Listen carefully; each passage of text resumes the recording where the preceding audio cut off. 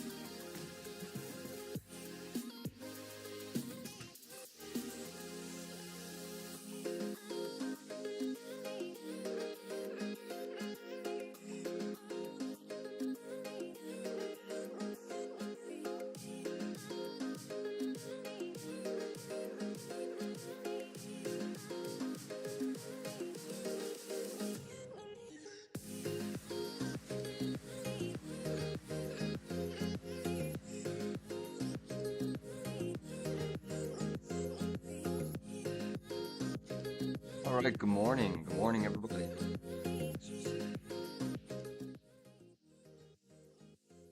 Hopefully everyone had a really good weekend. Jumping back into the session here. Already looking at a few charts. Letting my coffee kick in here. Ryan mentioning Lowe's this morning and Nike. So we just did a little bit of TI on Lowe's, and Lowe's is breaking out or trying to break out of an ascending triangle, a bullish ascending triangle pattern. So that's actually looking quite interesting. I do actually like that setup on Lowe's. It's not a very big mover most of the time, but when it starts to trend, right, you can see that it just has a nice little consistent uptrend. So I think that as long as you maintain bullish structure above this previous little pivot high, and see where you got rejected a few times, then you've had an impulse breakout candle, retested, now you're pushing right back up. I think Lowe's is going to head to 95 bucks, maybe even higher than that. Let's look at NKE, Nike.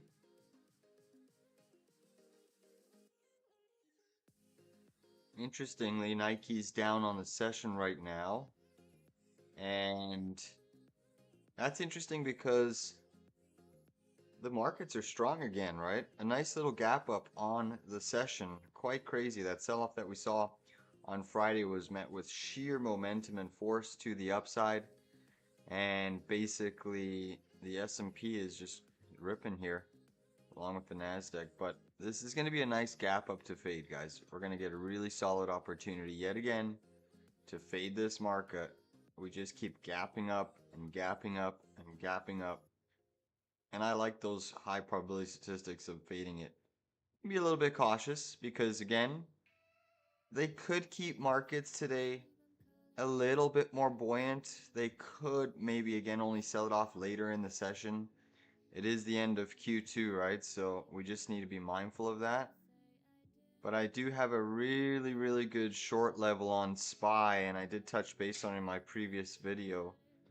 But SPY is coming into some really good resistance here. You can see this trend line. It's kind of confluencing with this upsloping parallel channel. You're going to have a nice little RSI negative divergence on SPY. So I do like a short. I hope that we actually push to about 619. So there's an aggressive long entry on SPY this morning. If we look at the 5-minute chart, I think that if we were to retest this little consolidation zone, previous little high pivot, that is an aggressive area to try to take it on the long side. Then a continuation move up, and then we look for a short. So that's how I might trade SPY today. We'll just have to wait and see. Bitcoin had a strong weekend, but it is fading now a little bit, down by 0.66. I didn't really give my perspective on Nike. It was under a bit of pressure. Potential head and shoulders on the 5-minute chart. Again, that's nothing major in terms of the bigger pattern. Where I would be interested in Nike for a potential backtest and long. It's a tough one because you've had your high volume spike. Let's actually see what we get here. So let's throw in a fib retrace from that breakout candle all the way up. You can see the fib defended this 382 zone.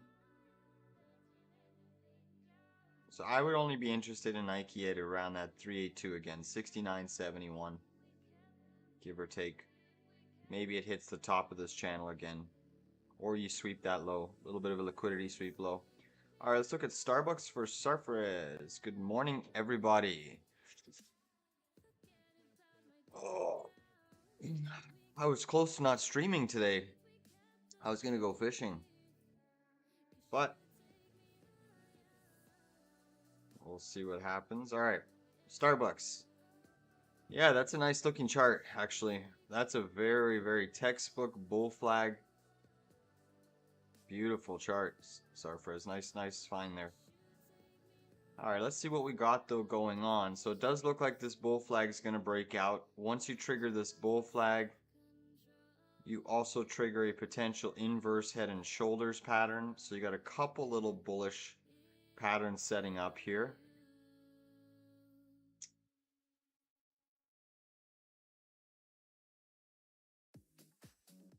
But that is a very healthy bull flag. I think that as long as you maintain these two pivot lows, that would be your stop loss. If you're a little bit more aggressive, you could even give it room down to this high wick here, this impulse green candle. But that chart's looking very interesting.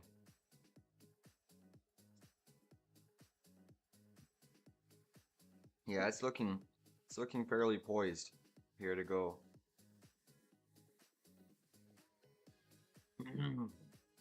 The only concern is you're fighting that weekly 20 moving average on Starbucks. So that is some near-term resistance. You can see every time you're getting up into that area, bubbling up into it, you're seeing sellers come into it. But then you have that weekly 7. So it could take a little bit longer to consolidate here. Again, but you're trying to get that crossover of the 20 into the 7. That would be a powerful signal. Usually it's the 7 crossing into the 20. But yeah, I would want to see it consolidate a little bit more. Maybe test this $91 range again before I enter. But daily chart's trying. Certainly is trying. Let's look at the intraday.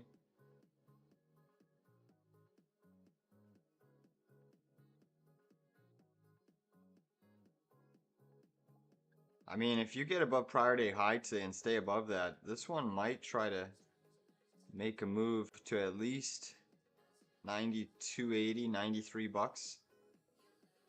But it's coiling for sure. So you got your low. You got another low here.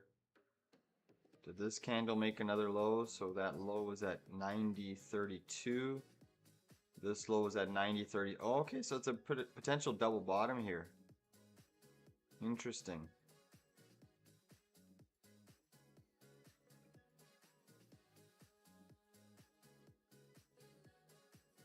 Very interesting. Ryan wants to look at Tesla. So Tesla not doing too well here, Tesla. Considering the markets are yet again gapping up and Tesla's struggling, it's a bit of concern. It definitely is a bit of concern. Right now, Tesla obviously under that prior day low. And looking a little bit bleak. Let's just keep the chart simple. Again, Tesla's right on the precipice of triggering a very large hourly chart head and shoulders pattern. That again, if this triggered, I mean, we're looking at another 10% down move potentially, taking us back to 281. Yikes.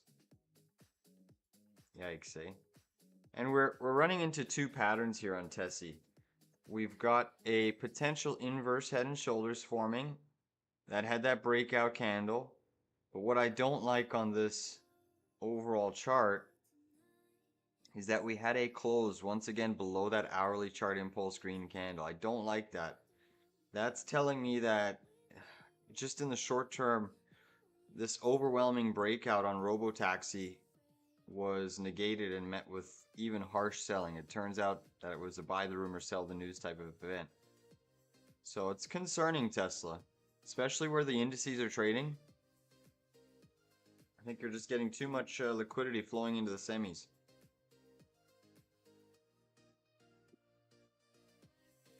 But I'm hoping it falls a little bit more so I can get long. The first aggressive level is around 315, that 50% retrace.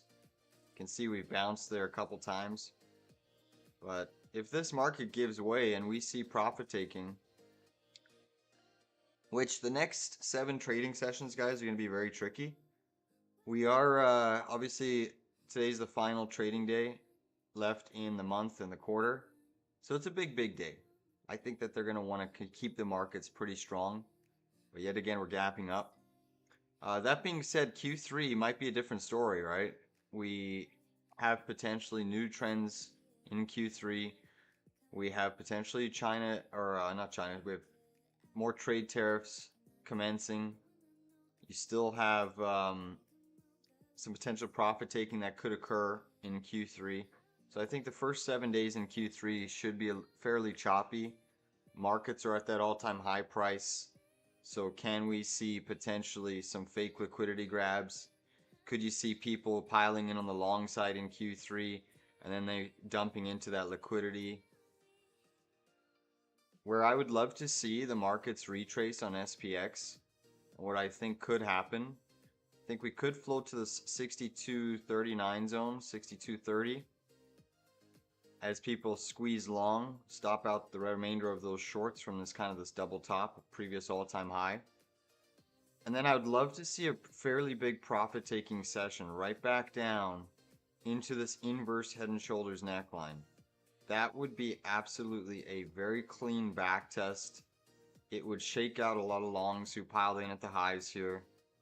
It would cause people to re-short again, and then that would give us the momentum to have another leg higher in the market. I still have 6,700 on tap, as well as 7,300 is the bigger target.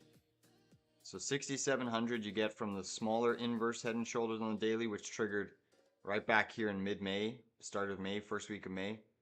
And then your larger inverse head and shoulders is this neckline here on SPX or SPY. And that gives you an upside target of 7,300. It would be crazy. Crazy.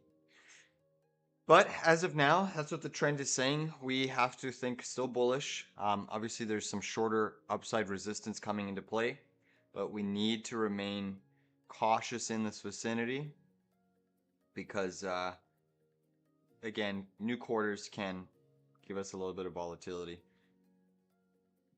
All right, Hood. Yeah, Hood strong again. Another gap up session on Hood. And a lot of these stocks are so extended. I mean, I think that there's going to be a little bit of a rotation out of some names that have just been running and running and running through Q2.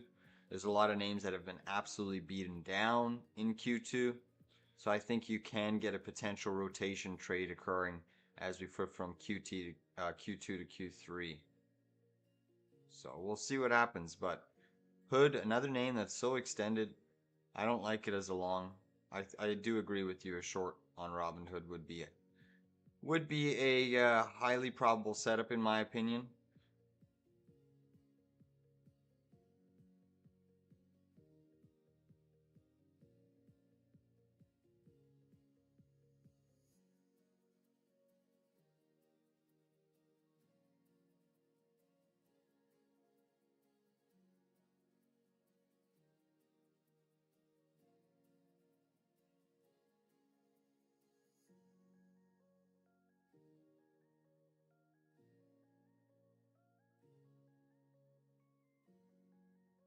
It's definitely extended.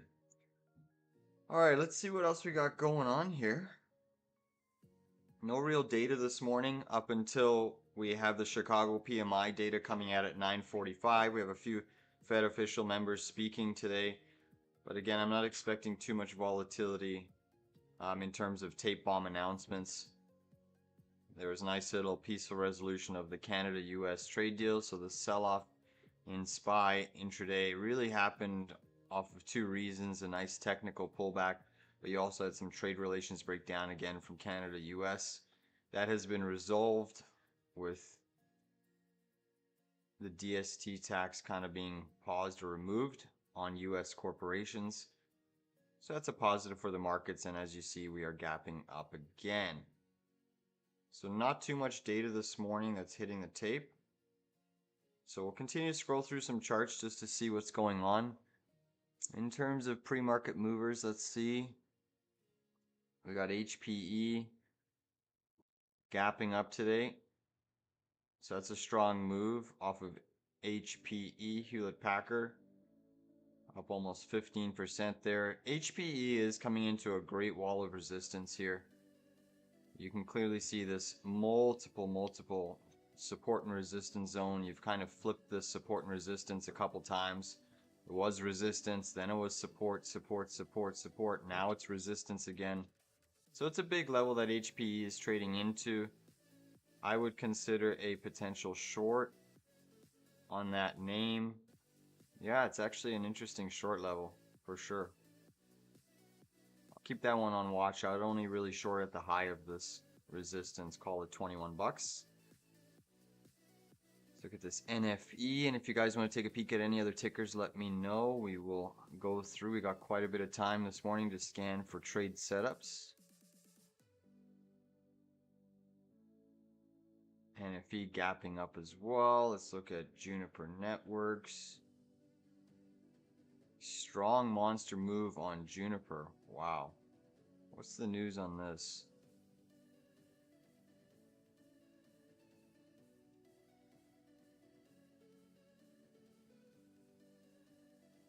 DOJ settlement. So Juniper Networks, HP and Juniper Networks shares rise on pre-market DOJ settlement. So HP and Juniper Networks rose in the pre-market trading Monday after the company struck a deal to resolve the Justice Department lawsuit challenging HPE's $14 billion acquisition of Juniper.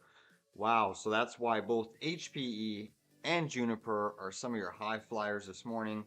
The Justice Department in January sued to block the deal, which would combine the second and third largest providers of wireless networking solutions for large corporate customers behind Cisco, saying it would result in Cisco and the new HPE of Juniper controlling 70% of the market. Whoa, a monopoly.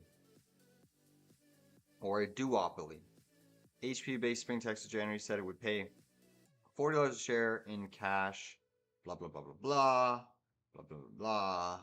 A very bullish price action for these two duopolies. So Juniper, first things first, it looks like it's going to try to test these highs, 45 bucks.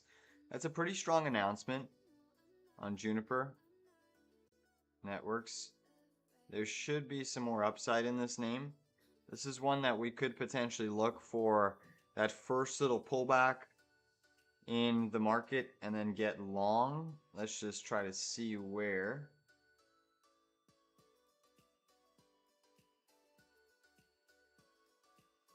So if this got a pullback back into 39 bucks, retesting this previous little pivot zone,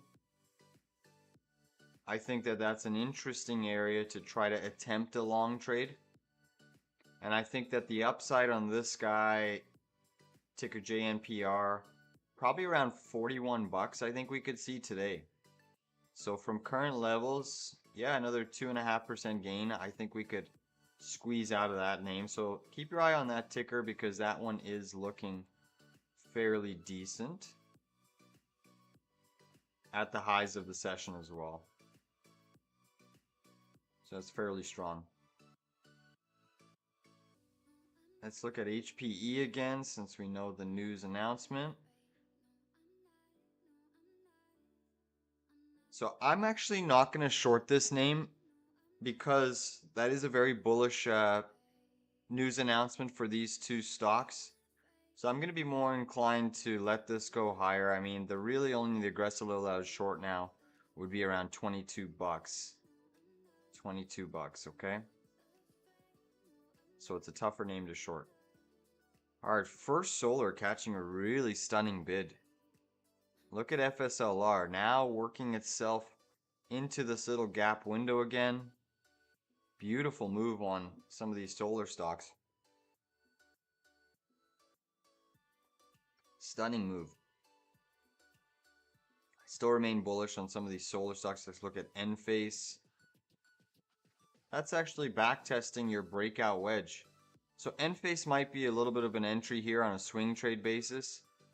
This would be an entry on a swing trade basis. Look at this crazy weekly wedge pattern. Falling wedge patterns are statistically bullish. You're coming into a whole host of support from 2019. This might be ready. I mean, even call options a year out. We could maybe see this name try to retest the $100 level. More than a 50%, 60% upside move. Interesting. Let's look at ticker RUN. RUN. That's also gapping up quite nicely. Alright, so we looked at BBAI this morning, but Ryan's all over that name. So quickly, just to look at things. Daily chart, BBAI is coming up into a key 50% retrace zone. You can also see it's this lower level of support, lower level of resistance, where you bounce off of this green bar candle. So there is some resistance here on BBAI. Now because the stock squeezes higher and higher and there's momentum, positive momentum in the market, um, it's tough for me to go long personally. I would be more inclined to look for a fade opportunity. I would actually let it pierce this 50% retrace. Where I like it for a fade is this previous pivot high back in 2023. So you have this pivot high, and then you also have this beautiful little, it's a tiny little volume gap here. So 677 is where I think maybe this could squeeze to. 677. I would look for a short off of that area. Couple days of consolidation. Nice little volume gap. Previous high pivot. Sweeping a key Fibonacci level. Does look like a short. Alright, so SoFi. Yeah, SoFi's still grinding higher and higher. Breaking out of this wedge pattern. It's just been a one-way freight train to the upside. Green candle after green candle. You can see the resistance you are now trading into. It's a simple trend line. I would personally not want to go long just yet. Needs a little bit more consolidation. What I think could happen here is we likely will fill this gap today. So 1792 could be on tap. You could even try to sweep this high off of a crazy bullish extension move. That's something that could happen. But I think you're into a ton of resistance. What I would like to see on SoFi here, the chart pattern does suggest it's going to go higher, but I want to see it now get rejected and just consolidate, maybe build a little bit of a flag pattern for a potential move higher. Okay? But it's into an aggressive short zone here. At least a day trade short, for sure. You're going to have a nice divergence, hourly chart divergence.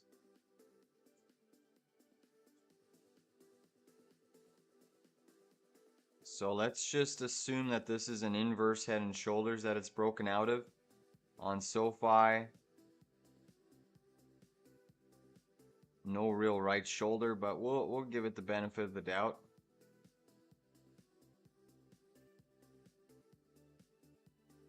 Yeah, so upside target about 1788.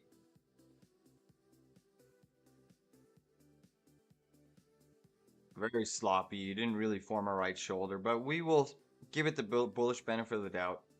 So 1788 becomes definitely a short zone, I think. Let it fill the gap, though. Sweep that gap liquidity. And then I think it becomes more of a short. SoFi, for sure. But that's what I'm looking to do today, guys. I mean, we already quickly discussed it on SPY. I want to see SPY continue to push here. I am interested in shorting. Yep, 1777 right now. I'm interested in shorting SPY for sure.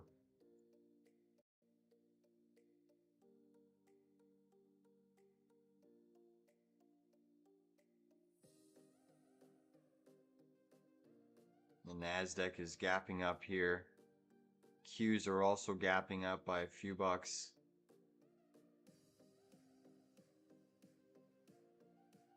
But I think there's going to be an interesting level to short. Let's just clean this chart up.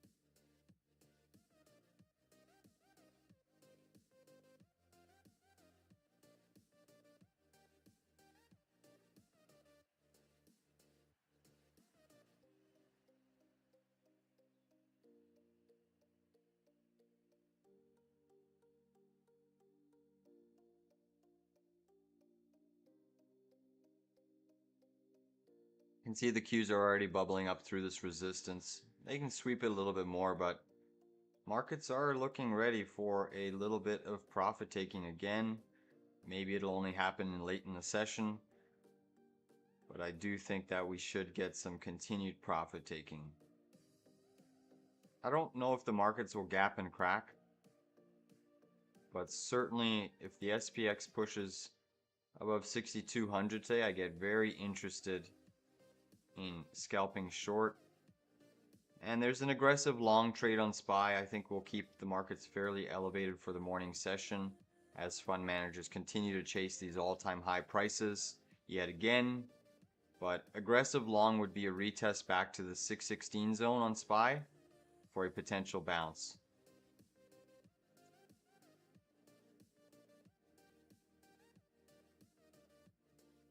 Gap and crack is just a famous Wall Street adage that traders use, investors use. It's where market makers gap the markets up, like we're seeing on SPY, and then they crack them to the downside. Basically, they take them negative or they fill that gap. It's a strategy where large institutions and fund managers can rope in so much liquidity because the mindset of most traders and investors, they want to actually chase the gap up, piling on the long side. So you get to sell into all of that excess liquidity as shorts are covering off of the gap up, as people are chasing long, and it gives fund managers the ability to sell into all of this liquidity. They can trim, take profits without even dumping and taking the markets truly negative. They can sell into it and offload quite a bit of profits without really doing any crazy technical damage in terms of taking the market structure negative. So gap and crack, and it's a high statistical probability. We saw it here, right? I remember mentioning on Thursday and Friday's trading session where we gapped up and we started trending. Look what happened. Boom, we cracked to the downside, filled the liquidity. I said to it, watch the cues. Remember on the cues on the Thursday as well, we gapped up and then boom, they cracked it to the downside. Same thing down here, right? On Tuesday, we gapped up and then they cracked it to the downside. So it's a very high statistical chance that that happens.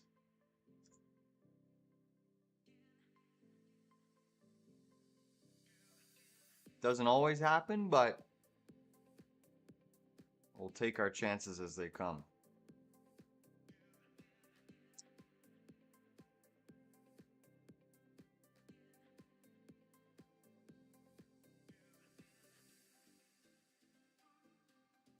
All right, let's see what else we got going on here, guys. I just want to scan through some other charts. Today you do have oil slightly green, but coming under some pressure right now in the last 15 minutes. Natural gas has also been under some pressure in the last few minutes here.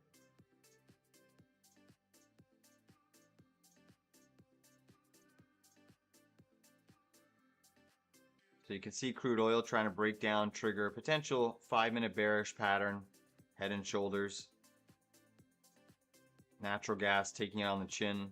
So after that astonishing bounce, it is now down over 6% again, getting absolutely crushed here, falling back outside of its wedge pattern, testing that wide range impulse green candle. What a wild, wild chart. I mean, wow. Insane price action in this asset. Truly, truly insane. Let's look at Bitcoin. Yeah, so BTC, you can see it hit the top of that range that I've been suggesting. And we're seeing a little bit of selling, but this is healthy. You want to see a bit of consolidation here. Maybe another 1 or 2 more days of backing and filling on BTC before we can push through and make a new all-time high. I think Bitcoin's going to spike. I have that priced in move around 114, 115 on BTC. That would be a nice liquidity sweep of the previous all-time high. Just like the indices are doing, we're sweeping liquidity. We're stopping out shorts. I think Bitcoin's also going to make another all-time high sweep. That's at least what I have priced in.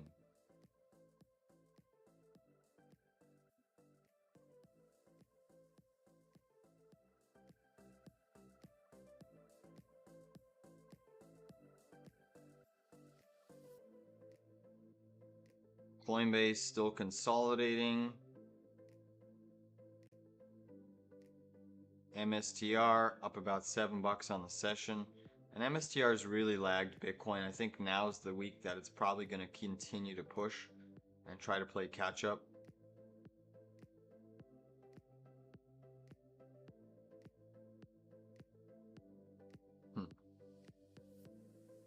All right, let's keep scrolling through here. Let's just see what else is shaking and moving this morning. Gold is catching a minor bid after that harsh sell-off on Friday. Oracle up another 6.7%. Wow. Oracle's just ripping here again. Look at that. Crazy. So cloud stocks will be strong. Palantir catching a nice bid off of that crazy dump that occurred on Friday. Look at that hard candle down on PLTR. So PLTR was really shaping that negative divergence on the weekly chart. It was massive. Maybe it was just a technical sell-off that occurred. But nevertheless, PLTR took it on the chin. It is bouncing quite sharply. So this is now into an aggressive short zone on PLTR. And it is aggressive because the markets are still strong. But you've broken down. You're potentially backtesting this little bear flag.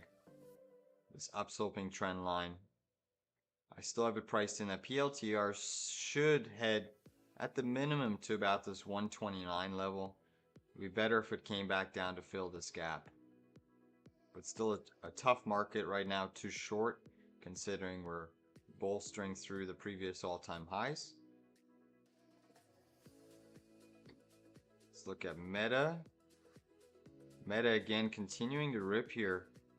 Testing and breaking through all-time highs off of a monster gap up. Very strong price action in META. Very strong.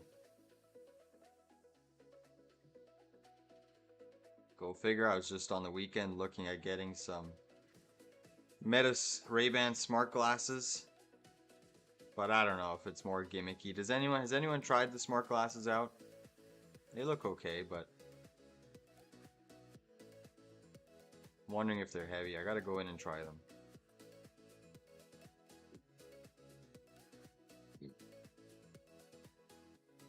But crazy breakout here on Meta. Crazy, crazy breakout. Now that's doing a 3-bar surge on the daily. Yeah, they do look very cool, for sure. I would use it for when I'm fishing or kayaking or boating, so you can stay hands-free and at least record something. That aspect kind of appeals to me. I don't know how heavy they are. I've never tried them on. Hoping they're not going to like hurt my ears or whatever, but nevertheless. Meta trading into all-time highs off of a 3-bar surge on the daily. This technical pattern once again becomes a short. It is a high probability day trade short. So this is one that I could actually see myself scalping short today. I actually might keep this on the radar. Yeah, they can be used like AirPods too, that's right. There's a speaker built into it.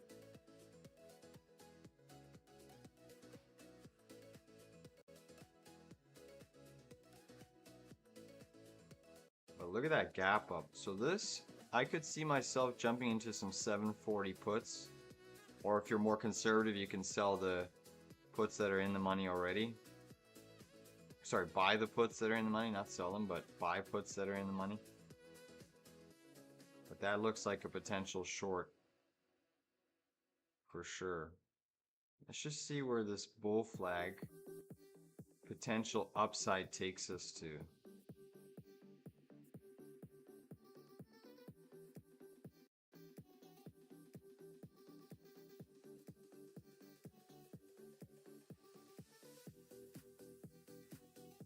No, I sell options.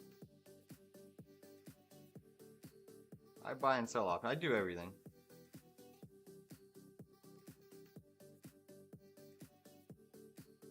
I do everything. Buy and sell options, common shares. Buy common shares, short common shares. Buy puts, sell puts. Wheel strength. I just like to keep it simple for most viewers. You can get into some complicated strategies. I just keep it simple.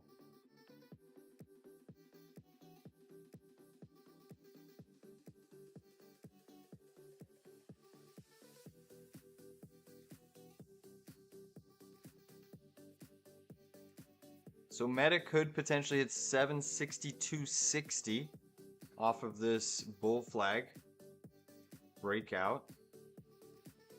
That is your upside, but you are testing the 786, so that is a massive TP zone.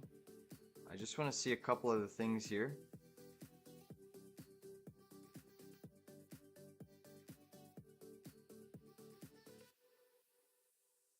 So look at that. That 760 would be a measured move. So if you take the low of this candle to the high of this candle, extrapolated forward, that matches right up to that fib zone. So that's where Meta would likely go. I don't know if it's going to head there today. I mean, that would imply roughly another, that would be a huge move, another 2% of upside on Meta. But that's where Meta should potentially go. Interesting. That's very cool.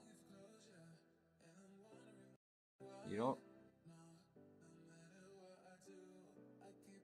are starting to approach a little bit of overbought territory on the 4-hour chart. Potential little negative divergence occurring on the 4-hour chart.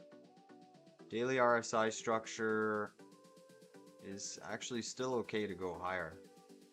So that's actually going to be a tough short on Meta. Tough one.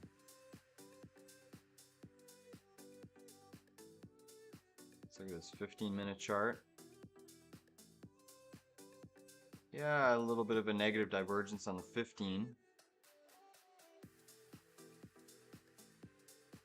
But it's still going to be a tough name. Alright, let's look at Google, nvidia. We'll run through the rest of the mag names here.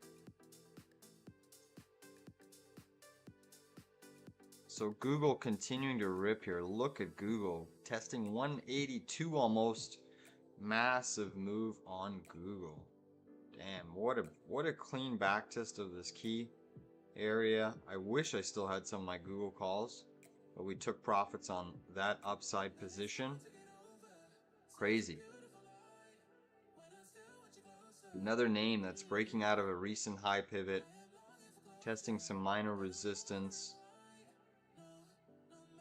But Google's probably going to want to try to play catch up to some of the other mag names.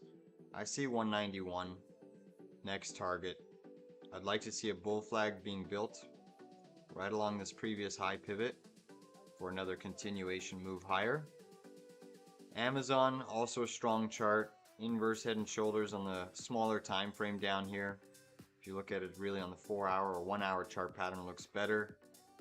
It is running into a bit of resistance and upward pressure here.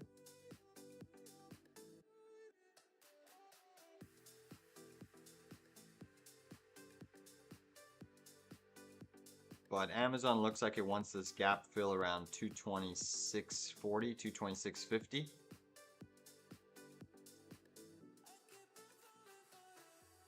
Yeah, I mean, Ryan, you can just look at any options trading books, keeping it simple.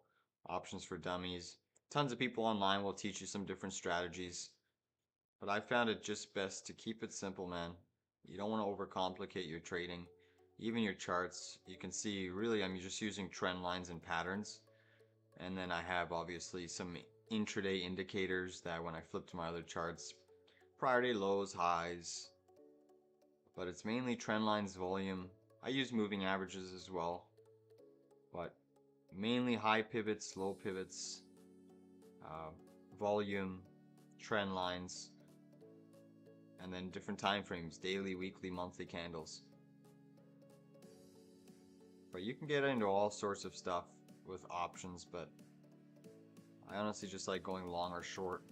I know there's money to be made, but I've been doing fairly well that I don't need to really change up my strategies into credit spreads or iron condors or wheel strategies. There's certainly times for it, but when we're trending in the right direction, you know, the markets are certainly giving us a clear trending signal, upside trend. All right, nvidia. So nvidia is another one that's sweeping its all-time high. This behemoth is trying to go for 4 trillion in market cap. Again, very bullish patterns that have triggered on the lower time frames here on the lower daily chart. A little extended nvidia. I would still like to see it pull back and retest these two previous pivot highs, your all-time highs. I can't really chase on the long side, even though we do have more upside potential left in the tank. I just can't chase it yet. You're getting a very overbought daily chart signal. 4-hour chart is putting in a little bit of a negative divergence. Hourly chart today, you have a really nasty negative divergence. Weekly chart, you're putting in a fairly decent negative divergence as well. So it's a tough name for me to really chase up here. But it's the market leading stock, so a lot of people just want to keep bidding it higher, and obviously it is. Whenever there's strength in the market in one particular name, the largest company, investors and large institutions will continue to bid it up.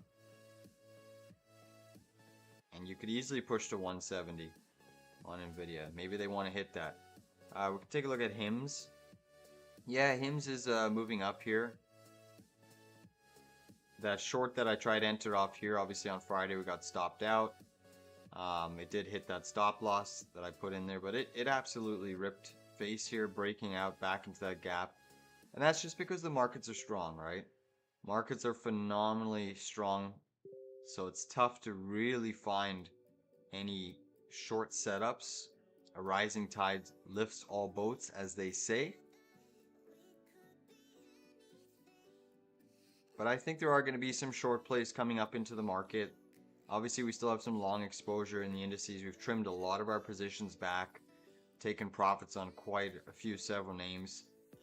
But the next 7 days, like I said, in the S&P and the NASDAQ, should be just traded with cautions. Don't be piling into anything crazy. If this pattern does hold, there's going to be some consolidation in the markets to grab some more longs upside. Like I'm waiting to re-enter some SPY calls. We've traded off of this rally. I mean, we've traded 595, 601, 604, 615s successfully on the indices. So I'm still looking for upside, 625, but we're coming into a key little resistance zone here that we just have to be cautious with on SPY.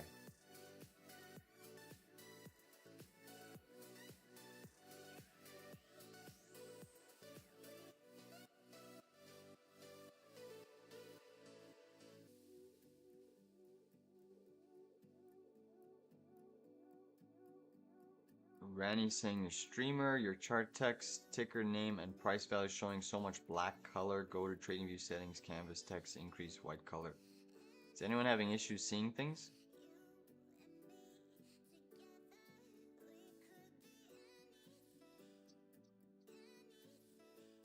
You want SPY to show a little bit more?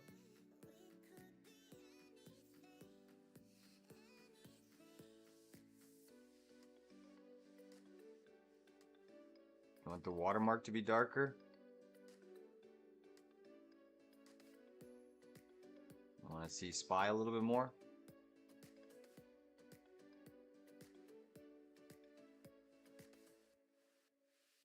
Alright, so SPY continuing to press here, guys. We are looking for a short, for sure. Let's look at the IWM. I haven't looked at that yet this morning. IWM also again seeing that reversal on Friday into that 618 previous consolidation range where you bounced and then you had a wide range breakdown sell off, hitting some upsloping parallel channels. But a sweep of the previous high pivot on IWM would be another short setup.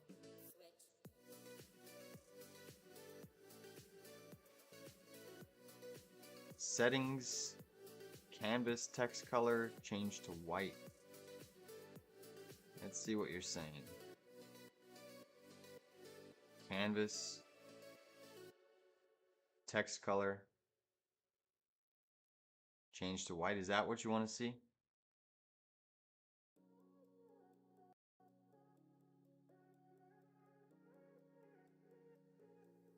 Does that help?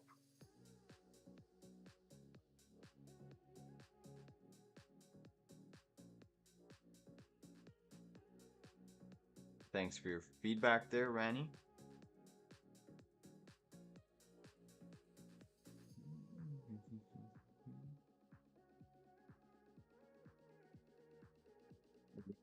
till the open. Let's just quickly scan through some more charts here. So we've looked at Tesla, we looked at Google, Nvidia, Apple's the final mega. Apple's really trading in the top of this wedge pattern. Again, I'm not confident in Apple yet because again, it's one of the stocks in Q2 that has underperformed significantly. So with underperformance, funds typically want to dump that stock into month end and pile into some of the leaders like Nvidia, like Meta. I wouldn't say Google and Amazon have led, but really it's your Meta and your Nvidia that have led this market, and Microsoft, of course, that have led this market. So I would just be cautious with Apple here at that wedge pattern. I think Q3, Q4 might be a little bit more positive for Apple. But certainly at the end of Q2, we just need to be mindful that leading stocks typically get more crowded fund managers piling in. So that's kind of what we're seeing. But I think that Apple will have a little bit more of a bullish price action heading into Q3, Q4. Obviously, right now it is at resistance. It is approaching the apex of this triangle. So we'll just have to be mindful that right now you're at resistance. You could sell right back off down to this lower wedge pattern. The positive for Apple is inside of this wedge pattern, you have your low, you have a higher low, another higher low. So it does want to make an attempt at breaking out. Let's look at a couple other names here. Oklo under a little bit of actually gapping up here. Potential head and shoulders forming intraday on Oklo. Let's look at SMR. So these are some of your nuclear stocks. That one's still just consolidating. Uranium today. URA gapping up as well, still trading into a wall of resistance, but it looks like it's going to go higher to about a pierce of $4.50. Let's take a look at what else was I going to look at here? Let me just scroll through some of my charts really quickly. So yields are soft this morning. Silver's flat, gold slightly green, oil positive, nat gas getting clobbered, Bitcoin down 0.5%. QQQ is the strongest leading indice right now, up about 0.64 in the pre-market. Strength across Google, Apple, Nvidia, Microsoft, Meta. Amazon and Tesla are negative. So consumer discretionary seeing a little bit of a downturn. Semis are continuing to grind higher here. Look at SMCI gapping up yet again. I've sold all of my SMCI $47 calls in the money. We took a nice amount of profit on that. It does look like SMCI maybe wants to push, but these markets are getting a little lofty and long in the tooth once again. Let's look at some of these energy names. So XOM coming down a little bit more here. Let's look at Valero. Valero's under a little bit of pressure, but backtesting some key support. Let's look at some of the high flyers. Affirm still pushing here. These are some of your higher short interest names. Upstart, UPST gapping up. This is another name that holding at that 50% retrace of the fib. It looks like it wants to try to push for 71.19.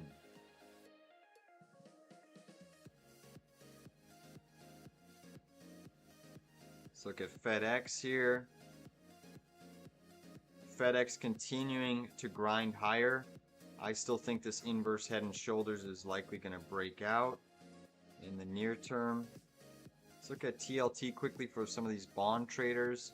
So TLT again has triggered an inverse head and shoulders looking to press higher. I'm obviously long UBT, which we're slightly up on the session here. My average is sitting at 1644, which is basically shorting yields, long bonds.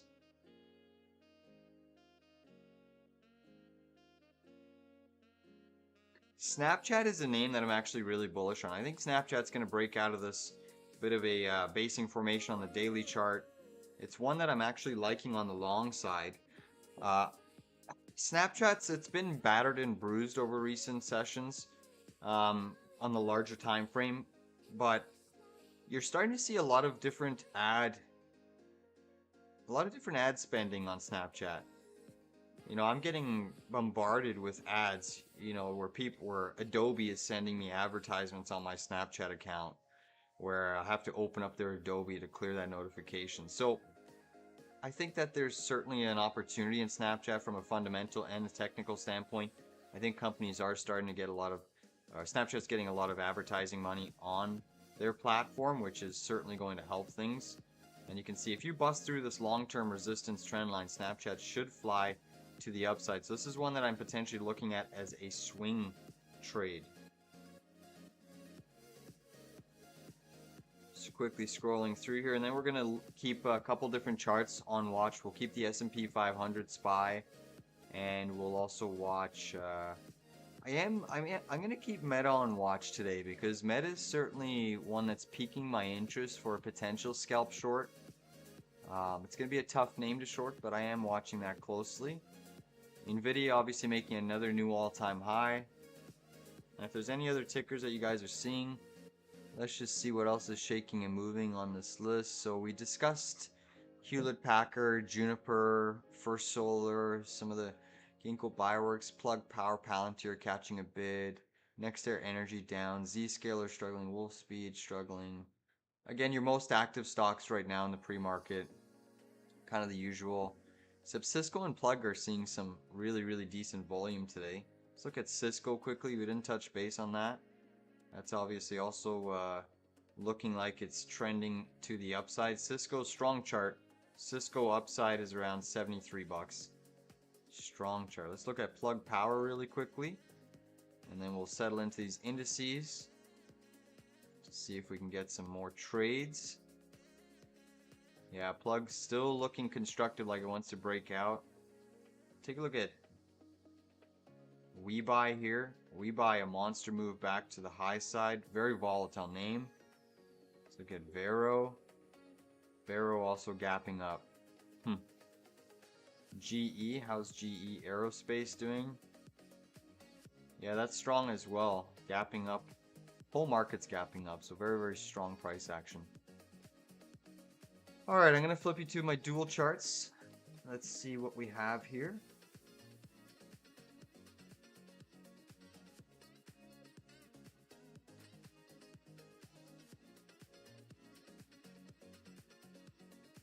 So again, we have Meta gapping up. Anonymous looking at BMNR.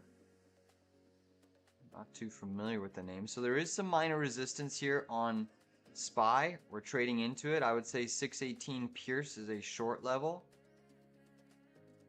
That was crazy. Let me just grab some more coffee, guys, and then we'll settle in for this market.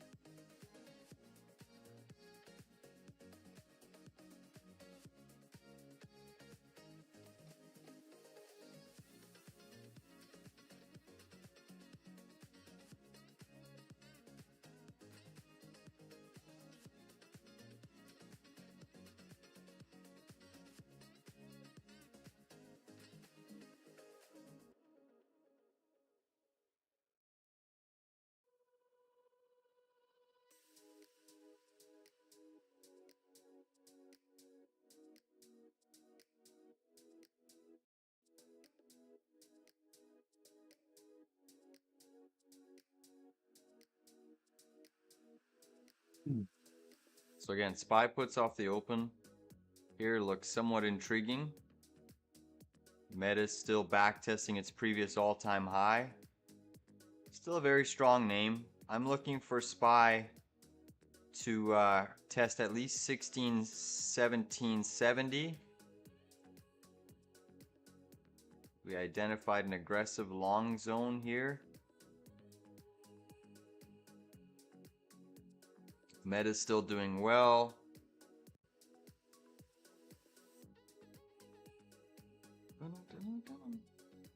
Natural gas still getting clobbered here. Tesla's gone green. Oracle's still a monster.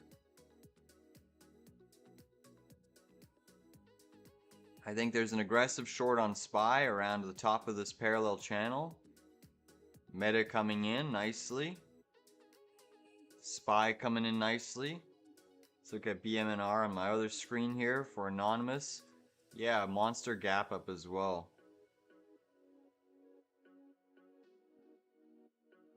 Beautiful move on VKTX this morning, guys. Look at that name. That's one of our newest long positions. VKTX, strong gap up almost 4%.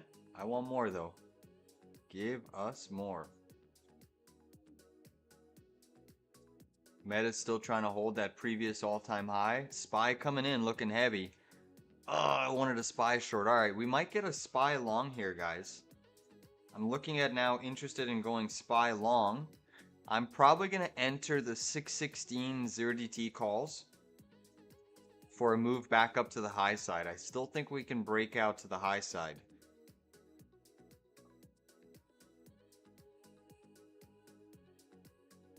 Palantir very strong today.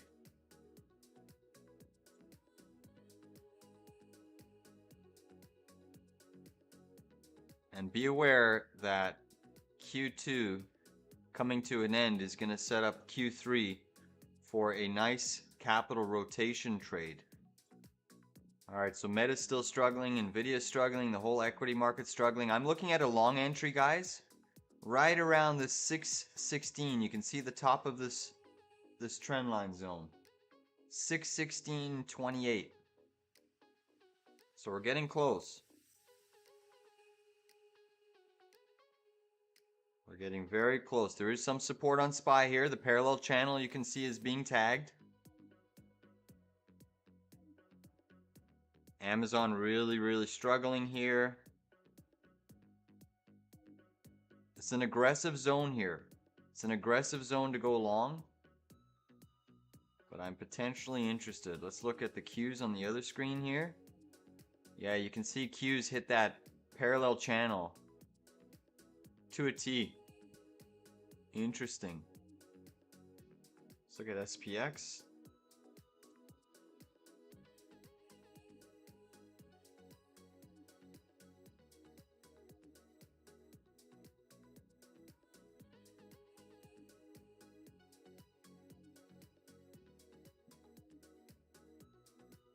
Apple negative, yep. Thank you, Anonymous. First Solar still ripping here.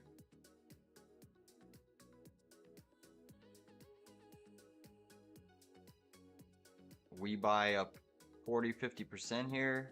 BMR up 226%. Jeez.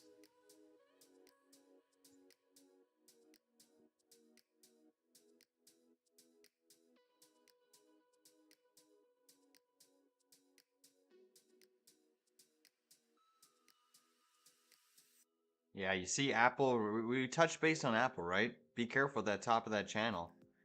That was nasty. Nvidia negative, Apple negative, Tesla struggling.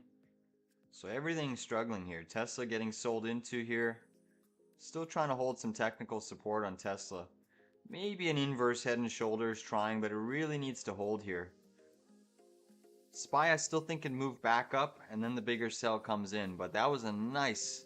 I was still hoping to short it up at 617.80, but obviously that never came into fruition. You are seeing Nvidia starting to dip more here. Carvana makes you question life.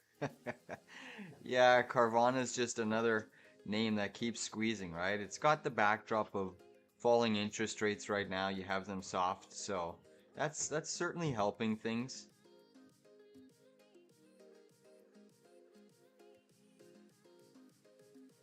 Hood short. Yeah, hood short up here looks very high probability. That looks good for a short. It really does. Up here for sure. Yeah, that looks solid. The only thing I'm concerned about is I'm actually looking at a SPY long. It's aggressive. It's very aggressive. But I am looking at a SPY. BBAI, I still have 10.6%. Tesla down 1. Palantir strong bounce. That's up 5% off its gap up. Circle holding steady. Oh, SPY just kissing my level. I didn't take a fill yet. I did not take a fill on SPY. But we might get an entry here.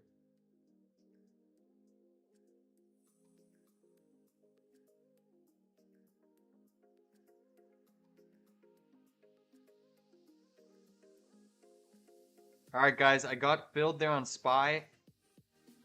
I took a 616 call, 0 DTE. Took a fill on SPY at $1.53.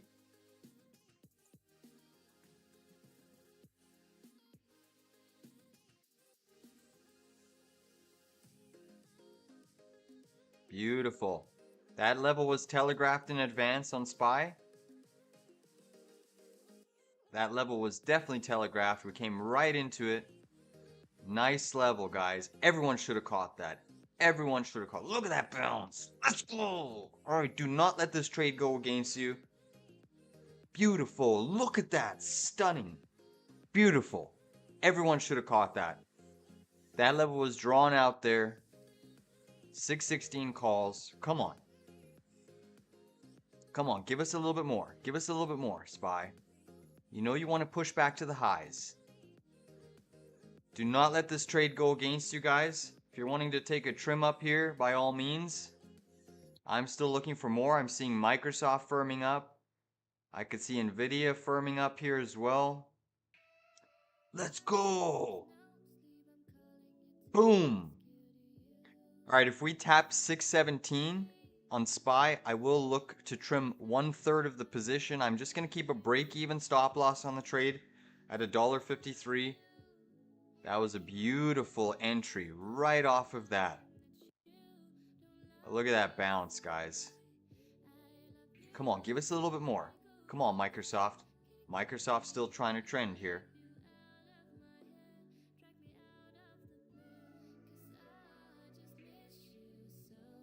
A lot of positive price action here, guys. Creeping back into the markets.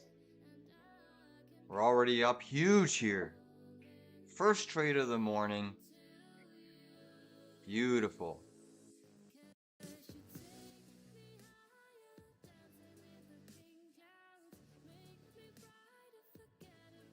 Come on. Give us more. Give us more. Microsoft pumping here. We're up 30 cents on these contracts. Come on. Give us more. Tap 617. Tap 617. I want these in the money by $1. Come on. Come on. I repeat, do not let these contracts go against you, guys. We telegraphed that SPY long level. We will look to flip short at the high of this range. I think we could test the high of this range. And everyone had plenty of time to take a long there. Plenty of time. We came right dead center into our level. 617 is first trim, guys. We came within a few pennies there. 617 is first trim. If you're wanting to trim up here, by all means, but it's early in the morning for me. I'm just gonna hold at break even, 153. Could have trimmed up there about almost 40 cents. Let's see if we get another buy program to help us hit the tape here. I am seeing some weakness creep back into cloud stocks. A name like Net is going negative again. Let's take a look at Hood. Someone was shorting Hood. That, if you took a entry in Hood, still up over 5%. Alright, so we're back testing this little channel zone, guys, on SPY. I still think we can push back to the highs. The question is, do they just want to suck in some more liquidity here? But we are long SPY 616, 0 DTE calls. We're already up on the trade nicely. Off of our buy zone down here. Come on, Microsoft, get your big butt up there. Let's look at nvidia. Nvidia still needs to bounce here to hold steady. What's Apple doing? Apple's curling back up to the upside. Apple's still trying to curl. Meta, that's still doing phenomenally well. Meta's still holding above or just right under its previous all-time high. So right now you have nvidia negative, Amazon negative, Tesla negative, semiconductors are negative. That's a bit of a concern in the market. Come on, markets. All right, nvidia getting a little bit of a buy program coming in. We should get another push higher. I have not taken a trim on these call options. I'm still holding steady. I have a lot of green on my screen. A lot of green on my screen. I think Viking Therapeutics, ticker VKTX, could potentially push for 2850 today. What I'm seeing. Potential inverse head and shoulders triggering. Come on, markets. Keep pushing. Keep pushing. Keep going, SPY. I want more. I want more. Go back to the highs. Go back to the highs. We bullish. Come on. Let's go.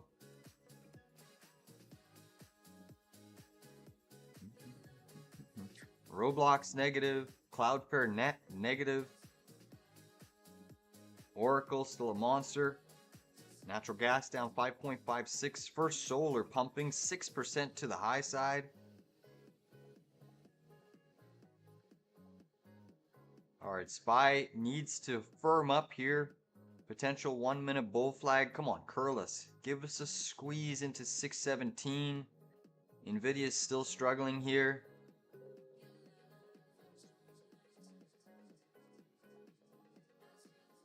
Tesla. Right now, Tesla's still underwhelmingly performing, but it is trying to firm up. Tesla's trying to firm up here. High risk trade on Tesla as well. If you're wanting to take some call options, you can keep a tight stop loss at around a close of, if it were to get a close below 320.49, you could stop out of the trade. 320.50, but Tesla's into an interesting area here for a bit of a long scalp. This is a 1 minute chart trade. It's aggressive because we don't even have a 15-minute candle yet on SPY. But using this low stop loss on Tesla. Come on.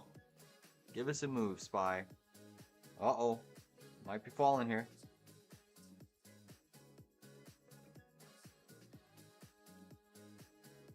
Defend this channel, SPY. Defend the channel.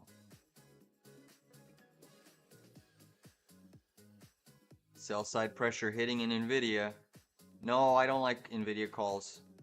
Let's look at AMD. Nope, no AMD calls. You could try, but I don't personally like them.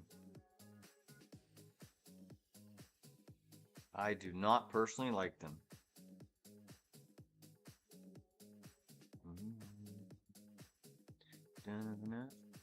Alright, we're tapping that previous support zone that I identified yet again on the chart. Potentially still forming a higher low. Look at that. It gave you a second chance to enter off of that zone. Wow. Look at that bounce. Right back off of that zone.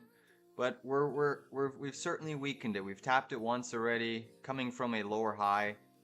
Again, just don't let this trade go against you. We could actually pierce this level if it doesn't hold here. But hopefully this is a lower high. Sorry, a higher low here.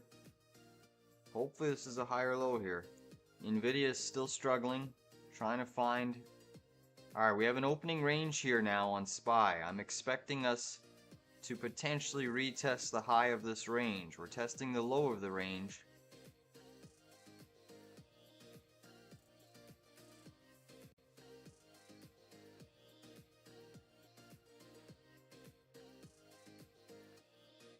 Look at that bounce. If anyone didn't take a fill the first time we tested, that's a strong bounce on SPY yet again. Potential double bottom. Come on, give us a surge. Look at nvidia ripping here. nvidia trying to bounce firmly.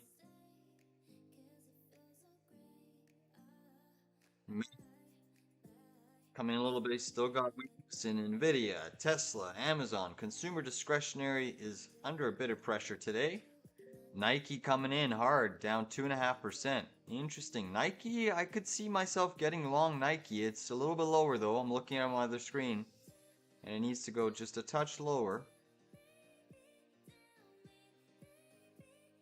A touch lower. I am seeing some market leading stocks starting to take a bit of a breather here.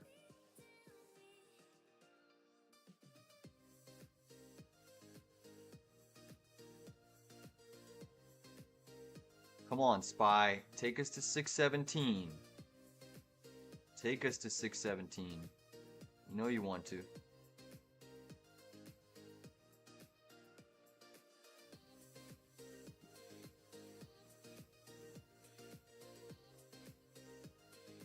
Alright, so AMD struggling, SMCI phenomenally up 3%, Micron's slightly lagging the market here, Apple's lagging the market, indices are still green. I still think we could get a bigger short level at the high of this channel. That's what I think SPY is going to try to do. I'd be a little bit surprised if we don't try to retest the highs, but we'll see. Stranger things have happened. We have gapped up. We're still putting in a negative divergence on the larger time frame here. We have an hourly chart negative divergence. But the hourly chart does suggest we should go a little bit higher. Same thing with a 15-minute chart, RSI, but we are coming under a bit of pressure here, guys. But it's still a strong level off of this 616 zone. I still like it a lot. I'm still holding my 616 0 DTEs at $1.53. It is starting to come lower here.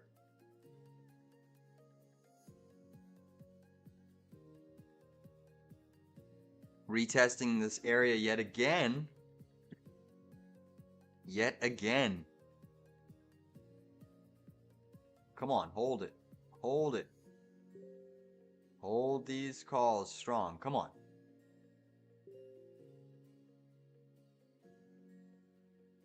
Billy saying GNS pushing. Yep, GNS trying to go for a high range breakout. Most certainly. Up 32% on the session. Be careful with that one. Be very careful with that one. That name is... Look at that back test of this area yet again. Strong bounces off of this area. They want to try to hold it for now, but we need to get a bigger, decisive move off of this zone. Come on.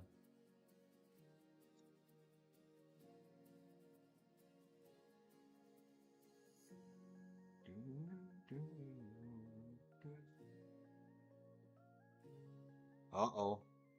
We could potentially break it, guys. I'm not going to let these calls go against me. They're almost stopping me out at break even. We're still living to fight another day here. We can always look for a re-entry. Wow, it's on a knife edge here. Nvidia is starting to see some selling. Alright guys, I got stopped out of those calls. Stopped out at break even. That is another entry right off of that low.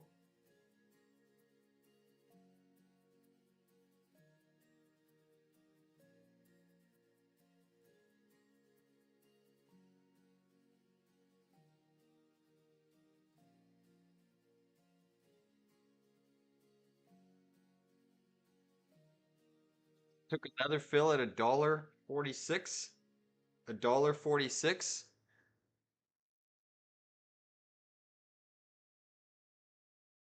Stopped out of the 153 at break even. Took another fill at $1.46.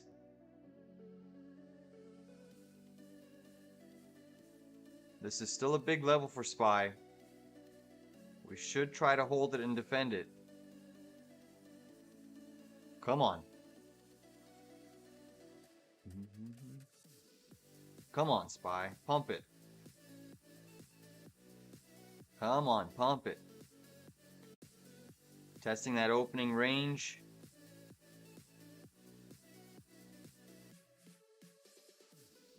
I'm going to keep a break-even stop loss at $1.46, which it's tapping right now.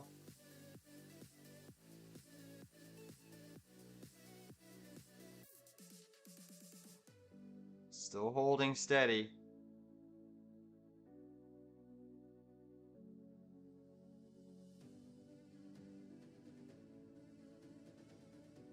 They're either going to knife us through this level to gap at 614.85, or we're going to get an epic bounce back to the highs.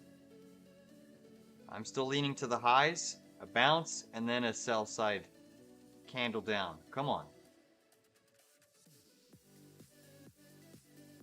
Still a big level for SPY. Nvidia tapping that OR low Crude oil trying to make a move higher here. Tesla down 1% on the session. AMD down 1.47. Come on. Give us a move. Palantir up 5%. Let's push up here. Let's push up. Come on. Nvidia is still going lower. Really, really struggling here on Nvidia.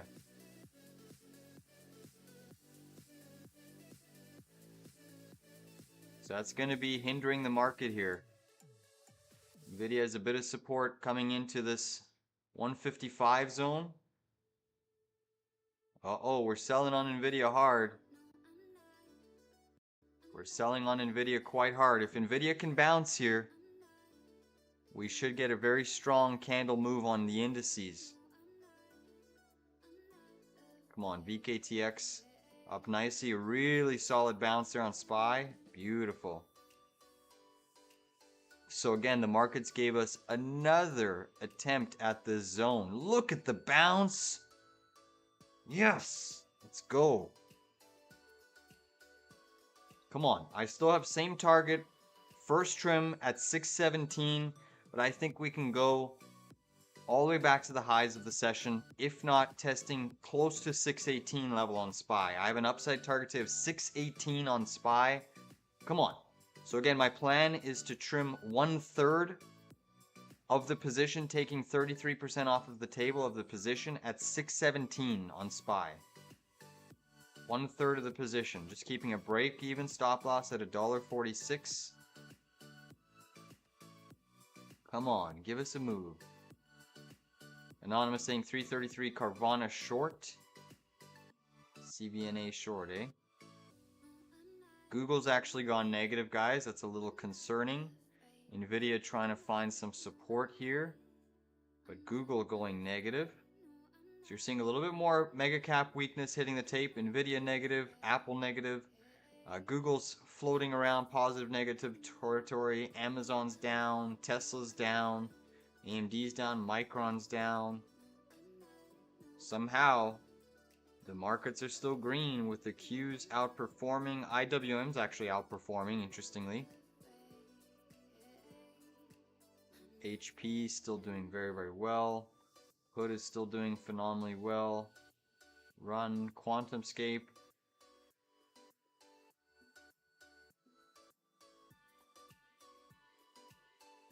Come on, SPY, get a surge. Give us a push back to the highs so we can look to short again.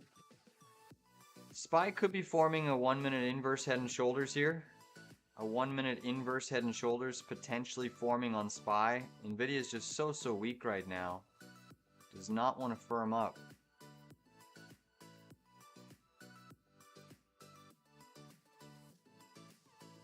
These contracts are ripping around here quite quickly.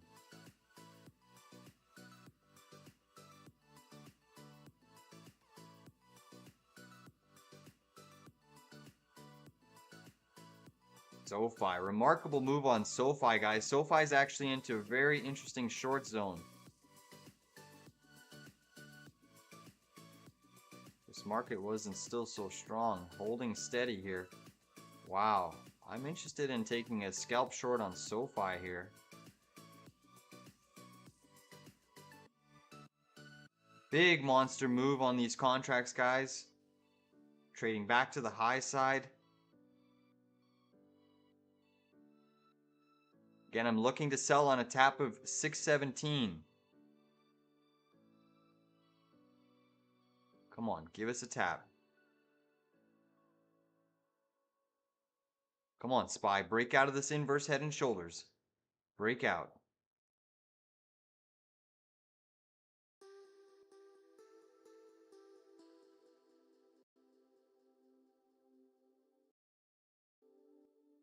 Nvidia is starting to perform, guys. Keep SoFi window open because I'm actually interested in getting into some put options on SoFi.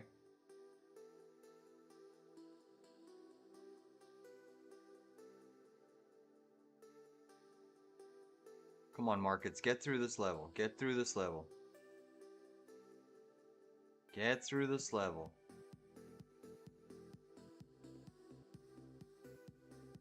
BBAI is still doing well.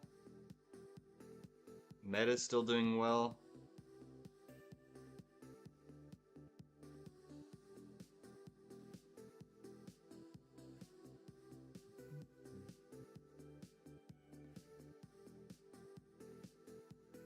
Could see a high volume spike through this area. Come on, SPY. Keep pushing.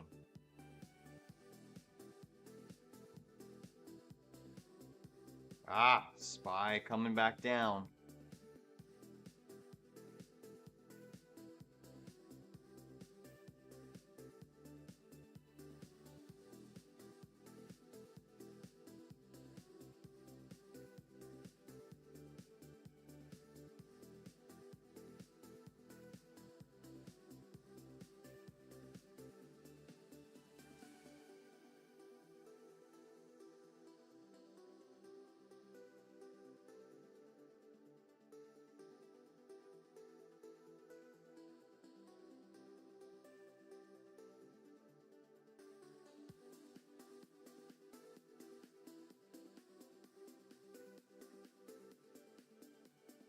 Entered a SoFi short.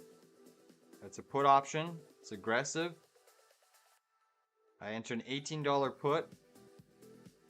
And these contracts may stop us out on SPY. But I entered an $18 put on SoFi.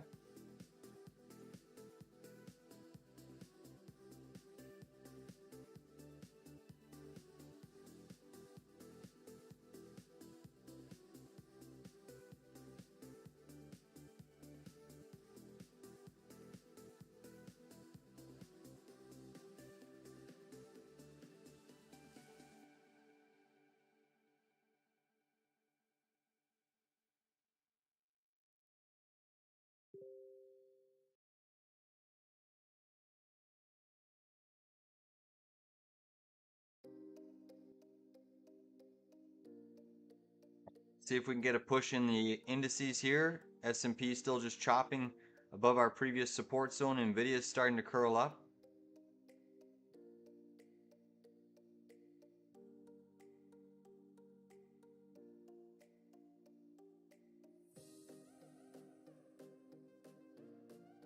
Come on, S&P.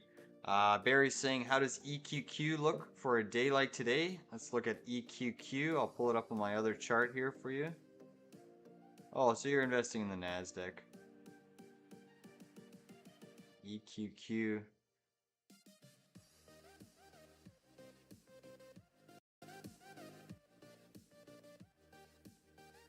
Oh, sorry, EOQ. Okay, yeah, I was wondering. I was like, sorry, thanks for that.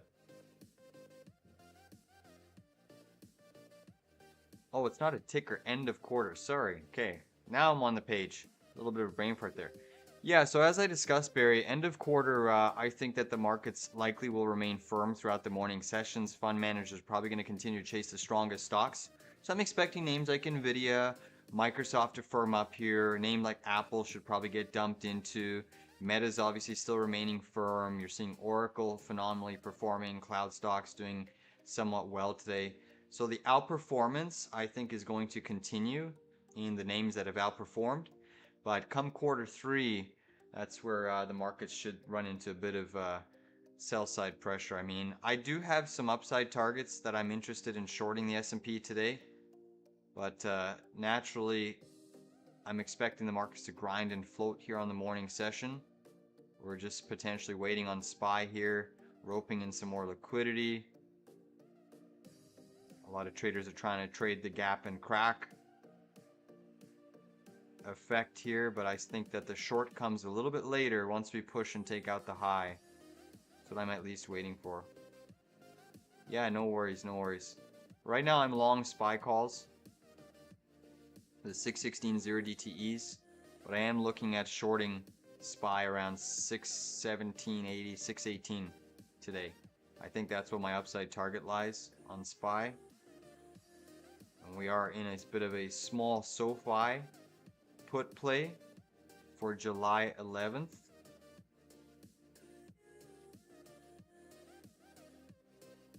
Come on, SPY, give us a big push. I want these contracts to print. Still have target price one around 617. Intel running into some overhead resistance here. That's down on the session 1.5%. So it's not all sunshines and rainbows out here. You are seeing a bit of weakness across individual names. Names like Tesla, Amazon, consumer discretionary lagging. So obviously a name like Amazon has lagged. Tesla's really lagged.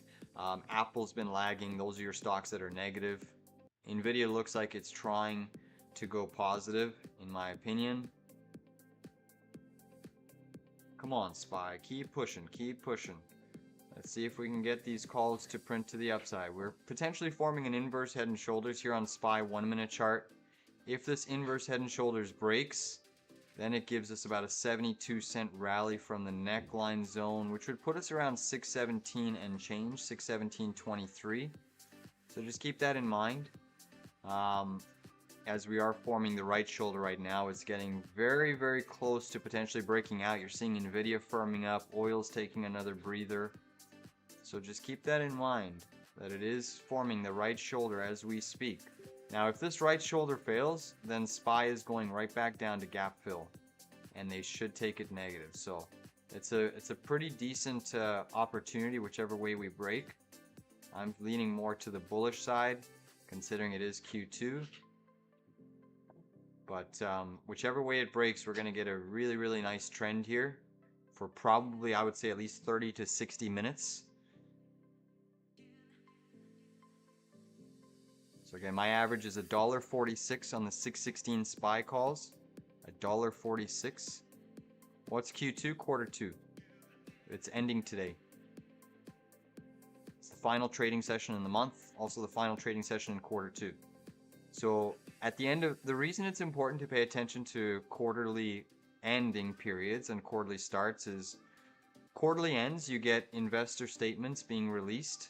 So everyone's brokers will start to release their statements. I mean, a lot of them get them on a monthly basis, but a lot of the big boys release on a quarterly basis. So investors get their quarterly statements.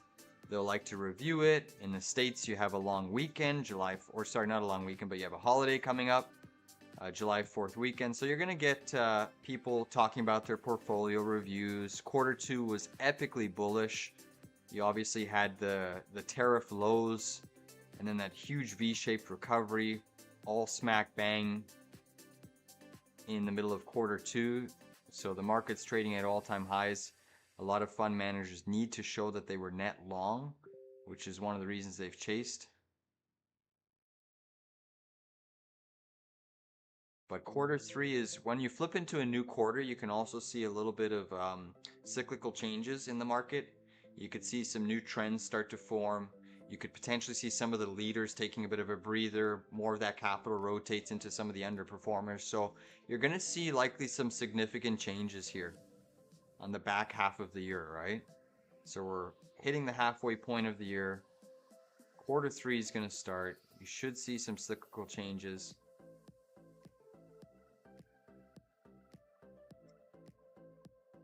So maybe names like Microsoft, nvidia, Meta slow down.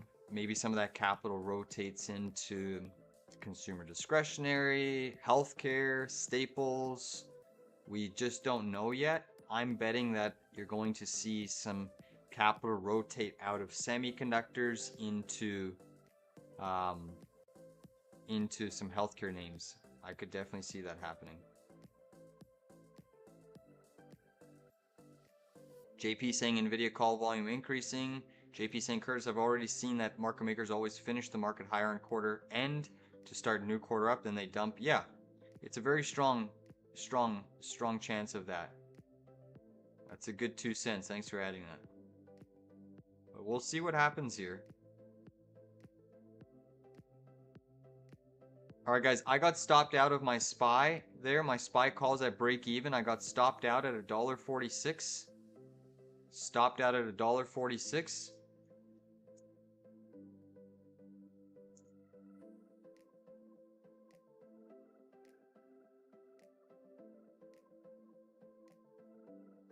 Let's see if they wicked me out there. But I got stopped out of my 616 SPY calls there. And they are looking to try to take that higher. What a wick out there. But they did stop me out. I'm gonna look to enter, re-enter, but I want it lower than $1.46. I'd re-enter anywhere back inside of this green zone here on SPY. So around $1.43 to $1.40, I would look to re-enter. But I'm just trading it safely here.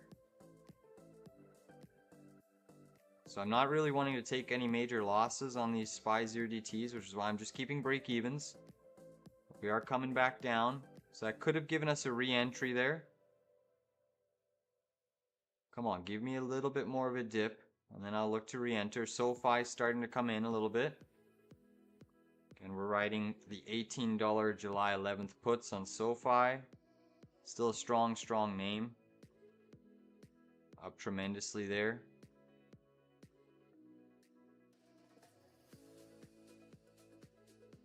Alright, they're trying to pump SPY back up there.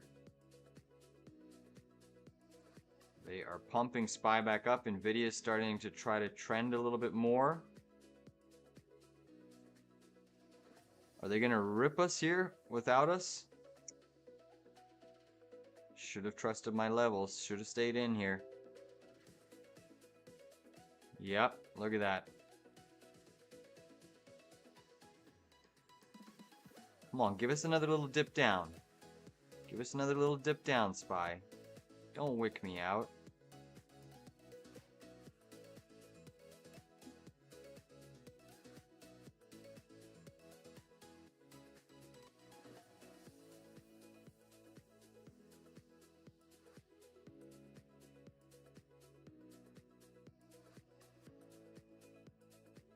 Alright guys, I'm going to take a high risk trade. I'm going to look for some out of the money calls. I'm going to go for 618 SPY calls. 0 DTE. This is high risk, so just size down the position. But I'm going for 618 SPY calls.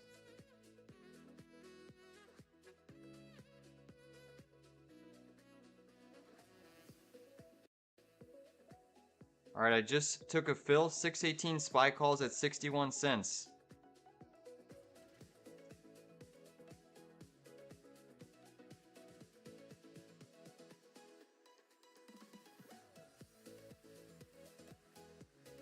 Alright, let's play. Let's see if we can get a breakout out of this zone. So this is even a higher risk trade. I was taking the 616s, which they're wicking me out of.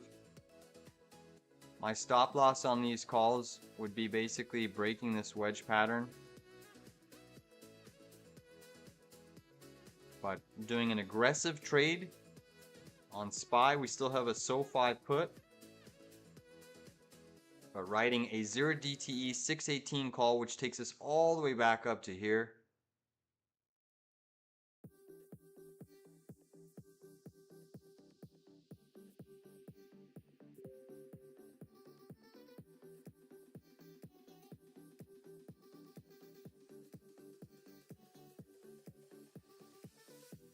Come on, SPY.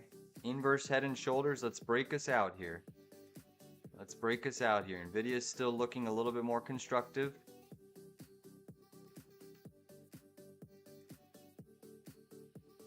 Here we go. Come on, break us out. Break us out. Crude oil is dumping here a little bit more.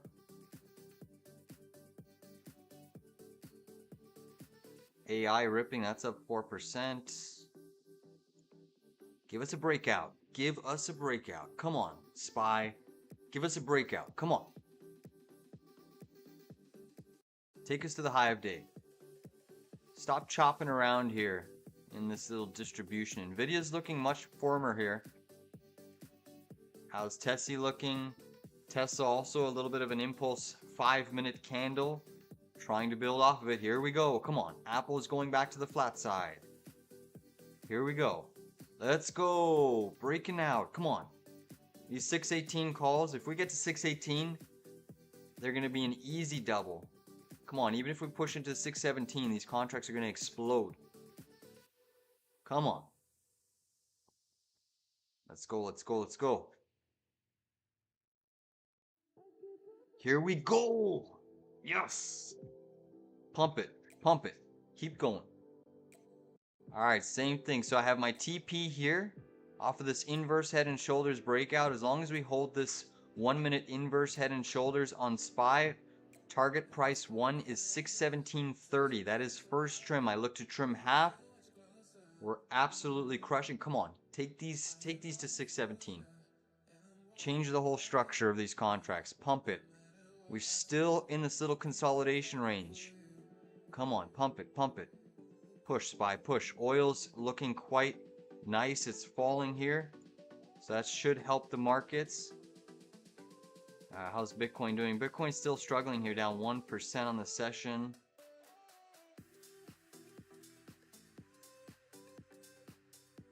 Come on, SPY. Pump these contracts to the high side. We should absolutely rip face. Come on. Give us a spike through 617. Come on. Make people chase. Make people chase. Come on. We're coming off of an inverse 1 minute head and shoulders pattern. We've got some higher lows established here. Give us a higher high close. We did get that 1 minute higher high close over here. Next high is this. We need to take out this 616.90 pivot zone here. Come on. I think we can do it, guys. Come on, SPY. Keep going.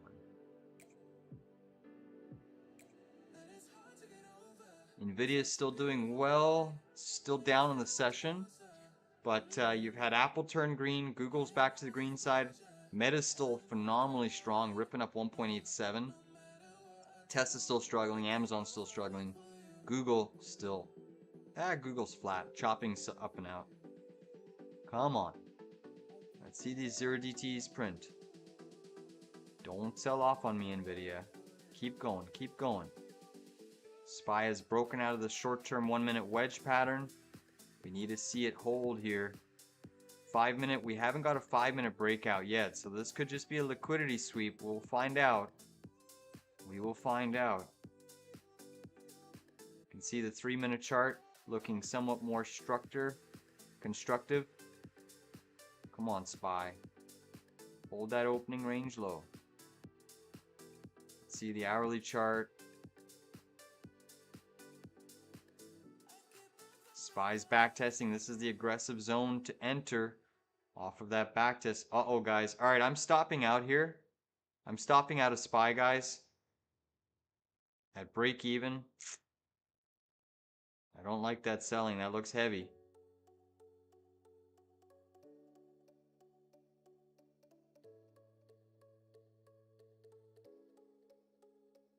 So I stopped out. I would consider rebuying if we flush back into this channel. But SPY looking a little bit heavier there.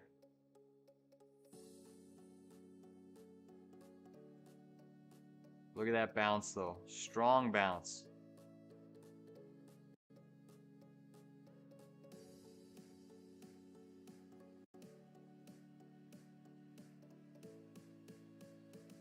SoFi starting to come in again. Remember, we're writing $18 puts on SoFi, July 11th.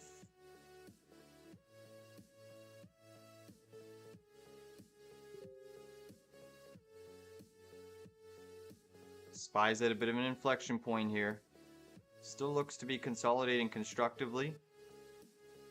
But I got wicked out there, break even. Not really wanting to take a loss on SPY contracts.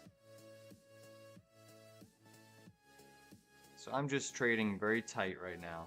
Very tight.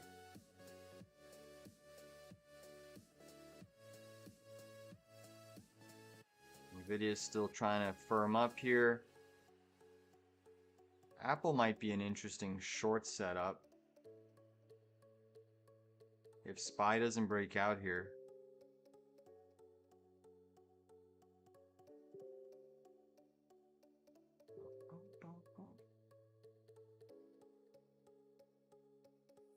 Alright, SPY's still trying to push here, guys.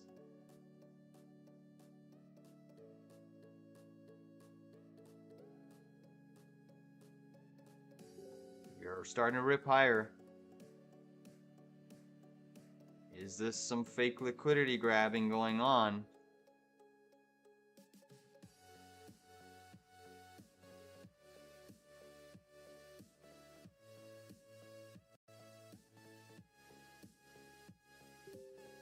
is technically an aggressive short zone on SPY. Uh-oh. Here we go. This could be a bigger move to the downside.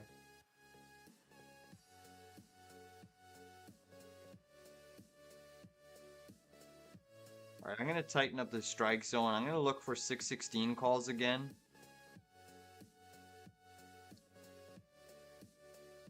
I'm going to look at, that could be a fake breakout there, guys.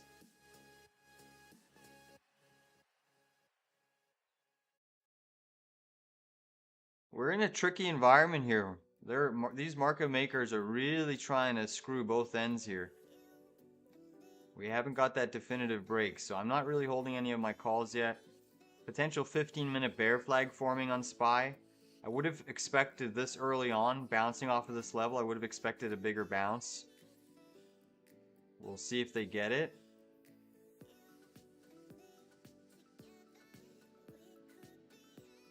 I'm actually looking at 616 puts now, considering we've tested this area. I think this is a fake breakout.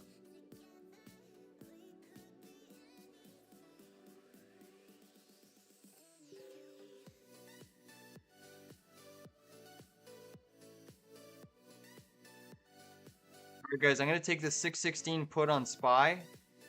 High risk 616 put.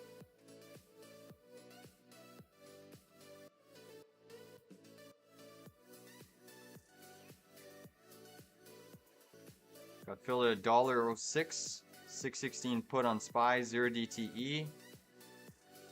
We are trying to still firm this up here.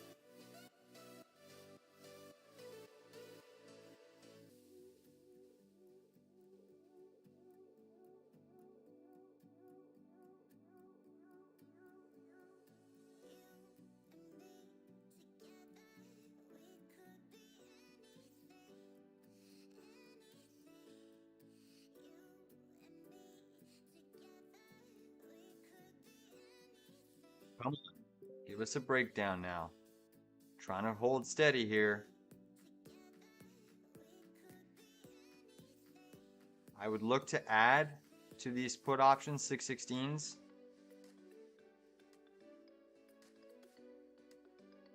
Around this previous little high pivot zone. They are trying to push it up here. A lot of smaller time intraday volatility.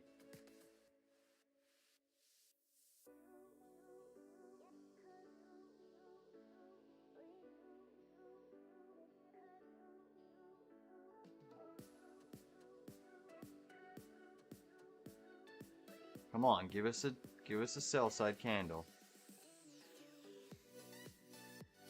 Trying to push it up.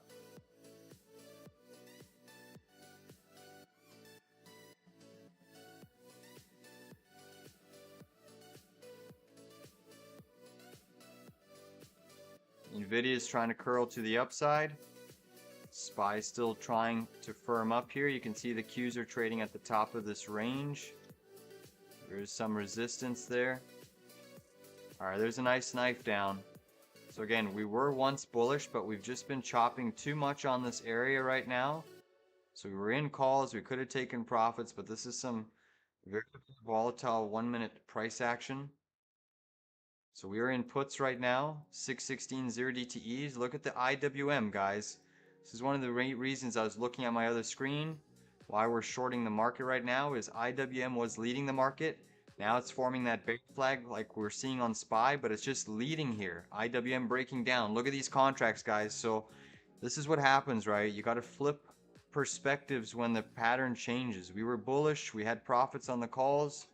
We flipped to the short side. Now these 616 puts are absolutely trying to print to the downside here. Look at this. 616 puts are coming into play, guys. Take a look at IWM. This is why it's important to understand intermarket analysis, how stocks, indices are connected.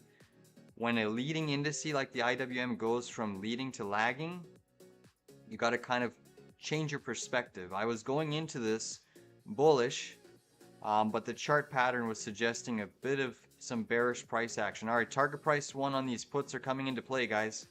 Target 1 is coming into play. Come on. Give us a move into 616. Get these puts in the money. They did briefly tap in the money there, guys. They briefly tapped in the money. Come on. Let's print to the downside. Come on, come on. Keep going. Bear flag breaking. We're breaking that opening range. Come on. IWM still looking weak. Give us a 1 minute 3-bar surge on the SPY. Come on. Give us another low. Give us another low, SPY. Give us another low. Come on, IWM. You're still weak. You're still weak. Let's look back at the other SPY chart here. So still trying to defend that opening range low on SPY, the larger time frame.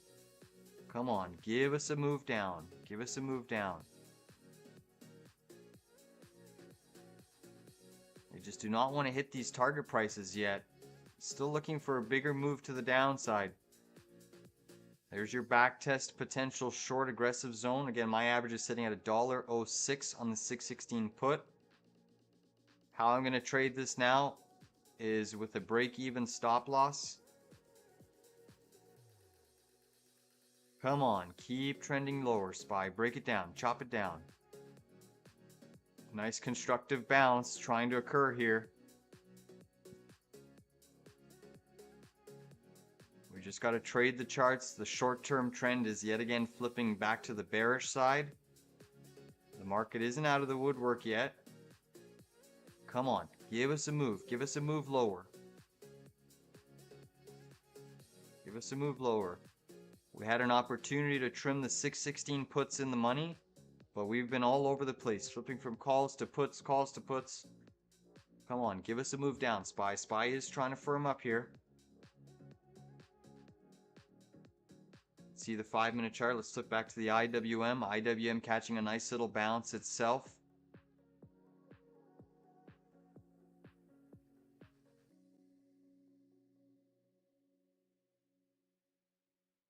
SPY's trying to rip here, testing this near-term resistance. Another 4-day week, Anonymous saying, yep. So that's your back test on SPY. Let's see if we get a knife down now. This is where they either break price structure to the downside or try to do a liquidity sweep of the lows and pump it to the high side. But we had that failed breakout of this 1 minute inverse head and shoulders, which puts the probability into perspective that we go lower. Okay, but the positive for SPY is off of this wick. You wick down, you didn't get a 1 minute lower closing low past that wick. But price structure right now is vulnerable to going lower for the time being. This is still a very decent support area on the S&P 500.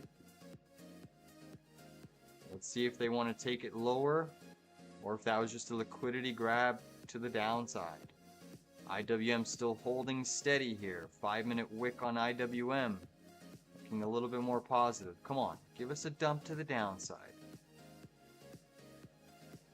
So far, market structure trying to firm up off of these lows.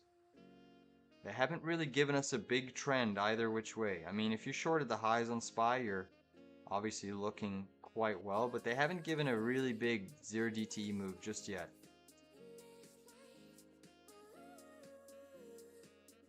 Crude oil still coming down slightly. Nvidia, Apple, Google, Amazon, Tesla negative. Microsoft holding steady. QQQ is still the best performing indice. Alright, let's see if this is the next knife down.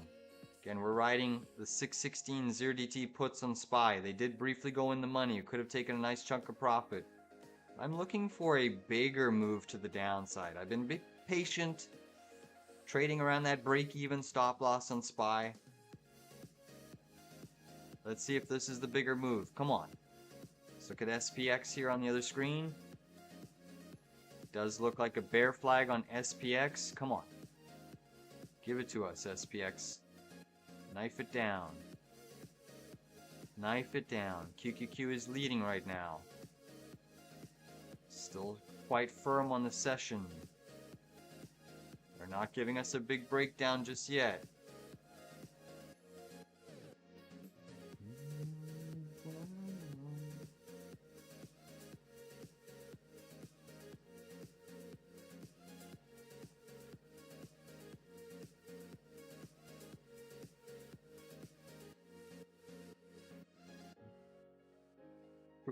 still struggling, floundering sideways here. Let's look at nvidia. Nvidia's trying to pick up steam and push momentum. All right, I'm keeping a break-even stop loss on these SPY puts at $1.06. We're very close to testing that range. If you get through this area here, we could easily float back to 617.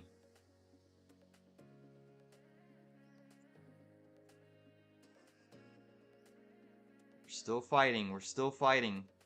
Again, I'm not going to let these SPY put contracts go against me. We're seeing nvidia trying to bullishly consolidate, holding quite steady here.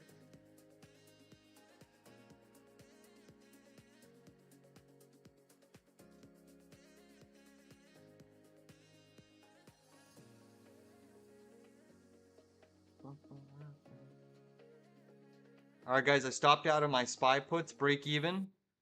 Stopped out at break even. They just do not want to let us profit on these SPY contracts just yet.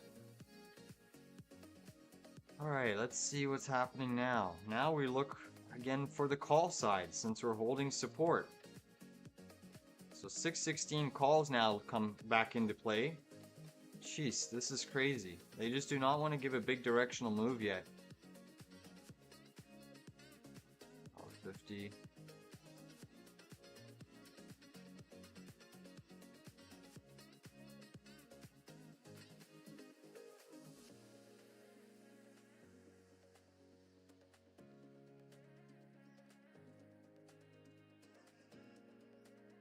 Alright guys, I'm looking at entering the 616 calls again. SPY 0 DTE.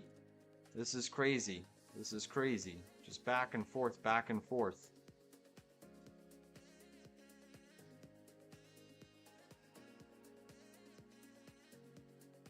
There's the move higher. Alright guys, I got filled at $1.47, 616 calls, 0 DTE, $1.47. A little bit of an attempt at a recovery here. Now let's see if we can get pushed back into the 617 handle.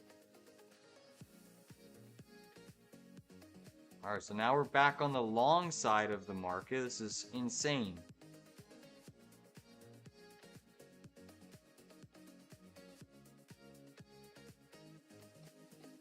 Let's push it. Come on.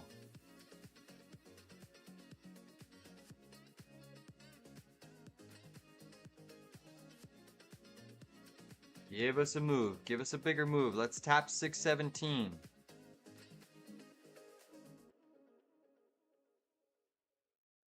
Come on. Push it. Push it now. Push it. Could this be a bit of a reversal? This is crazy little opening range. They do not want to give SPY a bigger trend. Let's see if this is the move back to the high side. Come on. There's some upper high spikes occurring. Seeing a little bit more bullish price action trying here.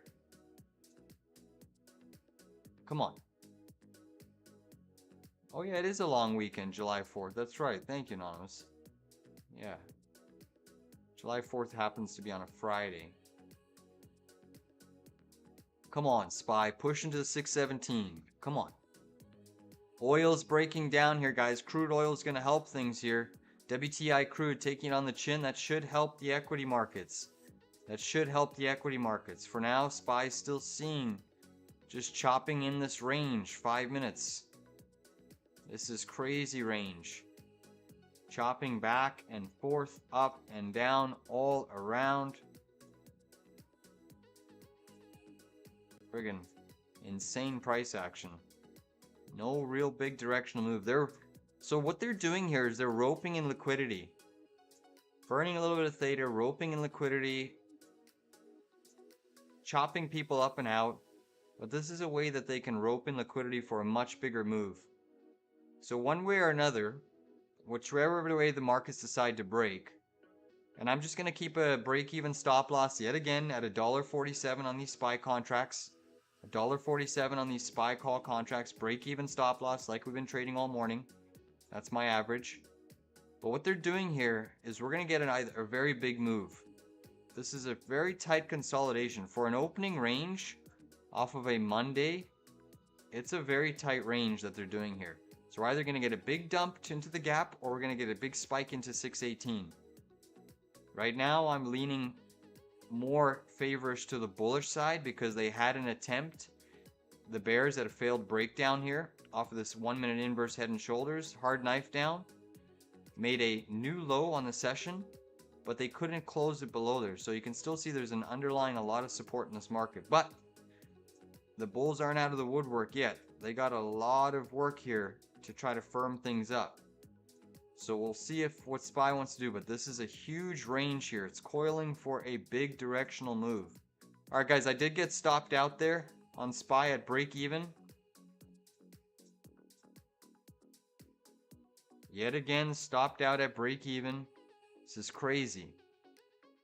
I would look to rebuy SPY calls back around the 616.15. Back in this previous little support range. That's where I'd buy. So be ready. The SPY 616 calls, if we can wick back down into this area, that's where I'd consider getting long again. Oil's still dumping though. They better not take this market off without us, because I've been in calls and puts. It's been crazy. It's not usually how I trade, but still looking to try to make a profit on these S&P 500. Nvidia's breaking to the high side. That's very bullish price action for Nvidia. And the semis, interestingly, SPY's still lagging. Apple's curling to the upside. Oil's about to go negative on the session. Qs are still taking some outperforming leadership. Microsoft still negative, Nvidia negative, Google, Amazon negative, Meta's still ripping. Tesla's still down 1% on the session. All right, I want another entry into these 616 SPY calls. Come on, give us another entry. Wick us down into the next support. Bitcoin struggling here. And this is aggressive because once again, we could be forming another little potential inverse head and shoulders on SPY. Come on, knife us into some next support. Take us lower. Here we go. We're testing, we're testing, we're testing. Come on, a little bit lower. A little bit lower there, SPY. A little bit lower.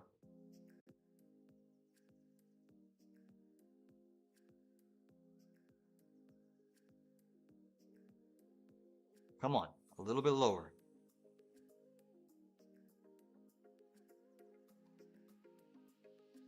A little bit lower. Come on.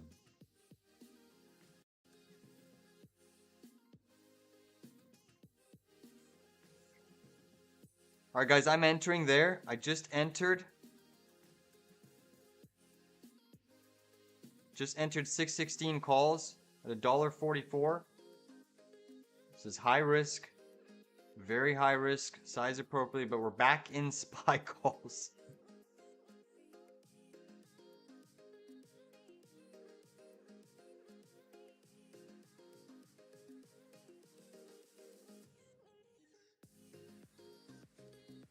Contracts are even trading even lower right now.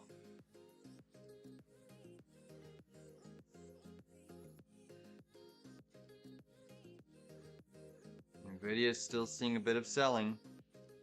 That's troublesome. Come on, firm up.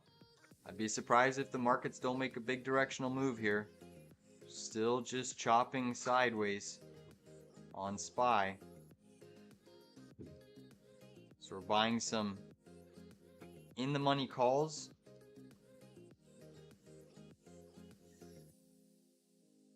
Looking for a potential move back up to the high side. We're back into this key support area where we've been chopping on for quite a long time. The only problem is Nvidia is curling back to the downside. Microsoft is now negative. We are seeing price action curl down in some of these names. A little bit of bottom wick starting to form on Nvidia.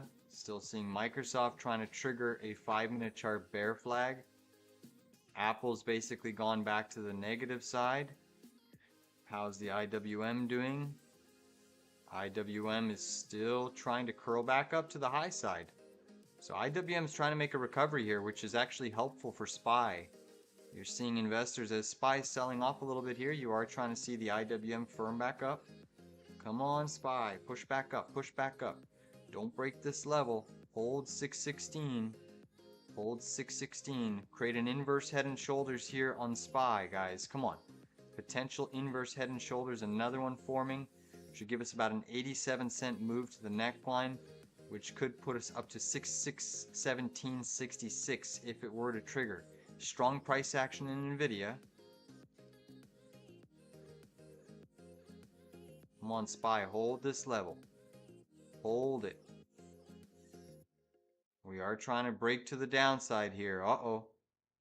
Bigger move coming into the downside. IWM looking heavier now. May have to take a loss on these SPY calls.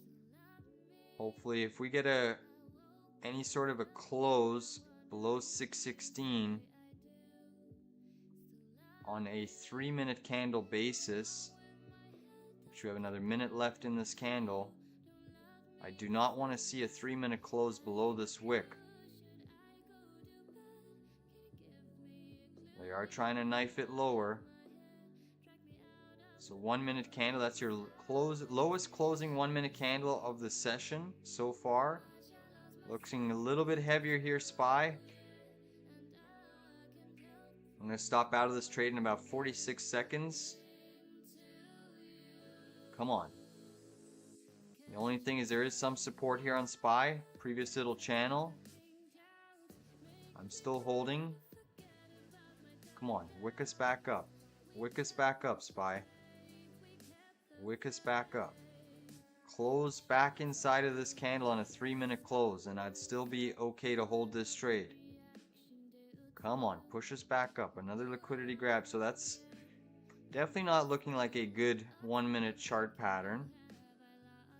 But there's a lot of manipulative price action here today.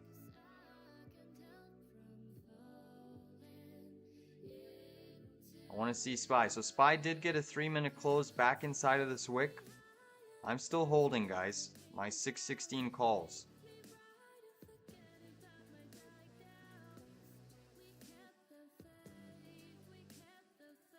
Come on, SPY. Take us back to the high side.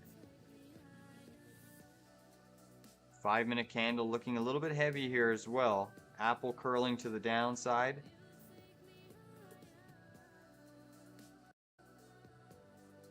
SPY is trying to defend this zone, but looking very vulnerable. I'm surprised the indices haven't pushed back to the highs with oil going negative, nat gas struggling. Obviously, you're just seeing a bit of profit taking occurring off of this gap up. Come on, SPY. Hold this level on the 5-minute chart. Hold this level. Hold this wick low on the 5-minute chart. They are trying to break it. Did get a slightly bearish close there on the 5-minute chart. That's not the greatest candle close. Still some support here.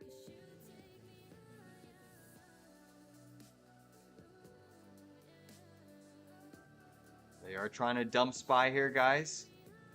Potential little bear flag is triggering to the downside. My stop loss on these SPY calls will be $1.05. We're about 6-7 cents away. Come on, defend price here. If you're wanting to take a fill down here, I was considering adding, but I'm not going to add to the position since it's falling against me right now. But $1.05 is my stop loss on these SPY 616 calls.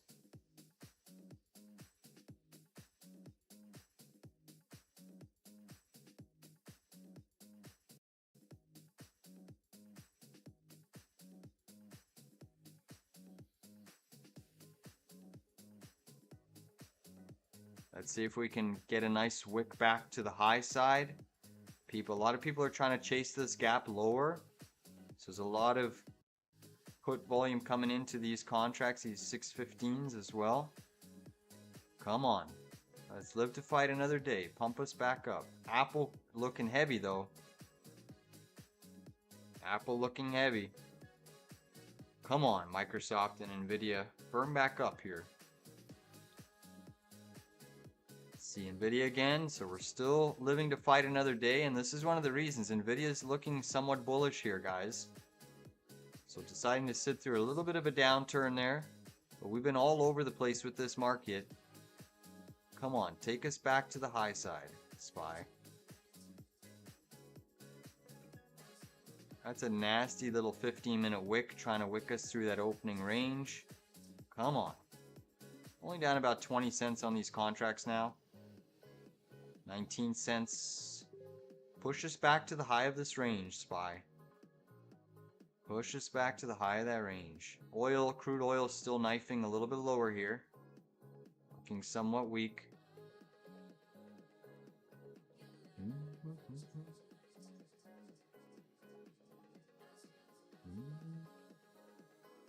Palantir still up 5% on the session. Meta still up 1.37. Microsoft has turned back to the green side. You have nvidia breaking out of a little bit of a bull flag pattern. Could be going back to the highs of the session. SPY catching a nice little bid. Come on. Take these contracts in the money. Push, push, push, push, push. Alright, we're testing this previous little consolidative range, which is now technically resistance. If we can get through this, we're pushing right back up to this high end of this resistance here. Come on, NVIDIA. Keep pushing. Keep pushing. Oracle still up 5.5% on the session. Tesla's still down 1.25%. Tesla just cannot seem to get going here.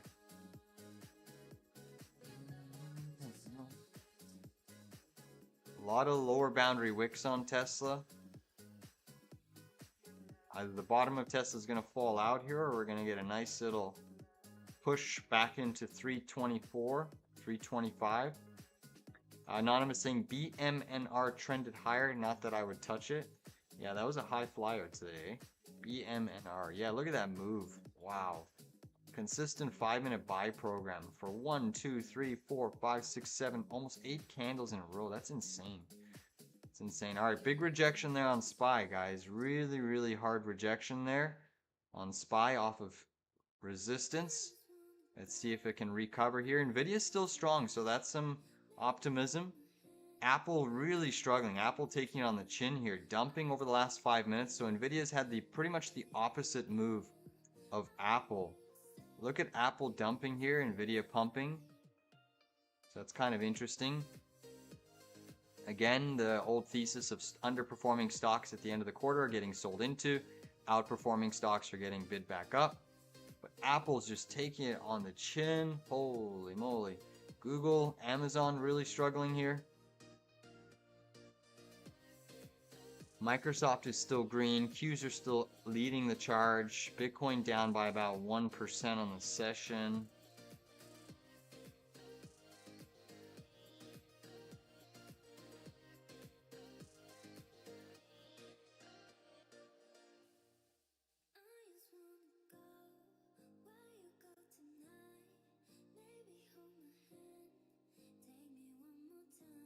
See, Tessie. I'm curious, is anyone long Tesla right now? Is anyone long Tesla? Barry's saying take on NFE, New Fortress Energy. Yeah, I saw that as a high volume today, breakout. NFE up 37.6% on the session. Let's pull it up here. NFE. So you can see that it's making some higher highs intraday. It's very bullish breakout. But this is still in a very larger downtrend.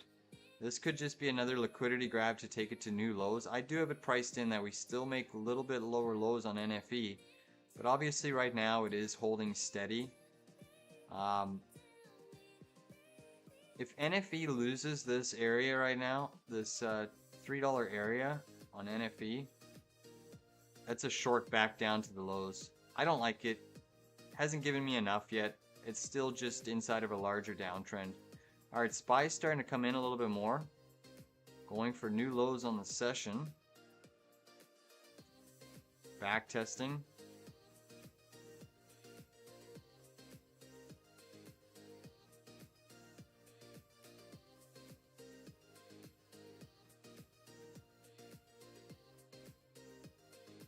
You can see the channel that SPY is retesting is this larger term.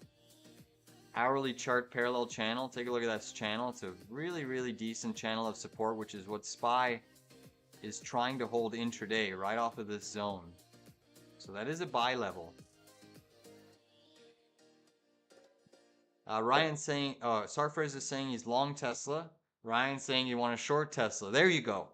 That's a perfect example.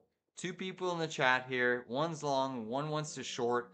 And that's why you're getting such crazy, indecision, I should say. That's probably the best word right now. Indecision in Tesla. It's weak right now in the session.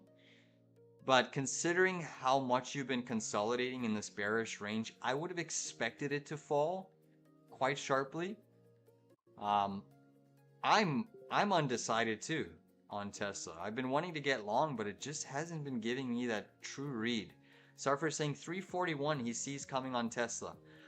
I'm curious to see. I mean, I know one of the viewers, subscribers, put in the chat on Friday that Tesla does have its their vehicle release, their order number. So that could be a potential fundamental shift for Tesla.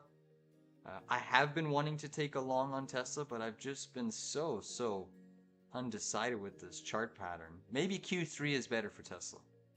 Maybe Q3 is better for Tesla. All right, Apple testing 200, down 0.5% and selling. Down 0.5% and selling.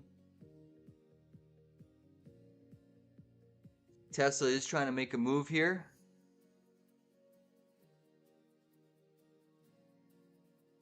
I will say it's impressive that Tesla's trying to form these lower boundary wicks off this zone. You're literally backtesting the inverse head and shoulders neckline to a T. So it's a very tough chart pattern that's going on here. All right, SPY needs to really get through this zone. It got rejected once, formed a higher low, so that's a short-term positive. Potential W pattern forming on SPY. I still think we have the ability to move higher, but it needs to get going here in the short term. Nvidia trying to make some higher wick spikes to the upside. Apple's just getting absolutely demolished here. So Apple really taking a bite out of this market right now. Impressive to see with this selling here on the 1 minute chart. SPY still trying to form a higher low. So that's certainly a short-term positive with Apple selling off this hard. Obviously, the market is still trying to shrug it off. Keep in mind, Microsoft now catching a nice little bid. So very similar price action was to be expected. The stronger stocks are still grabbing that liquidity. Come on, SPY. If Apple starts to bottom here, we should see SPY rip, guys. We should see SPY rip. And Apple is testing that lower boundary wick. There is some support here on Apple. So, I mean, if you're wanting to average down on your calls, it's not a bad area. I'm just going to hold what I have. My $1.44 average on the 616 calls. Down slightly, but I still think we have time and the ability to move higher here. Nvidia still holding steady. Tesla down 1%. Amazon down 0.66. Google down 0.93. So you have 1, 2, 3, 4, 5 mega caps red, and really Meta and Microsoft green, but the Qs are still green. How does that make sense? Well,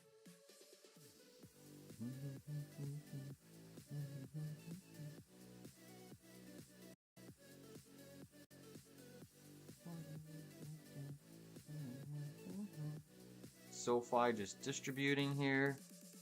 All right, big top wicks forming on SPY. Pretty decent wicks.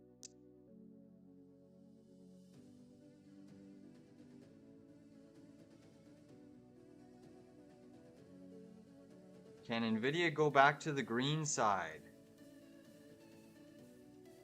Apple still selling off below 200 here.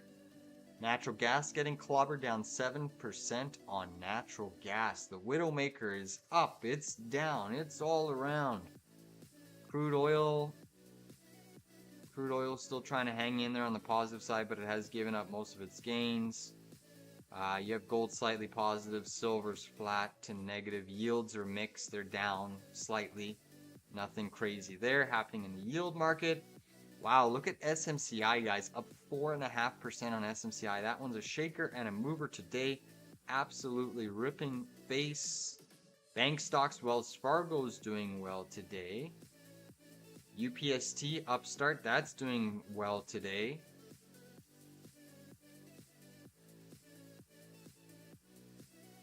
Mixed price action in China stocks. Snapchat is flat on the session. Starbucks, surfers, we talked about Starbucks in the pre-market there, eh? And look at Mr. Starbucks. Someone hold my coffee. It's pushing here. Look at that. Trying to actually break out today. Look at that move. Starbucks actually looks quite bullish. Hourly chart breakout has been observed on Starbucks, guys. Hourly chart breakout. Nice little consolidation on the 15. Looking like it's trying to push here into this gap fill. Very, very strong name in Starbucks today. Very good little move in Starbucks. That's for sure. Buying those coffees. Get me a blonde roast. I drink one of those venti blonde roasts and I'm absolutely wired. I think Starbucks, out of all of the, I guess, coffee chains, fast food, I believe their blonde roast is the most caffeinated out of really any of the coffee places.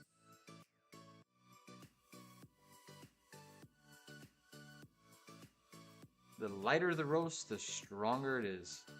Am I in Starbucks? No, I'm not in Starbucks. I mean, I got a lot of stars on my Starbucks app. I'm in Starbucks that way. But no, I'm not holding any positions. I actually think I'm due for my star redemption. I gotta get myself a drink here. Scrolling through the charts here, Apple's still getting absolutely slaughtered here, guys. So I'm actually considering adding to my SPY long here, because one way or another, Apple's gonna catch a bid here. It's getting very oversold intraday. Very oversold intraday, guys. So I do think when Apple starts to catch a bid, SPY is going to catch a bit of a trend here. Alright, I'm going to add to my SPY calls. This is super aggressive and risky. I'm going to add to my SPY calls around the 615.80 zone. So another 8 cents away. Come on. Right around this trend line zone, I will add to my SPY 616 calls.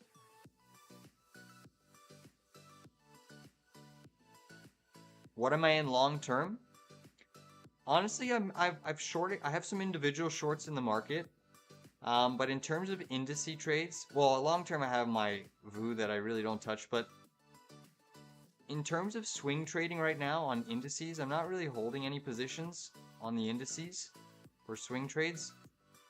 I think we're in this mixed environment where we could see the market sell off a little bit.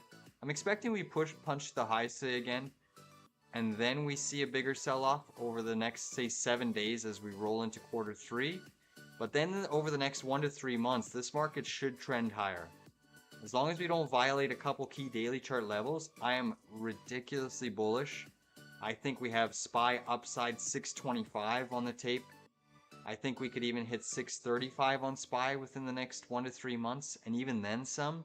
You know, SPX 6700 should be hit. Potentially upside target by the end of the year is 7300. That's the highest end. It's not my base case, but that is a high-end bull target on SPX 7300. All right, guys. So Apple's trying to bottom here. SPY is trying to hold steady as well. Nvidia is still just chopping sideways. But I have some key shorts on the market, but I am looking to remain more net long after we roll into Q3. I am a big proponent. There's been a lot of names that are beaten down, like healthcare stocks, Merck, MRK, Regeneron. I like Pepsi. ICLR is a nice one. I think Bitcoin's getting another spike higher. But I do like healthcare and some consumer staples. I'm looking to go into Tesla, but I'm just waiting for their inventories to come out and digesting the price. All right, so Apple trying to bounce. SPY really not participating, but I am interested in adding to my call position here, guys. Very, very interested. Anonymous saying Kava moved up. Let's look at Kava. Yeah, Kava's looking like a nice little... That's a big daily chart breakout on Kava. Up 7.91%, trying to clear this high pivot liquidity. You're retesting this previous gap fill zone. Intraday, it is looking very strong, like it's going to continue to push here. Inverse head and shoulders on the 1 minute chart breaking out. So it does look interesting, for sure. I think another area that'll do well in the market is transport stocks, UPS, FedEx. That should do extremely well, especially if oil stays around this range or even heads lower. Then transport stocks should do quite well.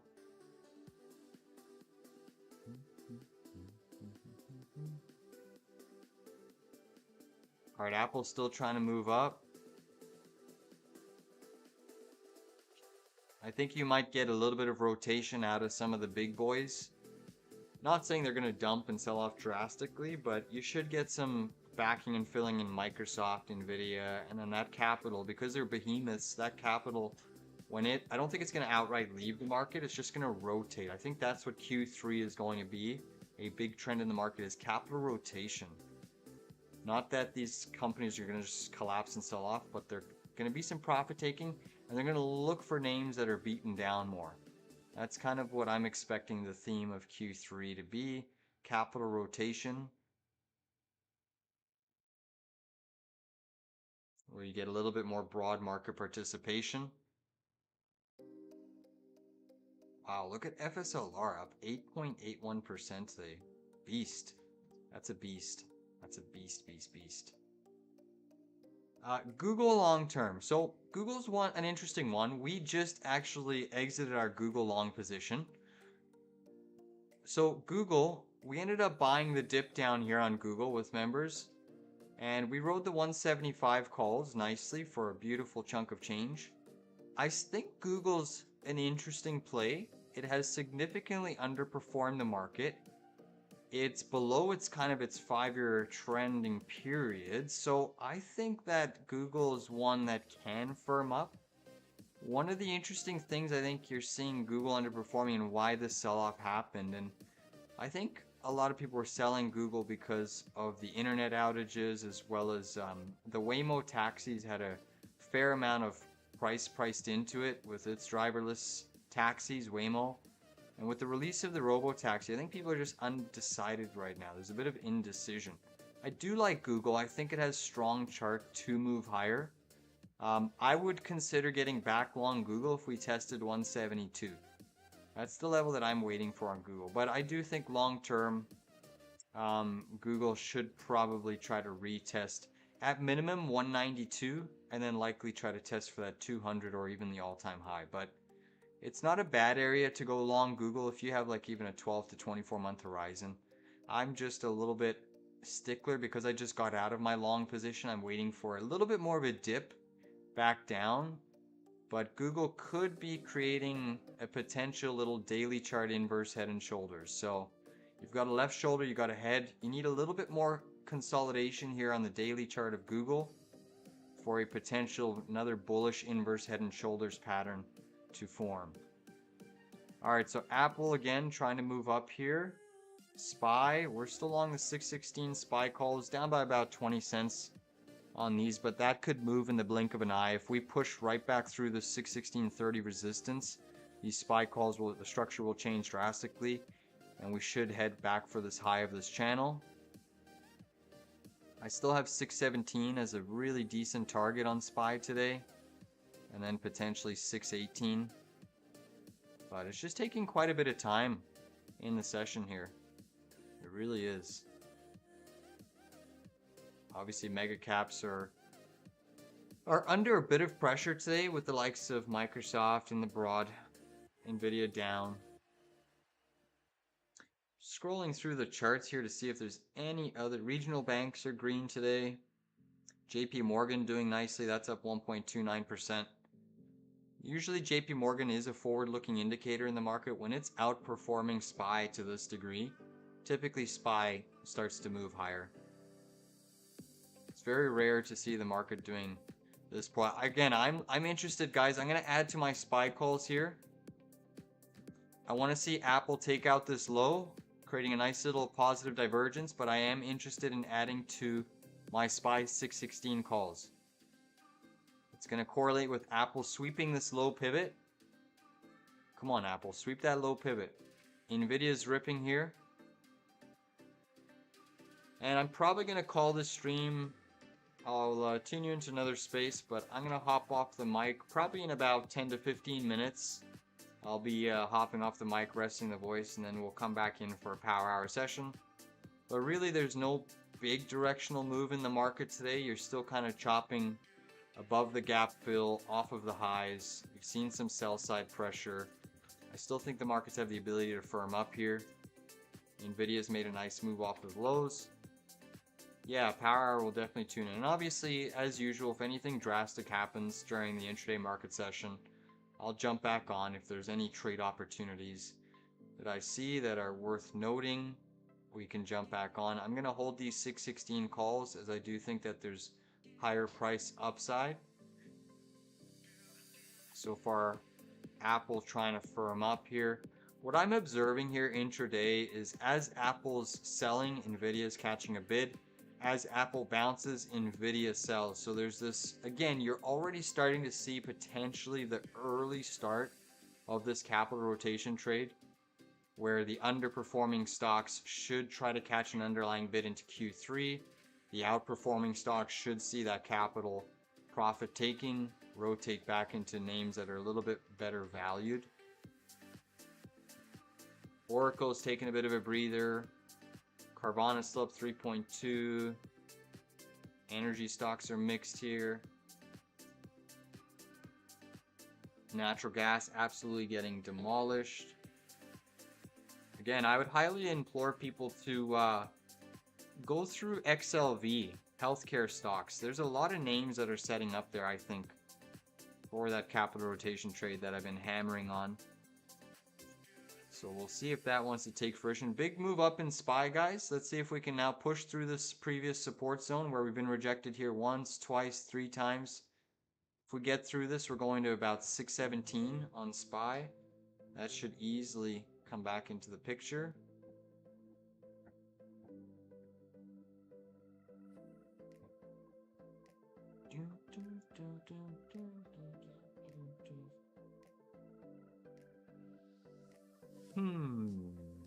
What else do we have happening in the tape here? All right, come on. Big spike through this resistance SPY, and then we should be off to the races. We could have a trend. Wow, Fubo is up 10%. What the heck did Fubo do today? Usually they run in August. Usually Fubo is a good stock as they like to trade and run into August period. Looks like they're front running a little bit. A lot of people will buy their subscriptions back into the English Premier League. Starting around August, September when the league starts back up. But it's starting to run early, Fubo. Interesting trade there. Small caps are absolutely running. Ethereum getting hit pretty hard today. Nice move up on SPY, guys. Alright, so our calls are starting to move in the right direction here. Let's see. Again, I have target price 1 where I'd trim half of the position around 617. And then I think we could retest the highs of the session. And probably 618 is on tap. So let's see if we can get some more positive flow and momentum through this zone. Come on. Come on, SPY. Stay strong. Stay strong. We've been patient.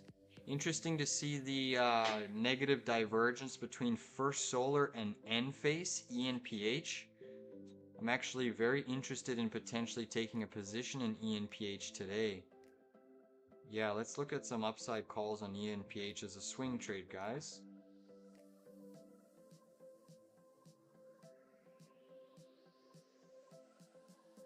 So ENPH looks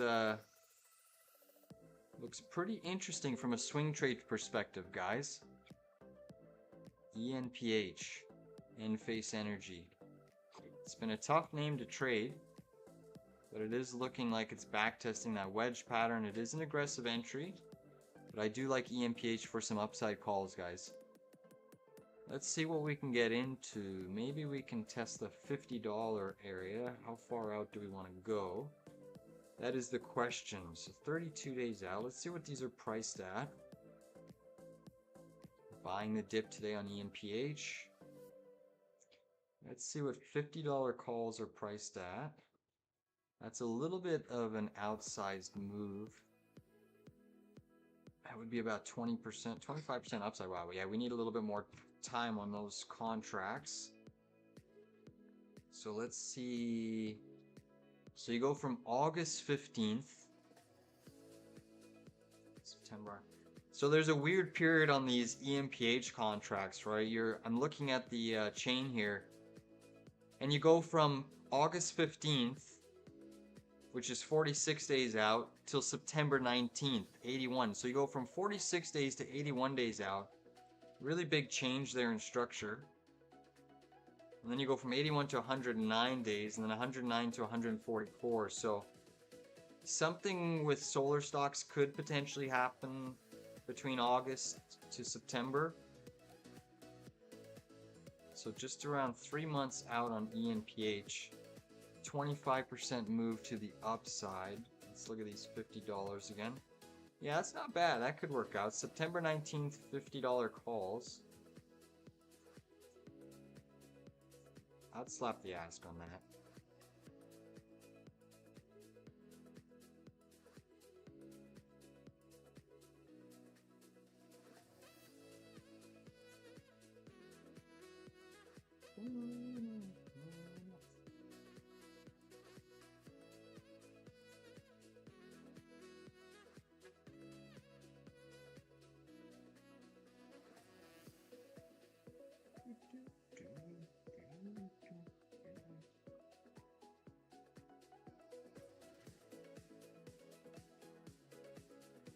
Alright guys, I just entered a swing trade, sent it out to members.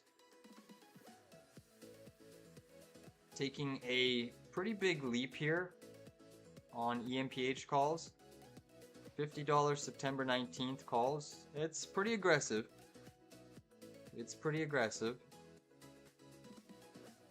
But it could definitely happen.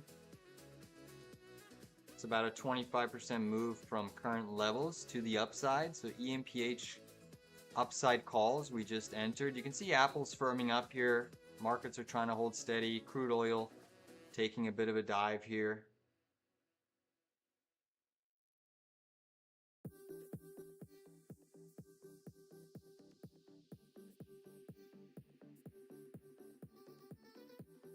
Again, so what we're buying in EMPH here, what I'm buying, look at that nice little 1 minute candle there. So I just entered $50 calls. This is really a larger time frame pattern. Look at these SPY calls, guys. All right, before we discuss this, let's manage the SPY call trade because we are starting to pump up here, guys. We're absolutely starting to pump. Beautiful move. Nvidia really not going here. I'll discuss EMPH rationale behind it shortly, but let's manage these SPY calls. Let's see if we can get through this previous little resistance. Come on. Keep pumping. Put these 616s, push them up. Push them up. Push them up.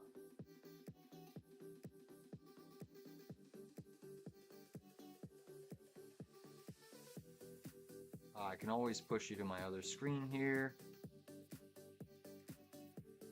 Let's do that. Alright, so we'll just quickly look at EMPH, watching our trade work out here, potentially work out. So we discussed this in the pre-market, but EMPH, look at this clinical backtest that it's doing today. You take a look at this on the weekly chart pattern. Again, it's in a severe downtrend, but you got to take your shots somewhere, right? Testing this falling wedge pattern on EMPH.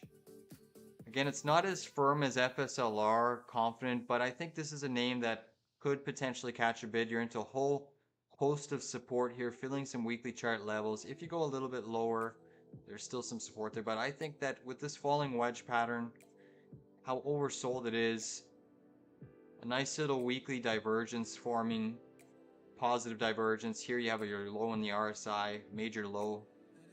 Then you've really formed lower lows, but you're trying to form some higher highs on the weekly RSI. So it's trying to hold this larger time frame pattern and build a bit of a base here. If it can hold this key falling wedge pattern breakout zone, it should have a pretty sizable move back to the high side. Wow, look at SPY dumping there, guys. Holy. Massive dump on nvidia. Alright guys, I just added to my SPY calls there. Let me flip back to the screen here. This is crazy price.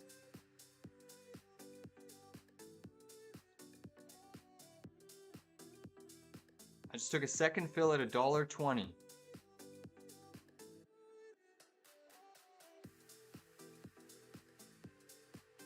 SPY 616 calls. It's aggressive. It's very aggressive.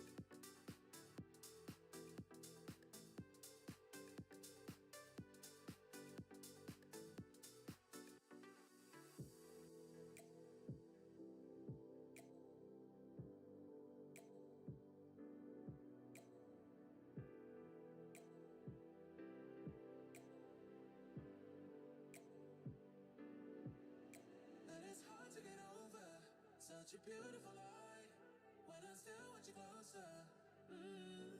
Massive dump there on SPY. Could this be setting up for a inverse head and shoulders? Potential. There's certainly potential for it. Obviously, we are in a little bit of a shorter term bearish downtrend on the 1 minute chart. nvidia is starting to break down here. Back to the negative territory.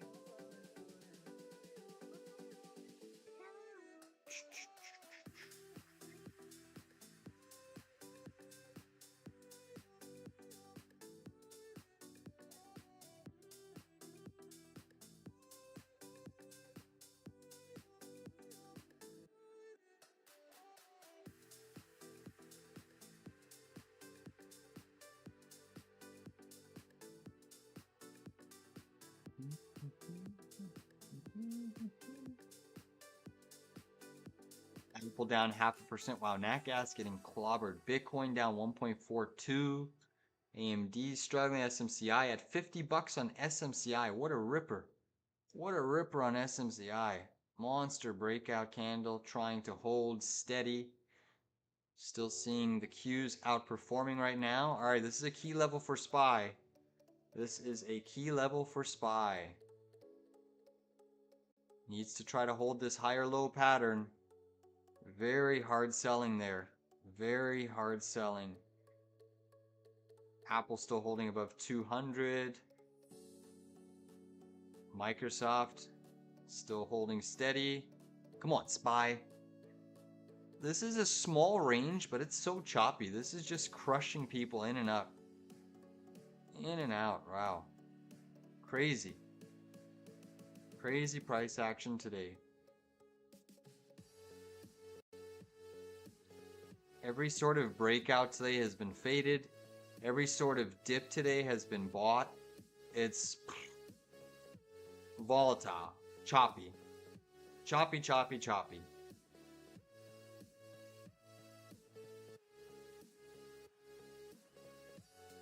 They are trying to break it here. Come on, hold steady here. Hold it steady. Hold steady.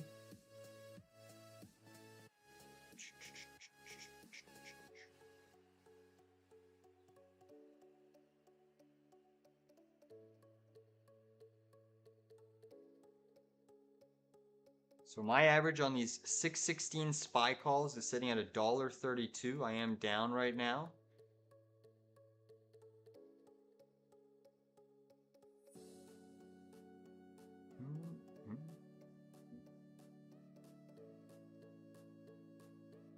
Tesla trying to recapture 322. It's trading at 320 on 42. Still down by 0.7. But Tesla, as the markets are dipping here, Tesla's actually trying to firm up. Quite interesting.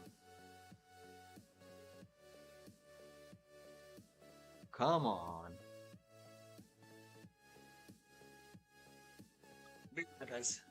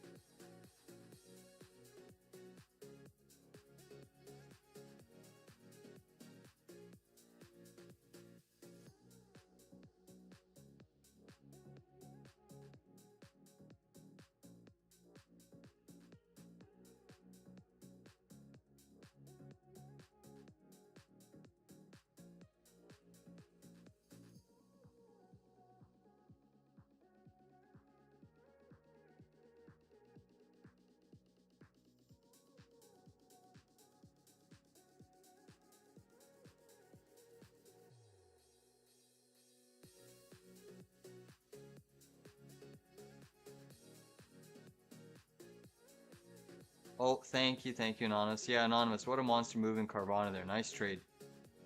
Nice trade. I was muted. But what a monster move in Carvana. It has a tendency to go crazy in both directions.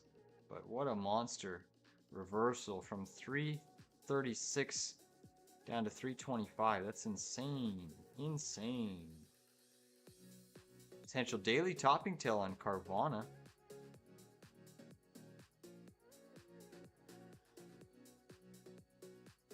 Alright, SPY trying to hold here, but getting sold into on every pop. You can see Apple's trying to firm up off of the lows. But as Apple's firming, you're still seeing nvidia struggling a little bit. Tesla back below 321.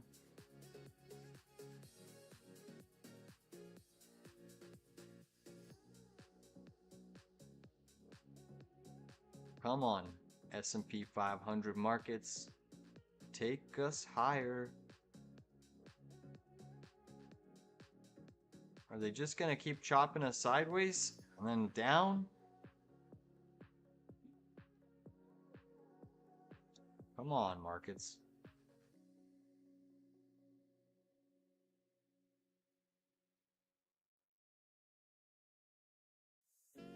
BBAI up 21%. Ryan, I hope you caught BBAI because you've been all over that name and that thing is just absolutely decimated some resistance levels. BMNR up 519%. Holy. That stock is an animal. An animal. Soundhound doing well today. Ticker SOUN. Hood's doing well, up 6.3.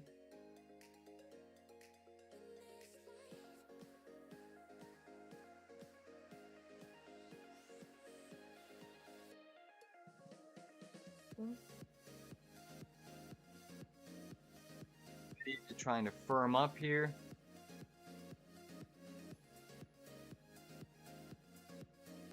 Anonymous saying, I think the only catalyst for a BMNR mover is Tom Lee joining the board of directors. LOL. Hey, sometimes that's all you need. But I appreciate that. I didn't even know that. I appreciate that. Another interesting stock intraday. Chart pattern's not looking too bad is this Grab, GRAB. It's looking fairly strong intraday, constructive. It's trying to break out and give us another high of day. But that's not looking too bad. GRAB intraday. Looks like it wants to at least target this gap fill around 517. So not too bad there. Alright, let's watch Tessie here. Maybe Tessie's going to catch a bid here. Back above 321. It's been fighting this 321. So Tesla calls here, guys. I would not have a problem with going long Tesla using the stop loss around 326.60 as your low. If you want to give it more room to run, you can look for this wide range green candle around 320 as your stop loss. I'm actually looking at upside Tesla calls, guys. Just an FYI.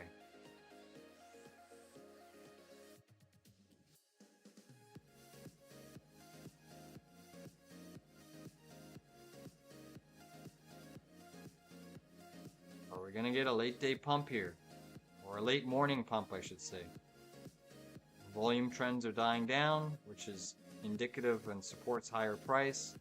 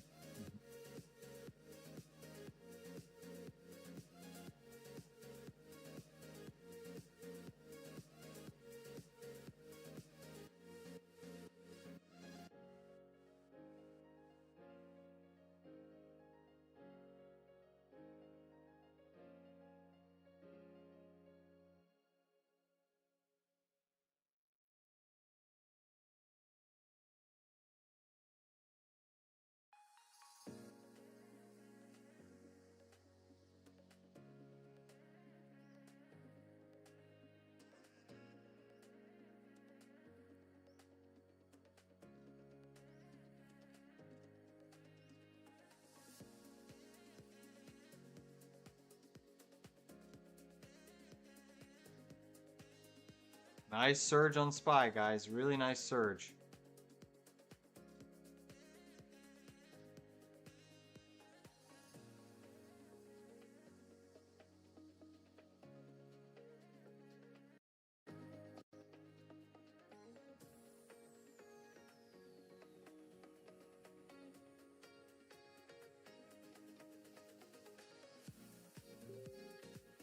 Beautiful move on SPY, guys. Beautiful move.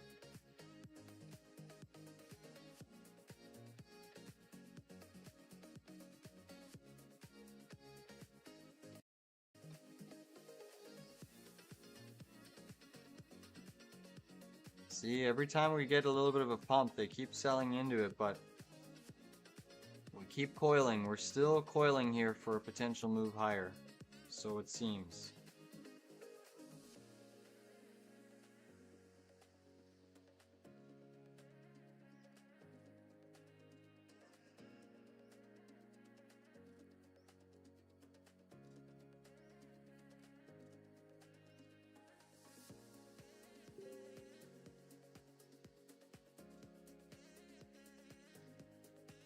Tesla down? Yeah, Tesla's down, but I'm actually looking at entering a swing trade. I think I'm gonna take it. I'm looking at 345 calls. August 8th. August 8th, 345 calls. It's risky. It is risky. I'm looking at $1,600 for one call. 1655 for one call.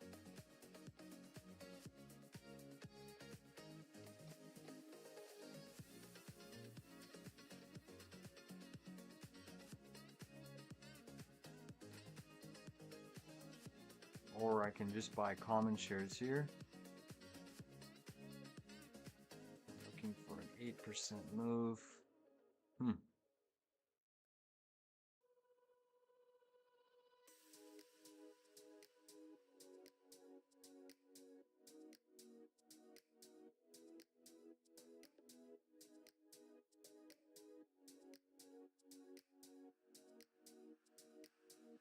Or we can chase Meta higher.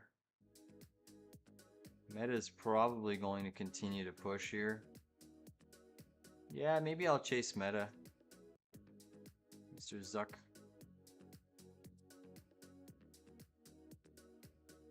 Yeah, just normal shares, common shares, normal shares. Maybe I'll take Meta instead of Tesla. Tesla, I don't know, Tesla, I'm having indecision with Tesla. Let's look at Meta calls. Probably cheaper too. I think Meta's at least gonna test that upside target of 762. So 760, let's look at 760 Meta calls. Let's go August.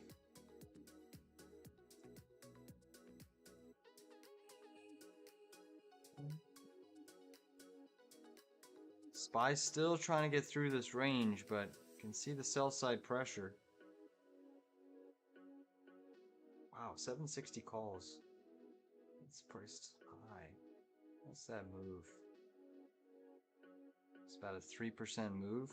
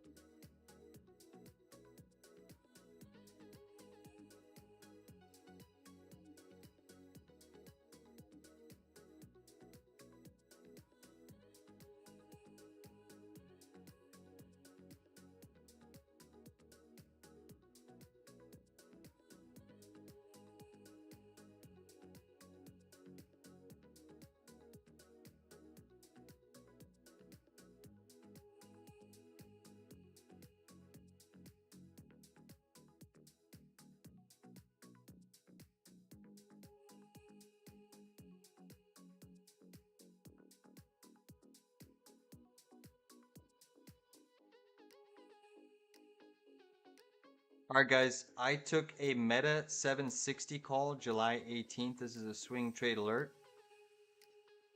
Meta 760 call.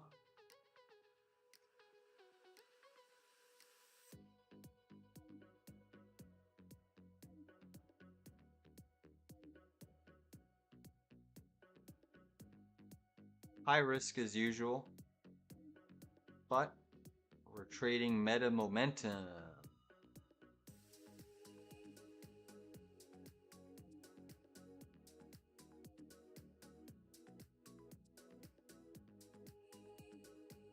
Our markets are catching another little bit here.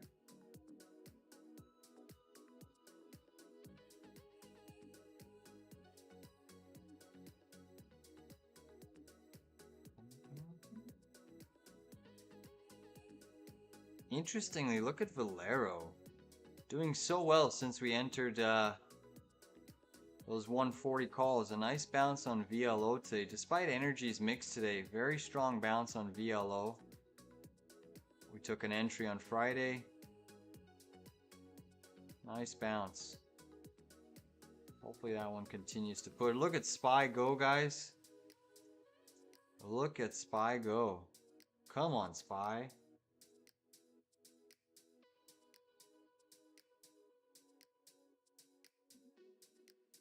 Here we go.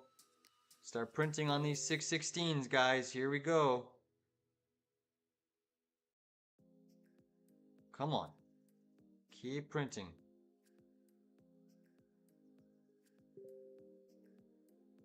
Here we go. Big pump. Break us through this range. Come on.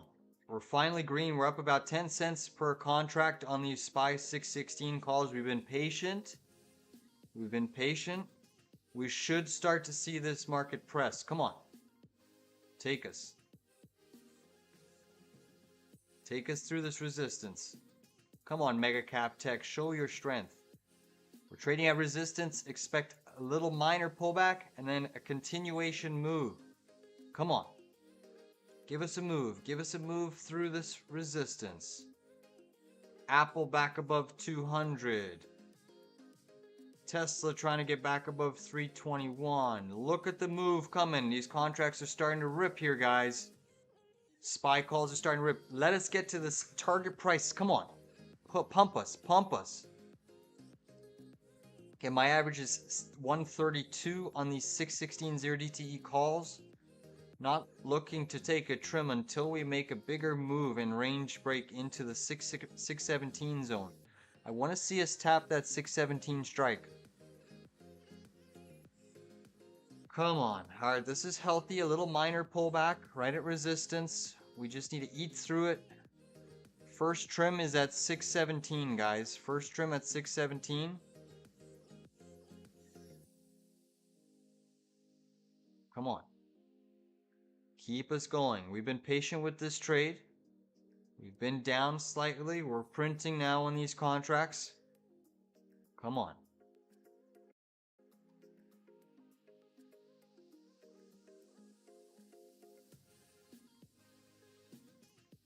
Nvidia is one of the culprits pushing back up. Same thing with Microsoft. Look at Microsoft spiking to the highs. This is a very bullish 5-minute chart on Microsoft. Trying to push for another all-time high. Can they get Mr. Softy pumping back to the high side, making another new all-time high? They're friggin' close. They are close. Look at this name starting to squeeze, guys.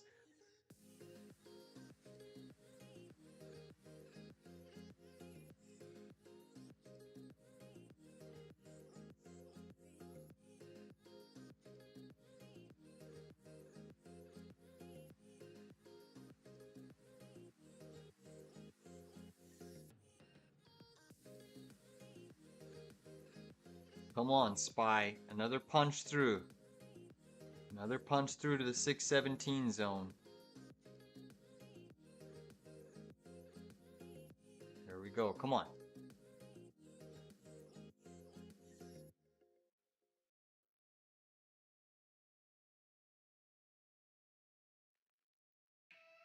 Here we go. Here we go. Here we go. Come on. Take us. Take us. Take us.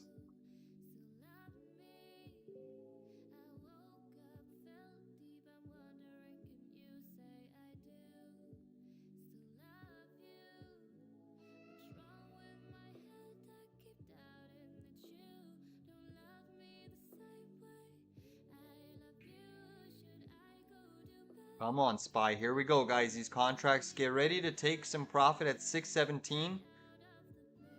I'm looking to trim half of my calls. Come on.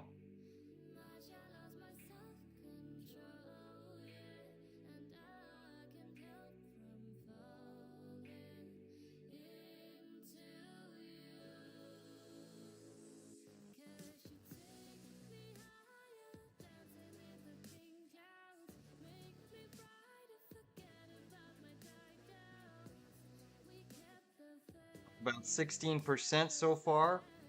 I want more though. For 0 DTEs, I want to be greedy. I want more. Look at Microsoft still printing, guys. Microsoft still trying to print to the high side. Come on. We need some more broad participation here. We just need a little bit more participation. Come on, Meta. Start to push here. Still have Tesla struggling below 321, down 0.85% on the session. Meta still up 1%. I'm expecting Meta to go back to the highs of the session, which would put Meta roughly back at 748. It's about a $7 rally from here. Amazon still down 1%. Google still down 0.7. Apple still down 0.6. Nvidia still down 0.2. Microsoft taking a commanding lead over the majority of the megacaps of 0.52. Qs are up 0.42. SPY up 0.29. Come on, SPY. Punch it through this resistance. Take us to 617 and I'd be very happy. Bitcoin trying to be defended, still down 1%. Crude oil's gone negative. Natural gas still struggling, down 7.48%. Now you have some participation in Meta, guys. Meta's trying to get going here. Come on, Meta. Stay strong. Stay strong. Come on, Microsoft. Pump this market to the high side. Fucking Tesla, man. What are you doing, Tesla? Tesla's doo-doo right now. Doo-doo.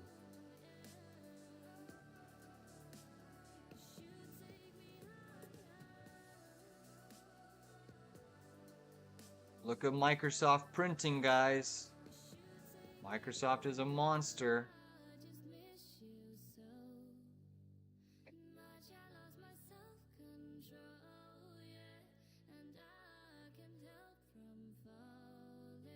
Come on, SPY. Here we go on SPY, guys. Come on. We're so close. It's consolidating well here. It's looking a little bit more constructive to move higher.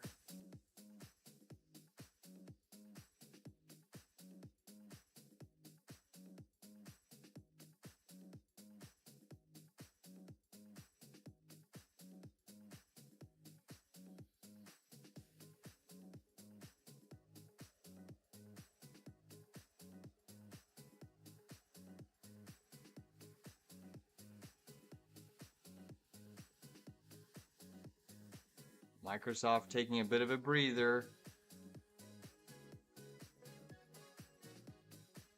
Nvidia's trying to take some leadership.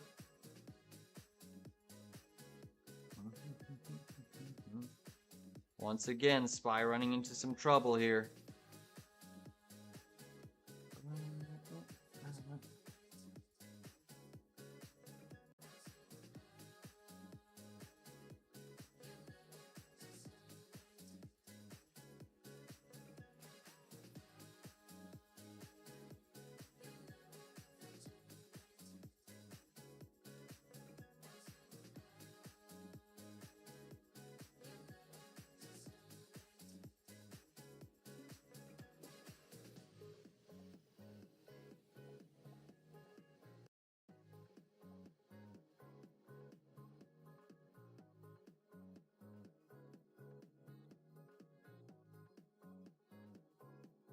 Tesla's curling down, trying to lose 320 here on Tessie.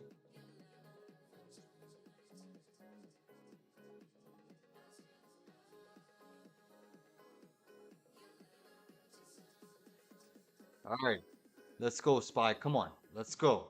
Punch it. This could be the punch higher. 617. I'm looking for my first trim. Come on.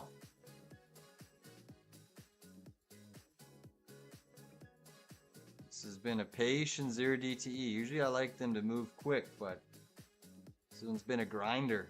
It's been chopping sideways, up, down, all around. This is our first little constructive bull flag pattern that we've been forming really throughout this whole session. Fake breakdown, fake breakout here, fake breakout here, quick move up and back down here. This is our first real consolidative pattern on the smaller time frame.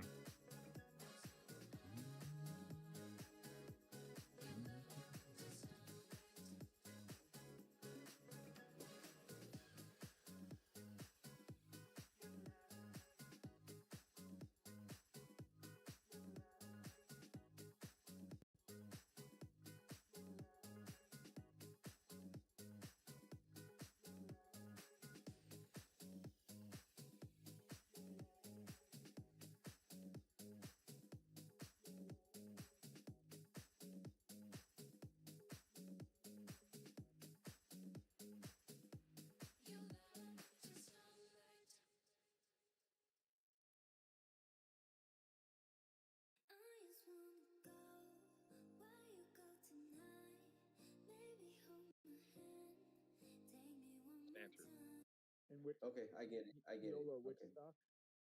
We buy. Oh, It's connected to Coinbase now. This yeah. is why That's the play narrative. this is why I say no gifts Ju- because it just takes up space. And just yeah, that they're now accepting crypto payments for whatever their company does. They're accepting crypto payments through Coinbase. Okay, so that's the story. So I read it this morning. Here That's we the go. story, and it's 470K Breakout. low. Yep. So, and it just got halted to the upside. Sun.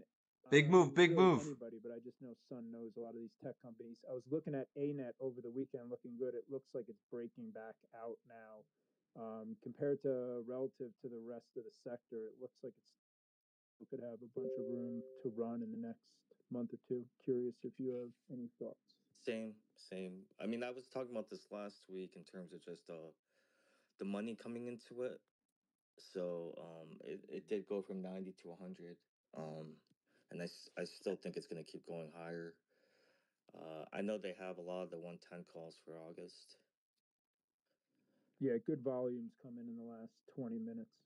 Yeah, I mean, Pushing through personally high too, today. I think this fucking market could squeeze to 6,400 by the end of the month, July.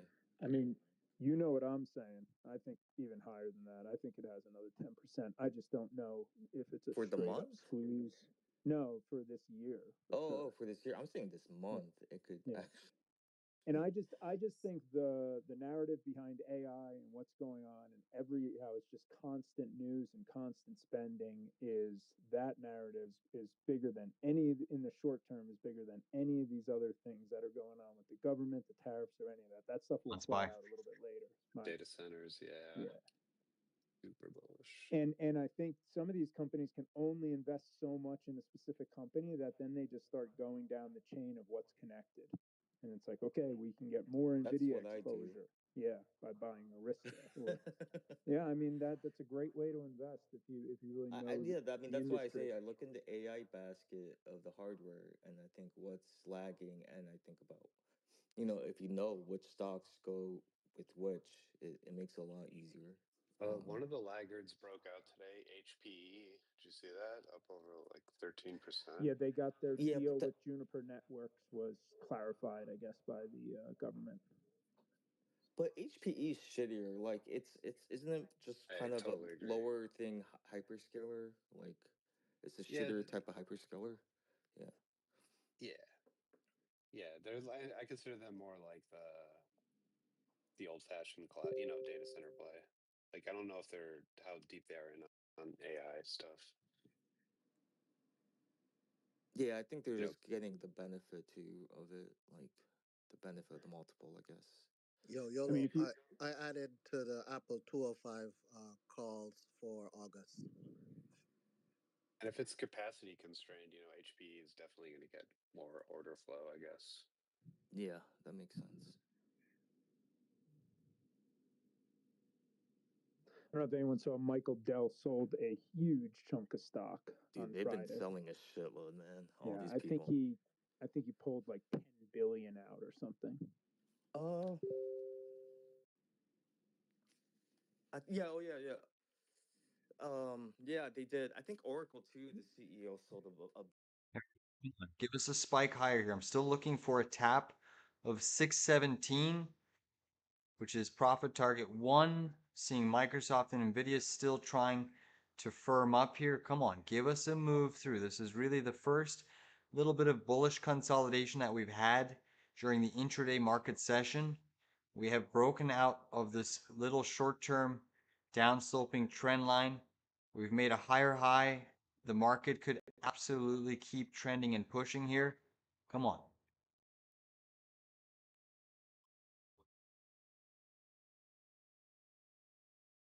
On those. The Dow caught a bid. Nvidia, like I said, was looking bullish, still looks bullish. IWM is creating a bit of a wedge pattern and is kind of indecisive. But Microsoft Blue had a nice little old pop and is just going hard.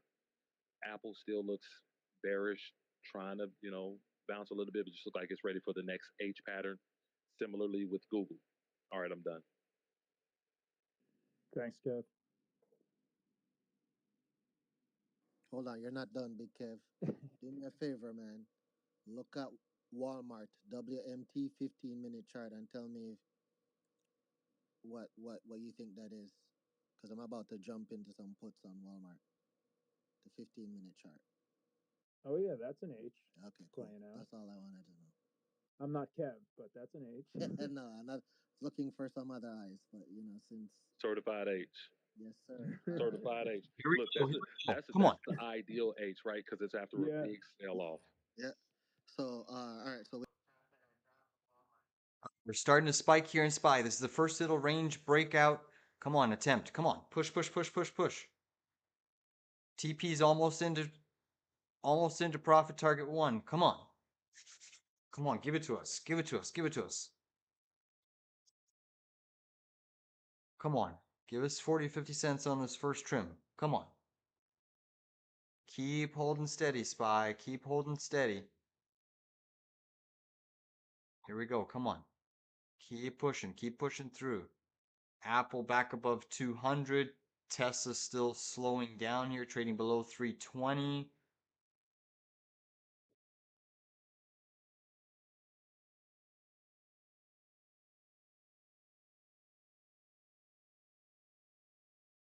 Buy 616 calls. We're nicely green on the trade, but I'm looking for first trim into the 617 handle. Let's see a blast off. We should get a spike through. There's going to be a lot of structure change once we hit 617 on SPY. People are going to have to start to chase again. People are going to have to start to chase. A lot of puts got blown out down here. A lot of puts. This is the first potential trend change and grind, bullish grind to the upside today. We could absolutely keep trending for the afternoon session. That's a nice bullish reversal. 15-minute fake shakeout below that opening minute range. Look at this. Beautiful. We're up 30 cents on these cons. Come on. I want more. I want more. SPY is just teasing us. Meta's trying to curl to the upside. We need some participation from the other mag names. Microsoft has had a stunning reversal. Nvidia's gone green. We need Apple. We need Google. We need Amazon. And we need Tessie. Come on. Come on. We're almost at profit target 1. Don't give up on us now.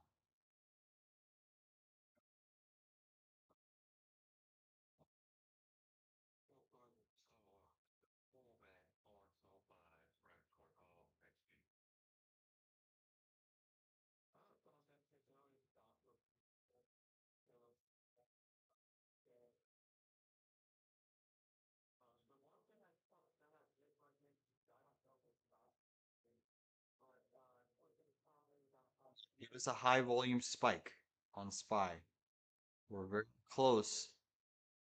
The volume trends are slowly trying to increase here on the 1-minute chart. Very slowly. And one could argue we've triggered this. Let me see how this would play out. 1-minute inverse head and shoulders would be roughly over here.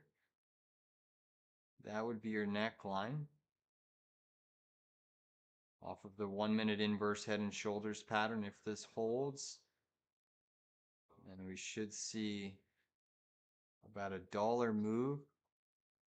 Yeah, that would take us almost below 618. That would be interesting.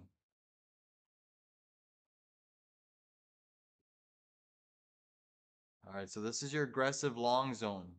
Level 1, level 2, that's the aggressive long zone on SPY. Let's see if they try to defend it. Enphase is making a red to green reversal. We bought Enphase when it was down nicely on the session. It was down over 3% when we entered, but this one's making a red to green reversal, ENPH. Beautiful little back test. Nice participation there in ENPH. Really good to see. Come on, SPY. Keep grinding here. There we go. Come on.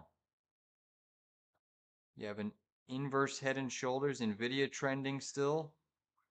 NVIDIA trending.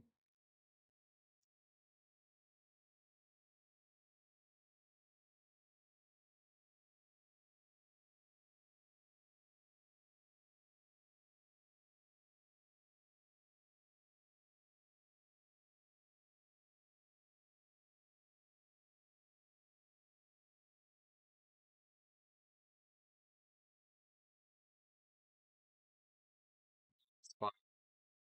Keep pushing.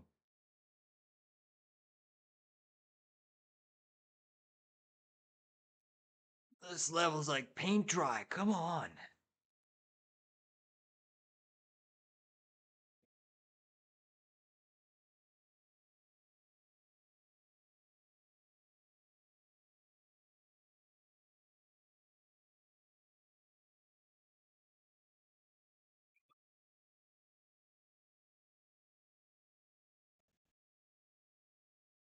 Trying to chop us down.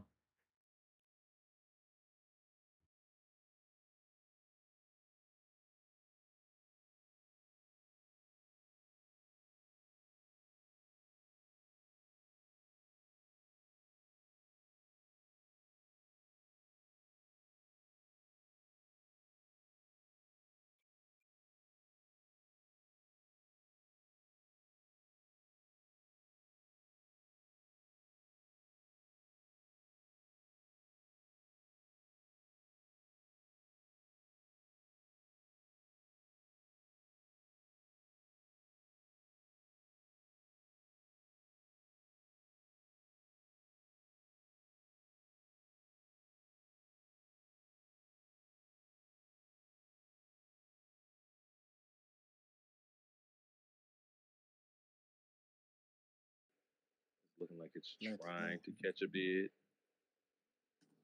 This bitch, this gold, this.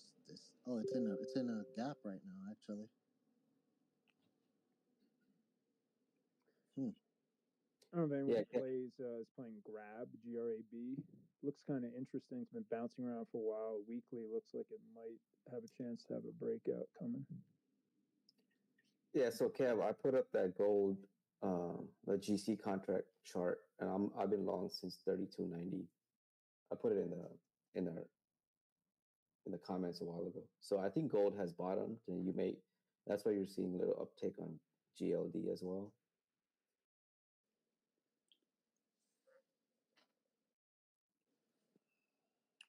Selling coming into SPY. Yeah, you could make some money Yeah, I'm on gonna gold. look for it. If you buy the 305 or 310 calls on gold, you should make some money. Yeah, I just put it up on the nest when I posted it. I have a trend line on that going to at least 33.50 on GC contracts. So that means GLD should perform well. Catch a bid. Yeah. Yeah, I like that chart. Thank you. What the fuck is Google doing? What is this bullshit? Like, what is going on with this?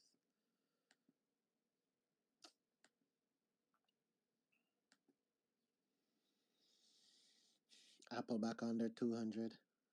They're just gonna. This thing is just gonna trade sideways for the rest of the day.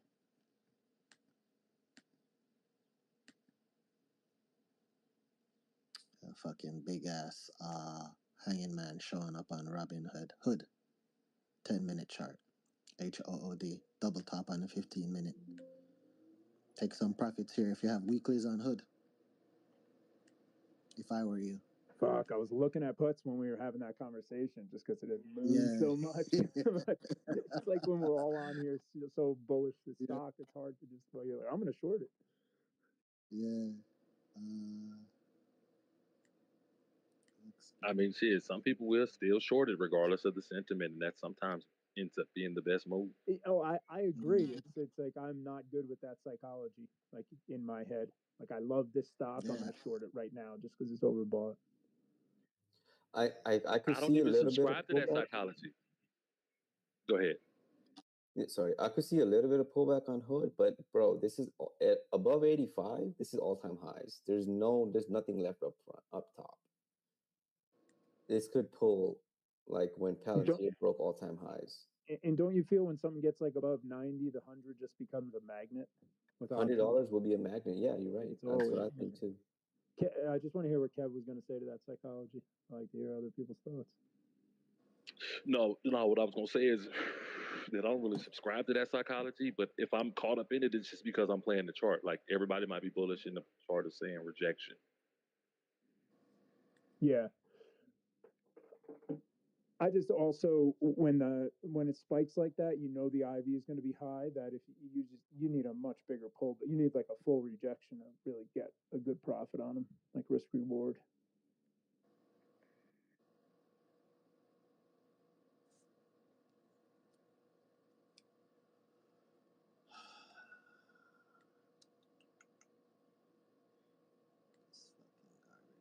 Yeah, it's best not to play the indices today. It's just chop fest so far. Yeah. Yep. Chaparooski. 2.5 hours in. So Kev, nada. Yeah, Kev, if you played, I'm just saying, like the $90 put in Robinhood today, if you played it perfectly and you scalped like the bottom of it, you're only up 10% and the stock's dropped $1. So damn. To me, that just lets you know that that's how strong the bullish momentum is. yeah, and IV is at 80% on these, so.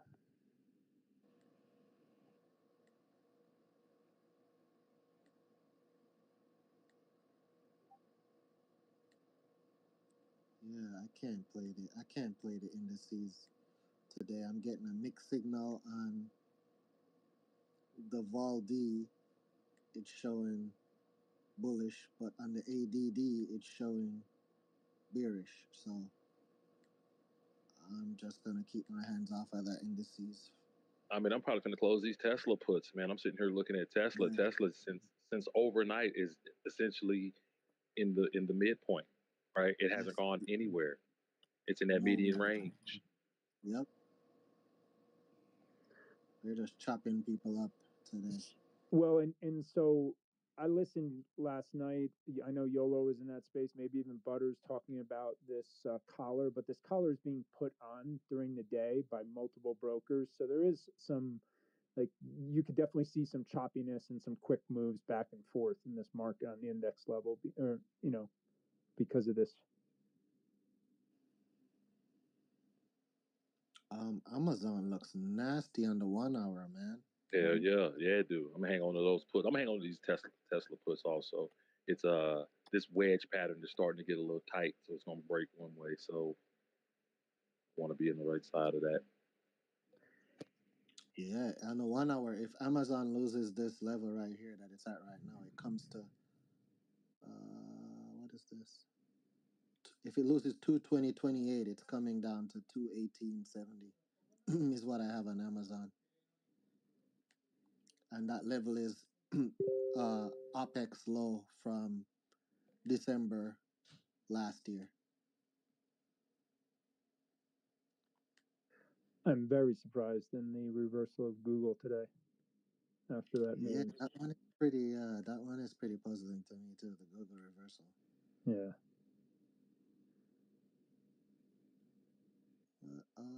December NFP high on Google is 175.08.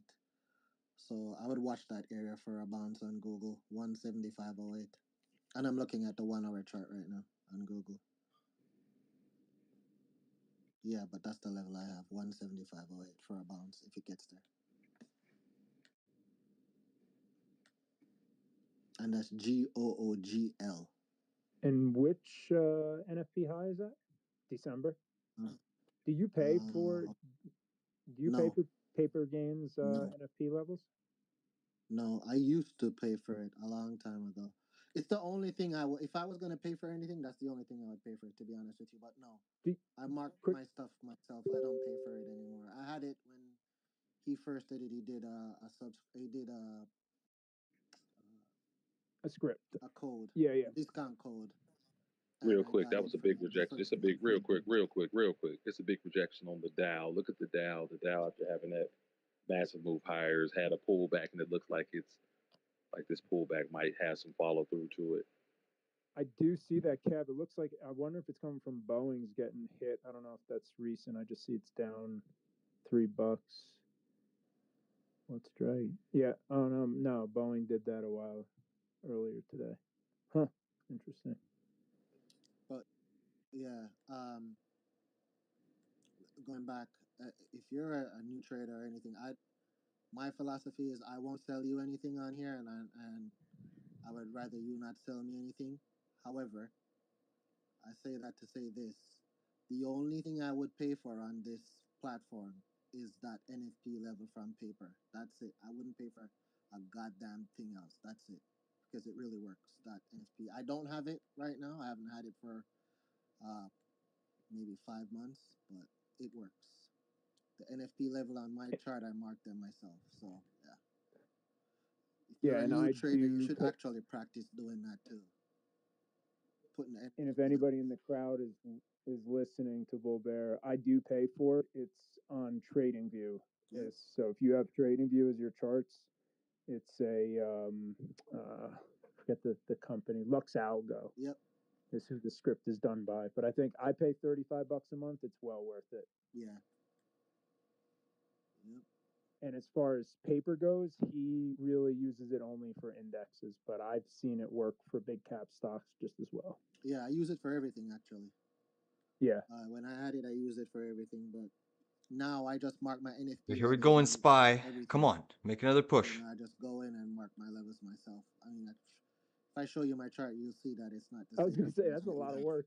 Yeah, it is a lot of work.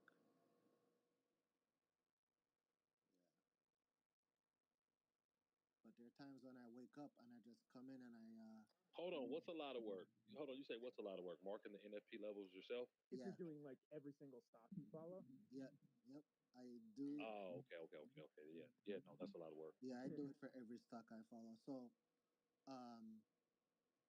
another thing I do is mark pre-market low on my chart every day. I'll come in and mark pre-market low. So do I. I do pre-market lows and pre-market highs. Yep. You hear me reference them in every day, in my Yeah. everyday commentary when I'm talking about stocks. Yeah, that's why my chart. Targeted pre-market highs and pre-market Yeah, lows. yeah, I agree with that. Yeah, that's a good thing to do. My Yeah. chart looks like it's like a broken screen, but it works for me. I understand it. It, I'm the same way. I barely share charts Yeah. because I have way too many color coded lines that Yep. make no sense if I was to share it. So Yeah. I mark pre-market high, pre-market low, daily high, daily low, weekly high, Yep. weekly low, and then I use an opening range high and low, which I just use Yep. based actually on what paper I like what paper believes in, which is Yeah. he uses a 2 minute chart and basically your high and your low of like your biggest push. So it could happen in the first 6 minutes. It could take 30 minutes to play out, but Hmm. so Yeah, I use all of those. Yeah, that's good to know. I thought I was the only weird one. no, I spend 2 hours That's every good. morning updating. I probably waste Yeah. too much time doing it, but I like to do it. Yeah. That's It's good like to know. feels good doing it. Weirdos. Yeah, but yes, that's good. Yo, I'm learn glad. learn how to use PineScript and just automate that for yourself. Oh wait, No, I'm what? Is serious. Pine? Yeah, I know. That's I trading. actually I've thought about it. Is PineScript part of TradingView? Yeah, 100%. It's. I think it's. They're the main creators of it. Yeah, because I do see Pine Editor at the bottom of the page, and I've never actually known what that was. LLMs can sort of kind of mostly do PineScript, so that can help too. All right, I'm gonna have to talk to you after hours because I know nothing about this, but I'd like to Yeah, no make worries. my life I've much written a bunch easier. of stuff in PineScript, so Okay, I'm gonna ask you after hours.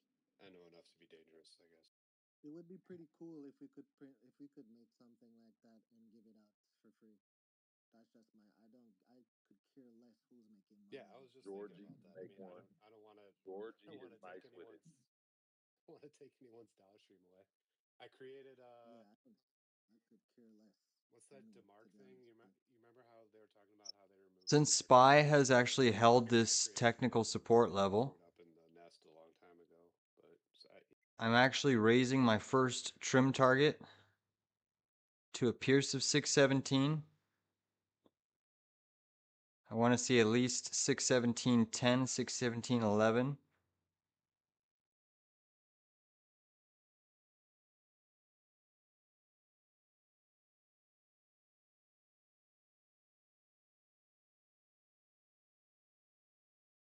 So I've raised my first trim target to a Pierce of 617. Come on. Here we go. Still riding the 616 0 DTEs, $1.32 average.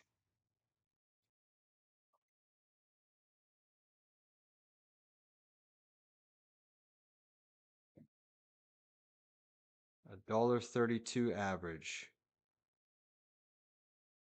I'm looking to trim half at a Pierce of 617. Come on. So I raised the target price just a little bit here since we have been consolidating constructively. Give us a high spike. We're probably going to see a quick spike here on SPY. If we get an impulse candle, I will sell into that strength. I'm going to trim half of my contracts.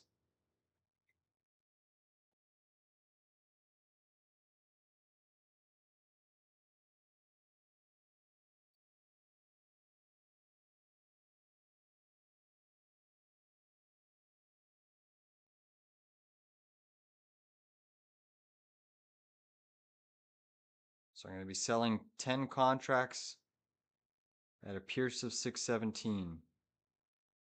Come on, SPY. You can do it. The only troublesome part is nvidia is running into some selling here.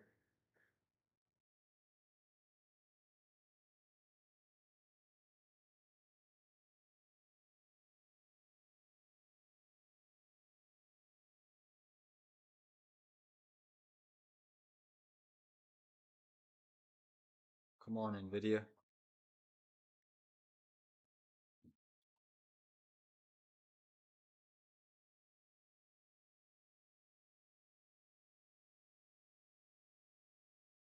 Damn, SPY, eh? Doesn't want to give us that break, that true break yet.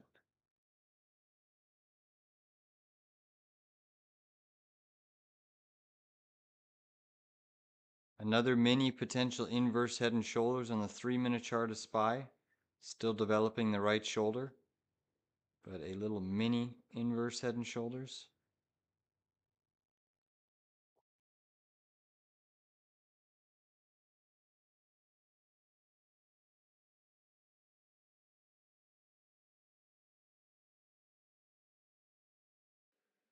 OUS is definitely catching that bid.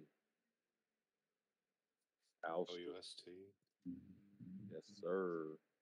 How's I AIVA already got. doing? Yeah, it's still doing its thing. It hasn't wavered and faltered. AIVA 39, 38. yeah, I'm still in those Oh outs per yeah. $30 calls for January. Yeah, I grabbed the 2027. Nice. What do I have? Oh yeah. No, I have the 2026 January. They're up 6%. Damn, dude, AEVA is about to be over 40 here, and probably pretty That's what I quickly. told you. I got the 40s and the 45s. So let's Yeah, get it. we'll see. Yeah. This is Ouster. I mean, I'm getting more of an entry on Ouster than Aiva because Aiva is just straight up. I call it Aiva. I know that's not its name, but that's what I That say. works for me. That's what I've called it that before. So, but I haven't said it on here. I haven't said it on here, but I've said it. I know I've mentioned this in Kev has and Butters, but Hasai, also known as Hasai, is looking. Korea. Hasai, yeah, that fucking chart looks really, really good on a daily. Like that is a beautiful cup and handle with the potential to have a big breakout. You can only own commons. I own 300 shares at $20.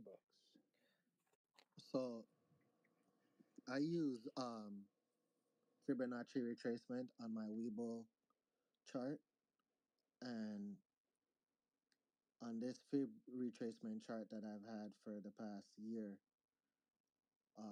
Hood just broke over a level of 86.57 on there earlier. My next level up on Hood is 106.18 on this fib retracement chart. I'm just sharing this level on a weekly level. So take that for what it's worth. 106.18. What is the fib? It's an extension level. Which one is it? I have to look on here. Hold on. Let's see if I can figure this out. I'll DM it to you if anything. Hold on. While he's looking for that, check out CIFR Cipher Mining. Still catching that bid volume continuing to increase. Had a bit of a pullback, gave people an entry, and it's bouncing currently. Want to see follow through? I have a level. Next level up is 550. Currently up 142% on my $7 calls. The runners. Hey, Big Kev and Bull Bear. I just got a message back from my buddy that works at that autonomous mower company, and I asked him about Trimble. I said, "Are they a competitor?" Looking at Trimble right now. He said, "I said, are they a competitor?" He said, not really. I'm not sure what they're doing in autonomy." He said, "They are a vendor of ours. We buy some of their GPS equipment, but a lot of their software enabled GPS systems for auto steering and stuff like that are really expensive, and we can develop our own versions much cheaper." So I think he took the question as the relationship to his own company, but so that's, I don't know how good that info is, but Interesting. Yeah, it would. Yeah, I think exactly how he took it because that's the angle he Yeah. gave when he gave the answer. Yeah. Are you gonna get But they're shares in profitable it? though. Are you Yeah, I plan to get some shares. Yep, Okay, I'm cool. grabbing shares. Yep. Okay, cool. And then as it goes down, I'll just continue to add to it. I'm gonna build a position on this. All right, cool. Hold on, I'm trying to find this thing on here for Georgie.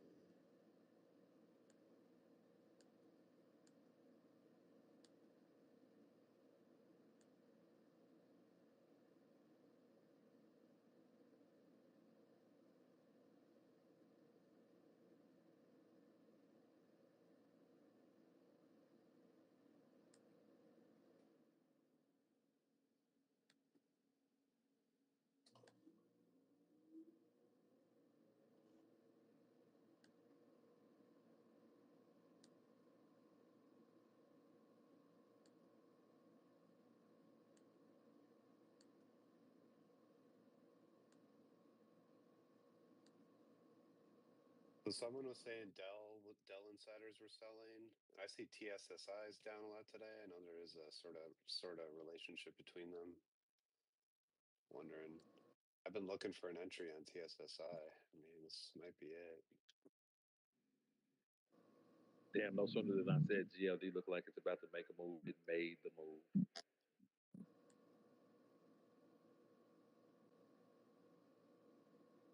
Hey guys, I have another shaker to show you guys. It's I put it up on test. I said another shitter.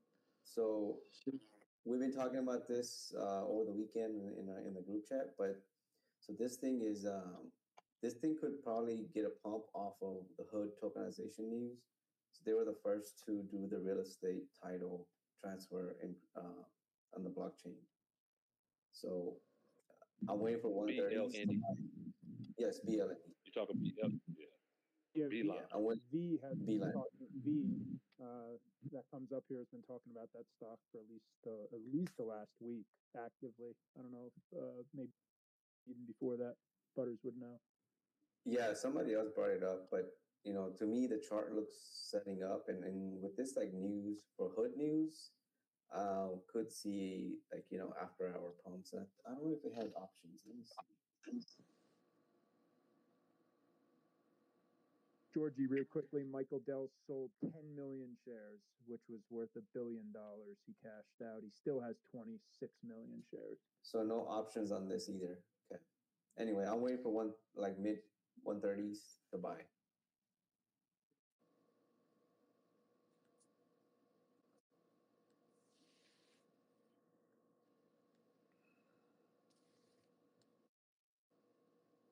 Man, Robinhood is absolutely ripping. This is $100 at least. Yeah, this thing is gonna go, man. It's not. It's a big news, man. I'm very, very excited for this. If I see it in my Robinhood account, they start offering this stuff. Which news? Sorry, can you say the news that you're excited about real quick? They're offering tokenizations for private companies that are not public, like OpenAI and SpaceX.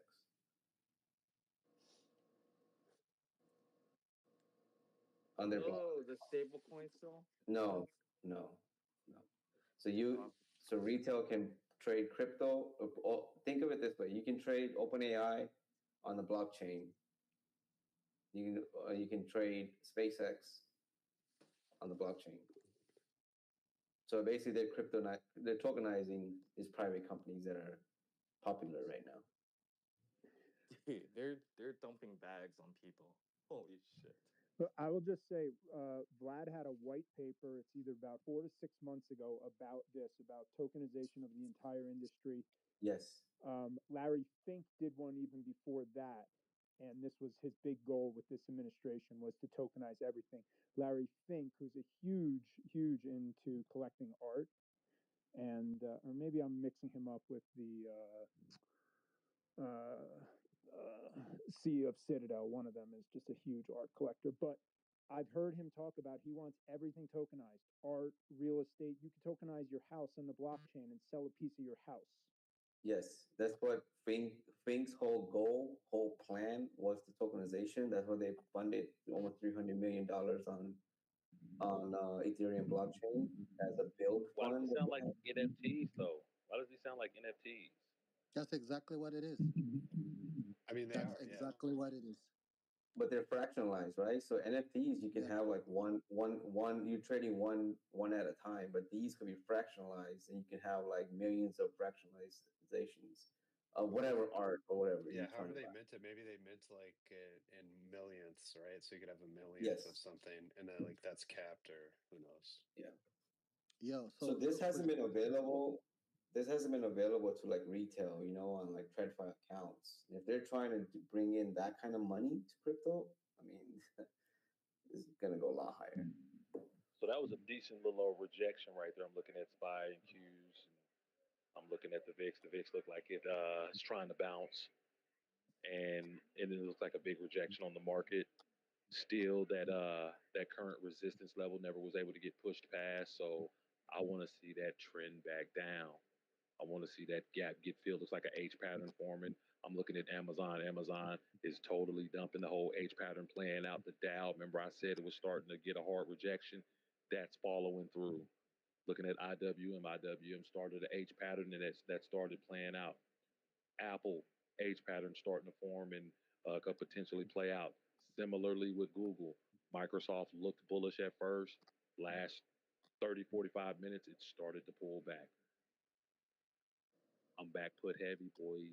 Let's go. I'm still holding that short, Oh, Kev, on ES. It's been a wild ride so yeah. far. All right, guys. So this is the last time I'm gonna bring this ticker up. I did the same thing with Generac, and we see where Generac is at. ERJ, Embraer. Go look at the quarterly. Go look at the yearly. Embraer just hit all-time high at $57.03. If this gets back up there and hits that target, it's in price discovery. It's the last time I'm bringing this up to you guys. ERJ. And they're a beneficiary if the dollar keeps weakening. That's a Brazilian company.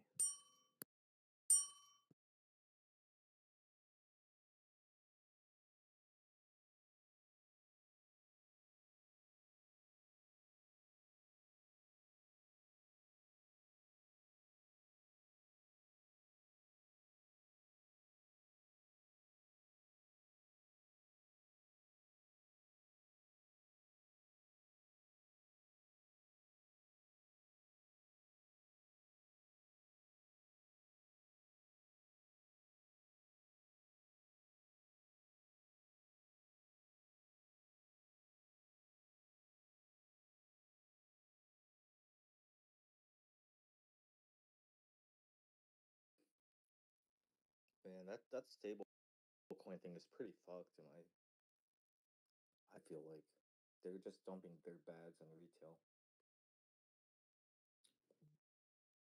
Can you explain that? How Well, is stablecoin dumping on retail? I don't know. private equity, they're trying to get out because they're leveraged so hard.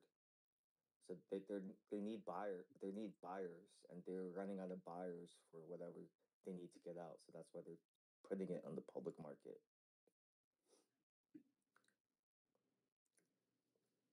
Okay. Are you referring to Circle in particular? No, Or I'm just talking about private equity in general. Got you. They just need more liquidity, which doesn't exist right now in their market. Yep. Yeah, makes sense. But that There's won't no happen day one, liquidity. right? That will take a few months to play out. Of course. Yeah, let everyone chase it and then rug it. Yeah. I mean, these. Yeah. I mean, the private equity. Yeah. Never mind. It's been bleeding for a while. Yeah, they're highly levered, and I've known that. But yeah, it could be giving retail the chance to buy late and then drug it.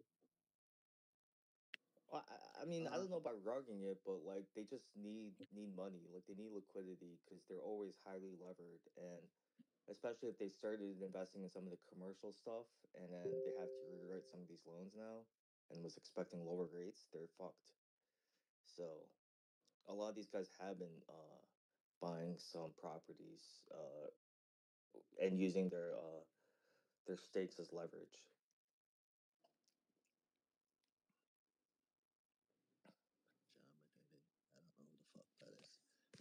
Guys, I just added to KO. Well, not add, but I re-added this position. KO $80 calls for 6/18/2026. They were pretty cheap at $1.84 a piece. I grabbed 4 of them. KO.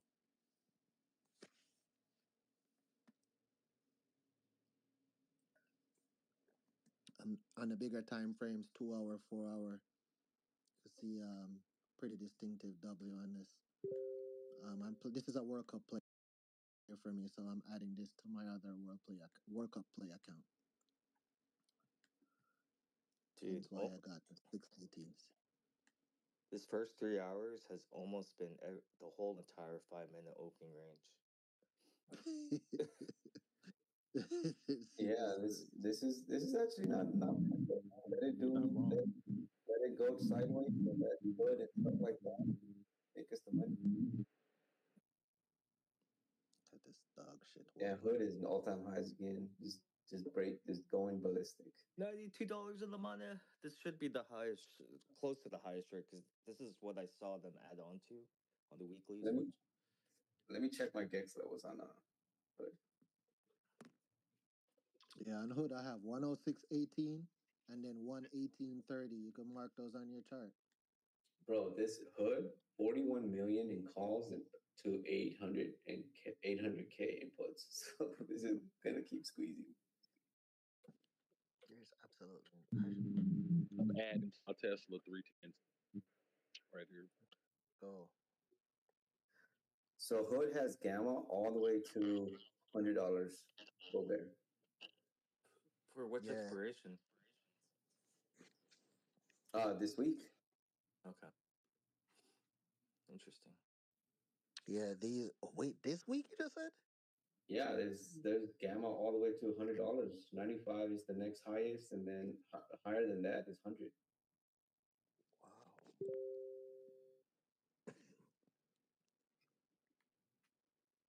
And the highest gamma for this week was $90, and we're past that. So if we stay above that, if we close above that, this is going to 100 this week.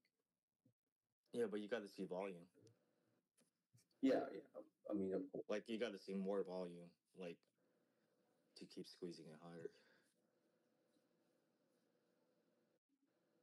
Because this isn't like a small float, and it's already up 10% for the day, more than 10%.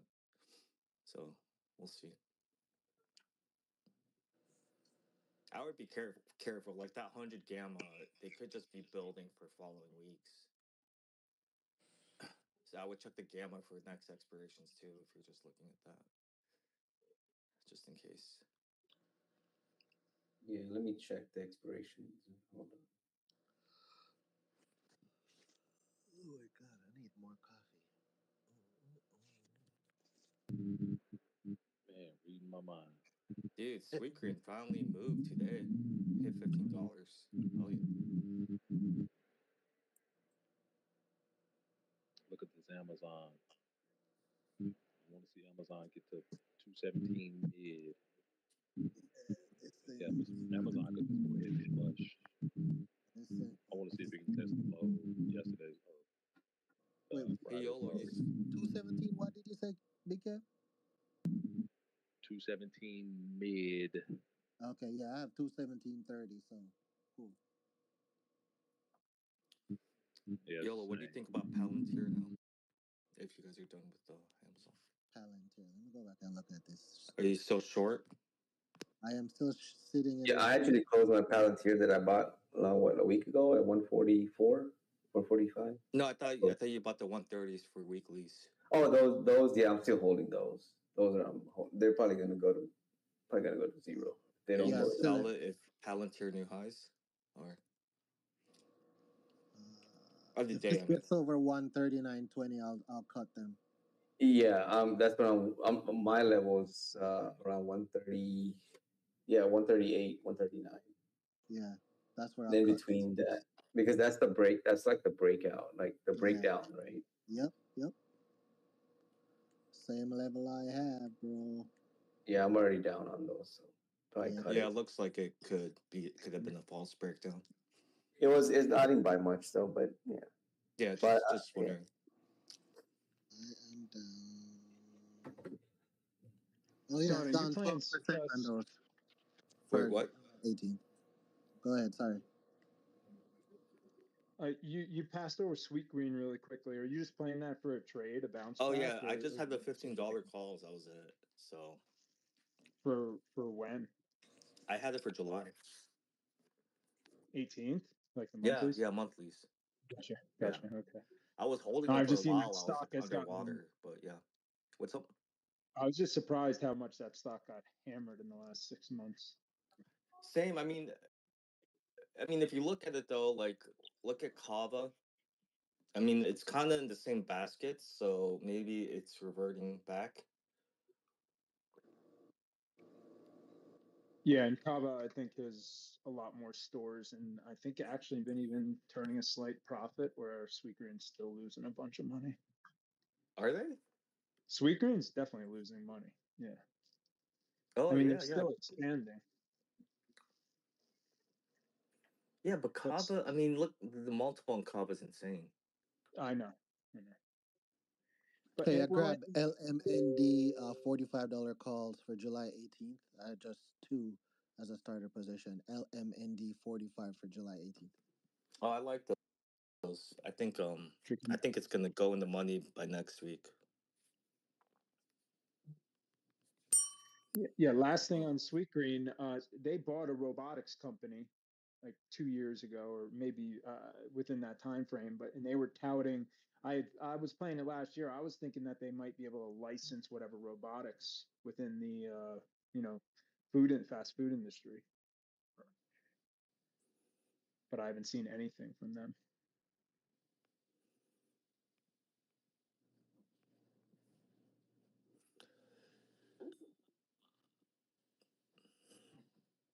I mean, hopefully the robotics thing could help them save costs now.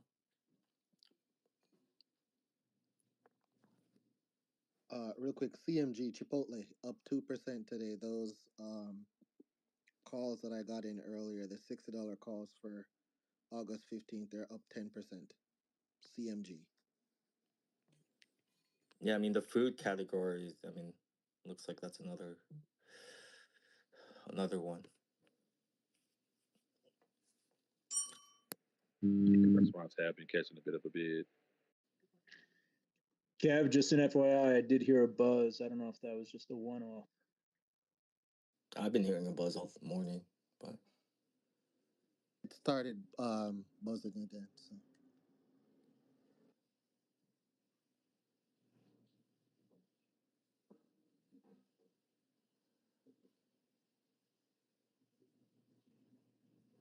So So my Palantir level over is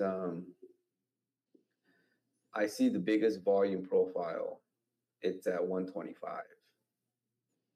It tried to get below 130 and it rejected and it came back in the trend line. I'm gonna post this in the nest. So if it closes above 139 today, then I think that downtrend might be done for a little bit. I'm gonna put this on the nest.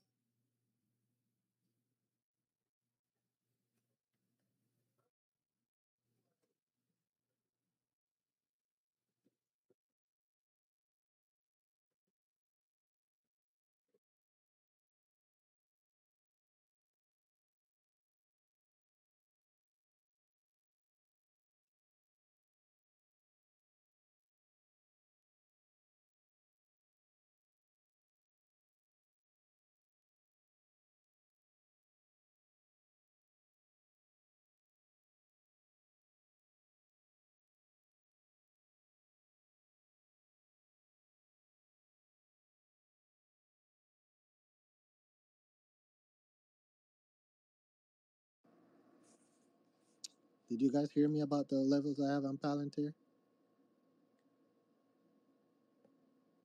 No. 139.12. So That's to the upside, right? If it breaks that, then cut yep. the puts. Yep. Okay. Exactly. Yeah.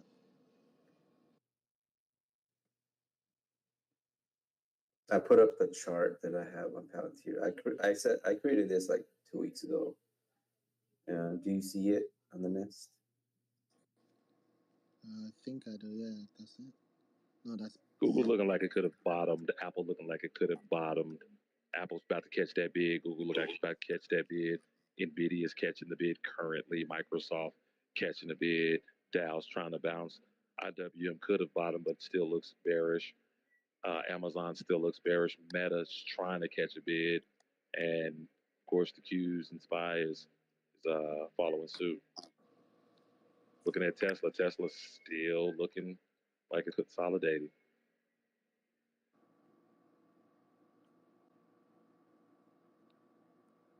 Thanks for that, Big Kev. YOLO, I see it. Yeah, I see it right now. The Palantir chart.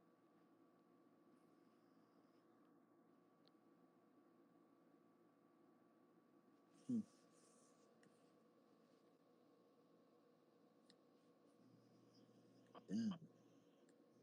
Amazon is outside in the woodshed out back.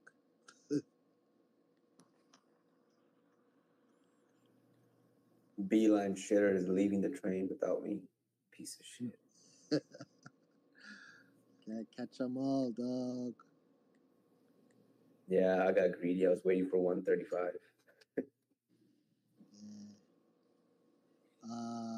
Big Kev on the Apple that you just spoke about. Looks like it might have double bottomed at 199.50. Yeah, that's what it's looking like to me. That's Yeah, why I said it looked like it's bottom. yeah, I'm looking at Google. I'm probably about to grab some Google calls. yeah. I see that on Google too. Actually, I grabbed the Google calls this morning. What am I down on those?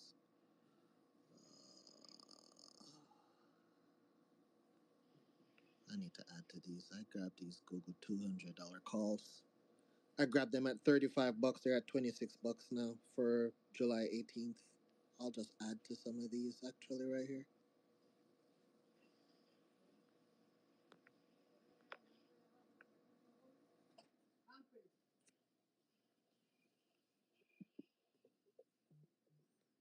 All right, markets are right back at resistance, likely going to break out this time due to the fact that we had a huge sell-off. Holds 220, my target is 218 and by end of And retesting that same little resistance. So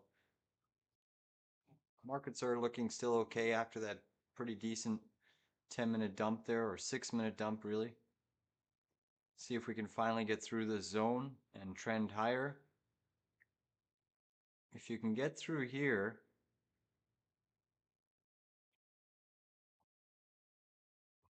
and we could have a 618.19, $618.19 on SPY potential. But maybe they just want to keep markets range bound. It seems like the algos are just chop trading here, not having too much of a fall, but not having too much of a rally, just trading us range bound. Maybe that's what happens. Nevertheless, the level that we identified in the morning, right at this previous pivot zone, just a sweep of this previous high, back testing that secondary high. That level has been pretty much money every single time you bought it. Had chances to take profits on the 616 calls. I'm still riding them. I'm still optimistic we get a bigger move. Obviously, as time compresses here, the volatility and theta gets sucked out, so we'll see what happens. We're still looking okay. I still have an upside target of Pierce of 617.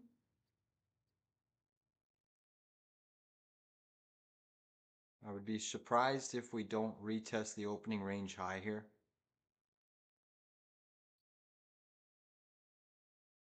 All right, so I'm going to just quickly take a peek at something here for you, JP.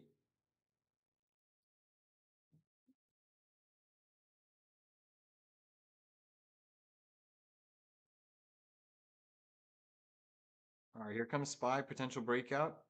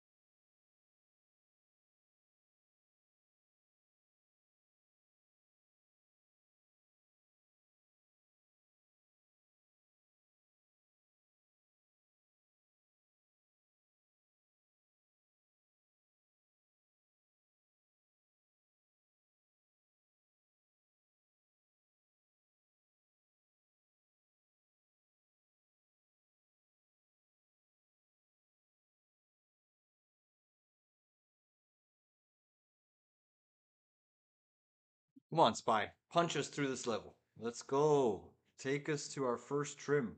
Still holding these 616 0DT calls, average $1.32. Still looking for first trim at a punch through 617. But honestly, we get through this high, and that might be a premature profit taking zone. But I like selling into strength, breakout strength off of first trim, and then we can always leave the remaining. I got 20 contracts long SPY 616 calls, so.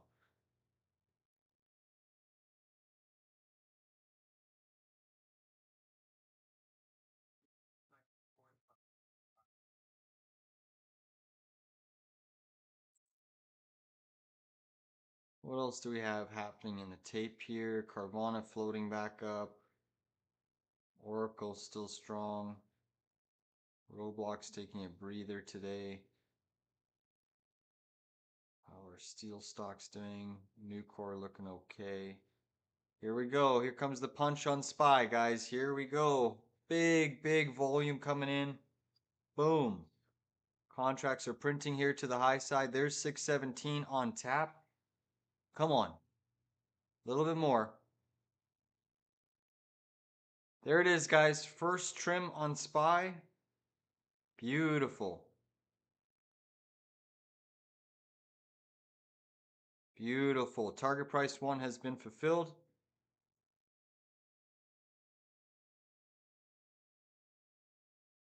Amazing stuff there.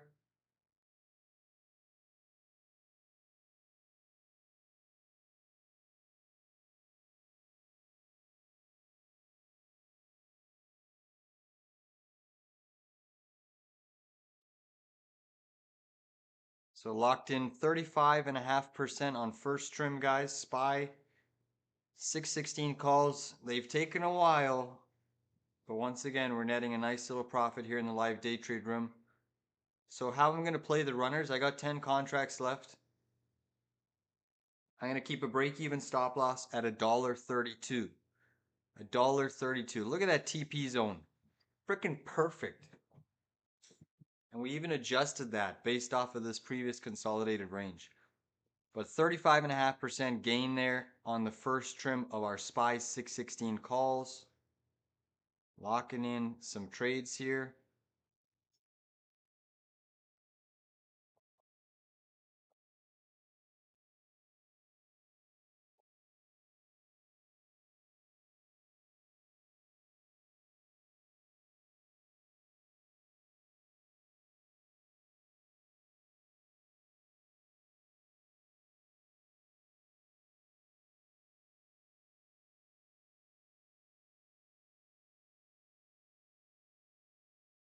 The monkey off the back there.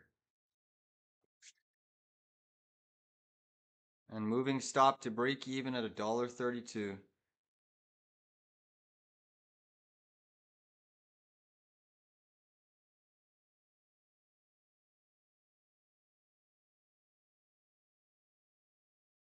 Second price target, guys, is a sweep of the high around 617.76. If we can get there today, these would likely be up.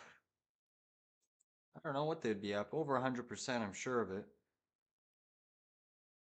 But let's see where we can go. So the max upside extension move I have today is a Pierce of 618. But our second profit target is around 617.75. All right. Everyone should have been able to catch that. We've been teetering up and down, but we stayed true to the technical levels, held firm, didn't get chopped up and out. It's been crazy what's happening today. We've been long, we've been short, we've been long, we've been short. My ultimate bias has been long, but we almost got stopped out here. But nevertheless, a nice little healthy breakout candle. Can we trend into the rest of the day? That's what I'm looking for. Maybe we get a trend. Just maybe. Meta is starting to wake up as well. That's trying to float to the upside. Let's take a look at Mr. Meta. Nice little move off the 740 zone. Let's look at Mr. Tessie. Tesla. Hide. Tesla's just still floundering sideways here. No big move for Tessie. Let's look at the IWM. Nice little potential bull flag on IWM. Looks somewhat interesting.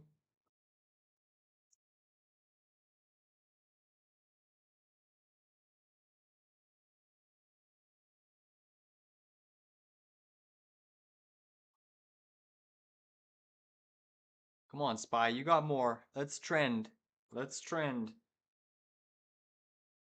All right, I got to make a quick phone call, guys, so I'm just going to go silent on the mic.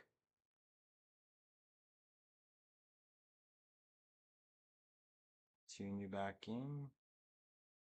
That's Skis.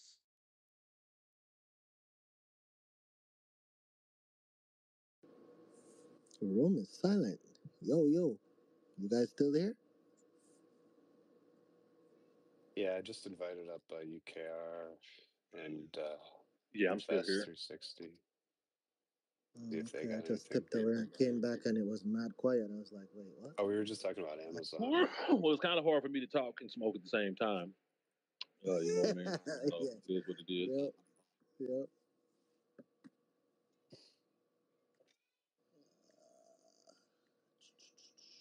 I mean, if someone wants to come up and they got something to say, and I know there's invest.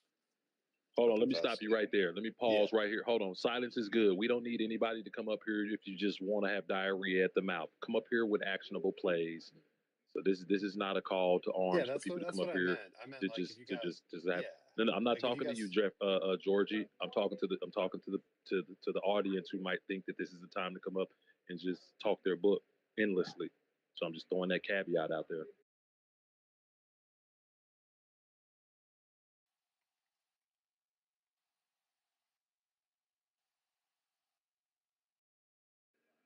But if you do have something you want to come and talk about, go ahead. Whatever. It is what it is.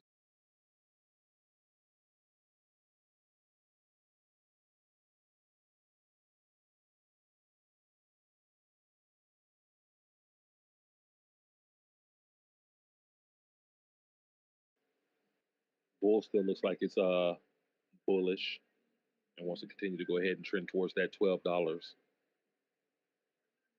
And that thing breaks 12. What is it? I got 12.24 and $14. BULL.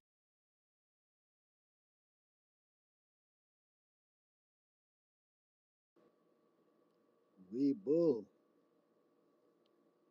Yeah, Kev, I think it follows hood. That chart it looks really good. I think it's a really good long term play as well. They're gonna start copying and robbing. I totally agree. They're gonna do everything that Webull did. Like when they IPO, this is what I was saying that they're gonna do. If you bullish Robinhood, you have to be bullish Webull. I mean, they're gonna be doing exactly the same shit and probably end up being more innovative. Yeah, they got China behind them, so you know how that goes. I like Webull's interface so much better too. The charts and all that. It's way better, man. You put multiple screens on them, motherfucker, man. The interface is just way better than like Robinhood shit is trash. It is trash. Like it's getting better. It's getting better, but it's trash.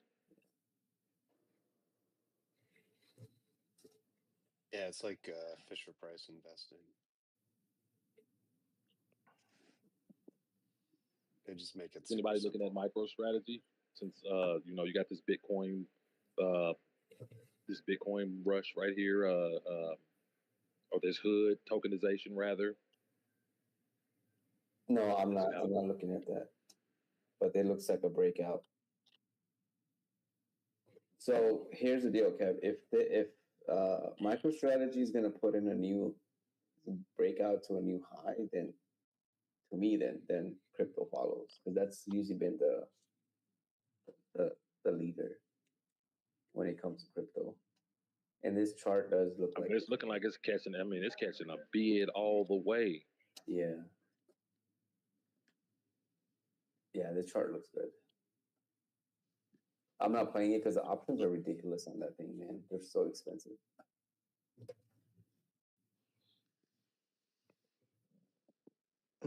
Honeywell 240 calls for August 15th, up 90%.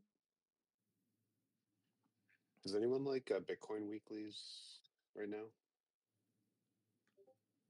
I don't know what your guys' thoughts on Bitcoin is. And by Bitcoin weeklies, you're talking about what? BITO or what? IBIT or IB? BitX. It doesn't matter. Just weeklies on Bitcoin.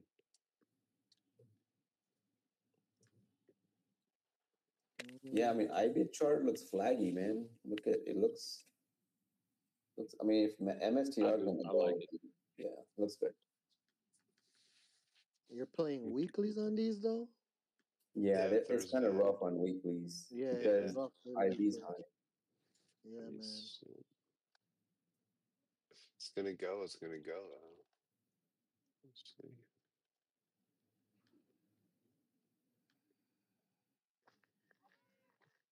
So Kev, I don't know if with this tokenization, if Robinhood has any advantage because they own a crypto exchange versus the other companies. I'm just throwing it out there. I have no idea.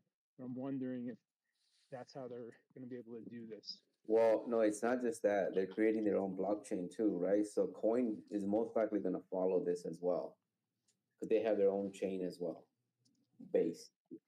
Yeah, so that's what I'm saying. I'm saying versus like a Webull, like if Robinhood's able to do it because they have their own blockchain within the crypto. I don't know enough about the industry. I'll have to read about it.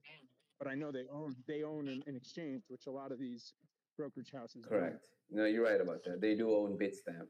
Hood bought out Bitstamp as well. But to me, like Weibo is gonna copy everything these guys do. There's a China. It's like a Chinese. It's a Hong Kong-based company, right? So they're gonna copy everything the American exchanges do. So to me, it's a good buy, and I got shares. But for now, Robinhood's only launching this in Europe. They're not launching it in the U.S. Yeah, because I think it might be. So it's something with regulations that they can do it there. I'm going to read into it more tonight.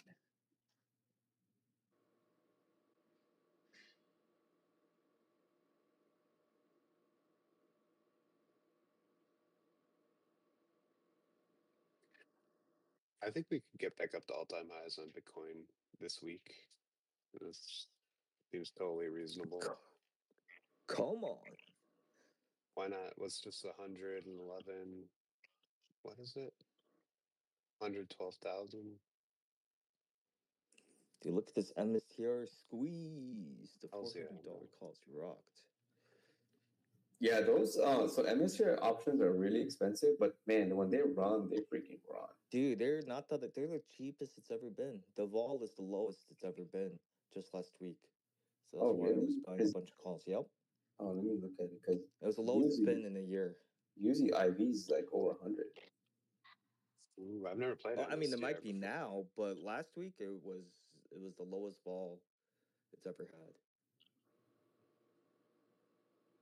The vol will still be high, but it still was the lowest vol. I see. Nvidia looks like it wants to go to 160. Come on. Yeah. Come on, Amazon. Can you just fail me, piece of shit? Hey, we're almost back at the ES highs. Come on. Let's go.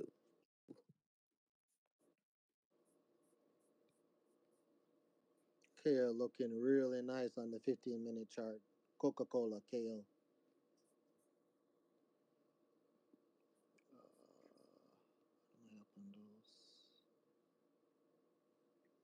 And Coke Classic is so good. They got me hooked on that shit now. Like I'm straight up addicted. I don't have that's why I don't keep a supply in my house, but when I go out, dude, it's the same. Georgie, I'm the same. Like I quit drinking Coke, but when I do drink it occasionally, like sometimes I could drink like 3 fucking cans. Dude, it's like in a day. It's like a mouth orgasm. It's so good. Nah, you guys need to drink the glass bottle Coke. The glass bottle Coke is where it's at, bro. Well, at least the I got a video calls for next week. Nice. It's like all natural sugar, right? Like the glass ones. So yeah, sugar cane. Yep. Yeah. Yep, the Mexican Coke. Yep. Big Kev, I'm already in NVIDIA 110 calls, but I grabbed the 160 calls for August 15th as well. You said NVIDIA 110 calls? Yeah, I've had NVIDIA 110 calls when NVIDIA went to $90. I bought 100. That's nice.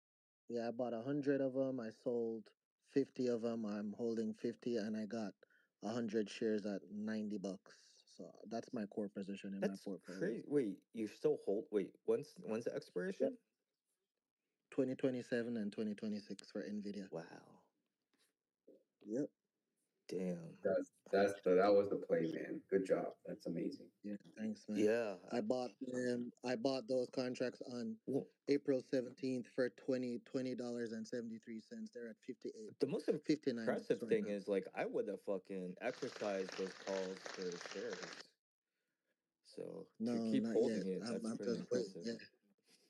Yeah, I'm just holding the calls for now because I have 100 shares too at 90 bucks per share. So I figured, you know what, I'll hold these.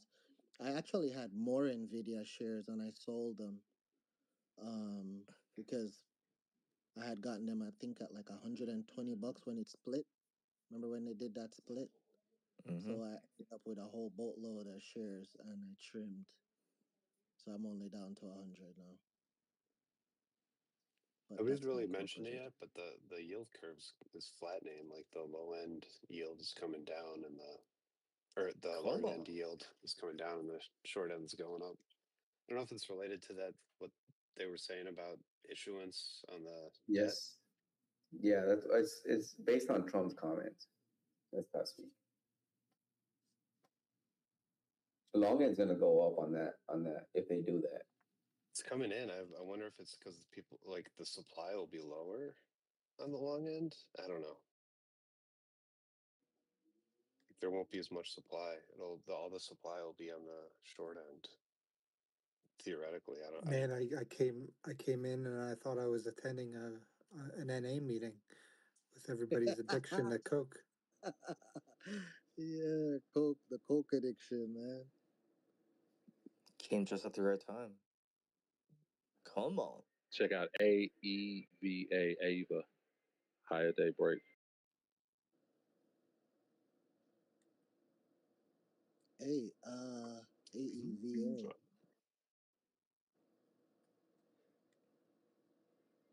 Yeah, it's attempting to break that higher day.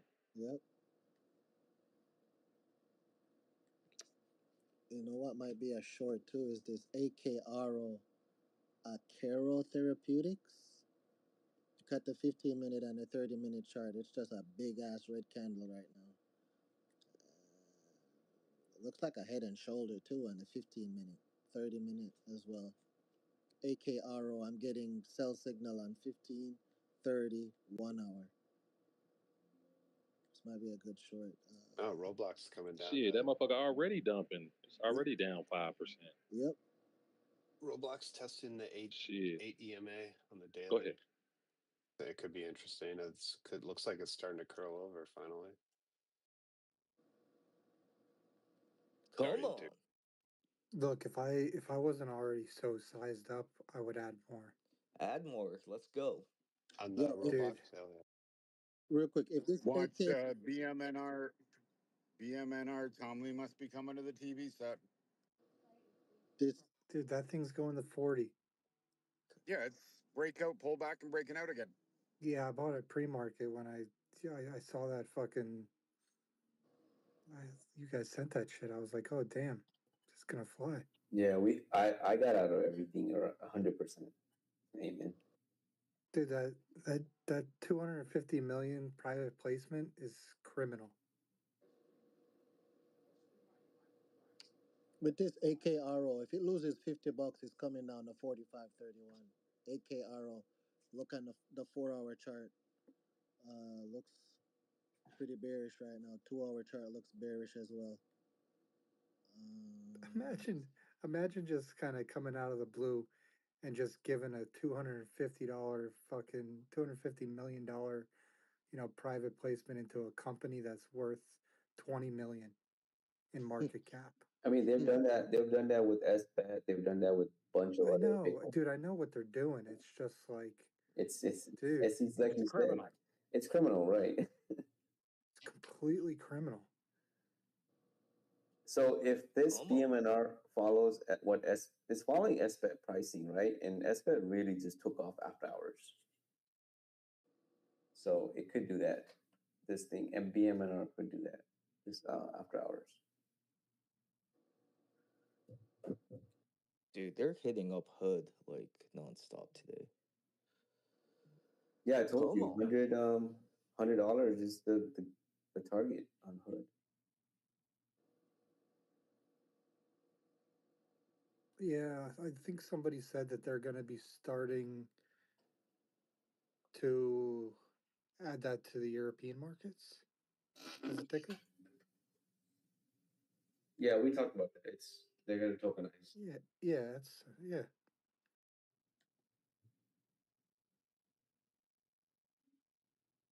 Yeah, Amazon is gonna come back and fill this gap. It looks like on the 2-hour chart. Yep, I'm watching that thing. I want to feel. I want to feel. Yeah, 220C. If I like I said, 218. Yes, Fine. sir. Let's go. It's coming down. Low. have a level at 217.87 for Amazon to the Man, I downside. got a level at 216, whatever the hell Friday's low was. You could get there actually. Oh yeah. Dude, you really would have thought like all this time that Roblox had spent over $100, trading over $100, that they would push positioning out above 100. Negative, Ghost Rider. They have not. I'll wait till Q3 tomorrow. Love the Check Ghost it in. Rider reference. That was my shit when I was a kid. That'd be great if they don't.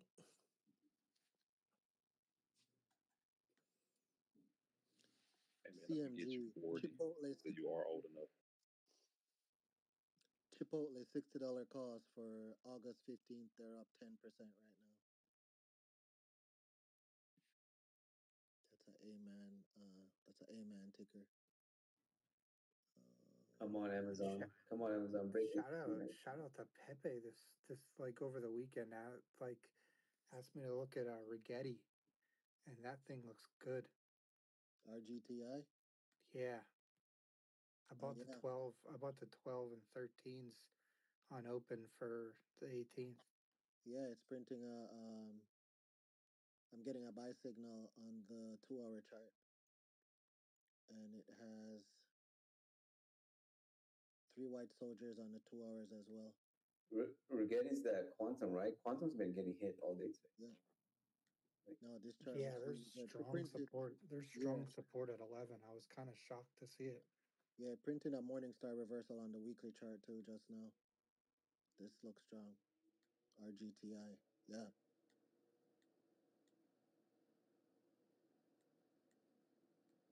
Those 12. You said you grabbed 12s?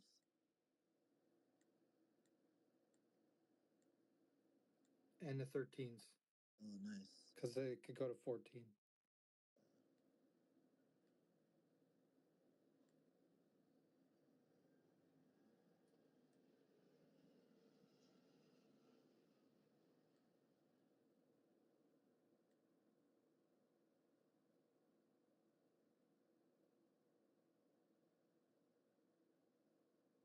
Oh yeah. First target on this on the daily is 1282 on RGTI. And then 1304. Yeah, those should pay. Good catch.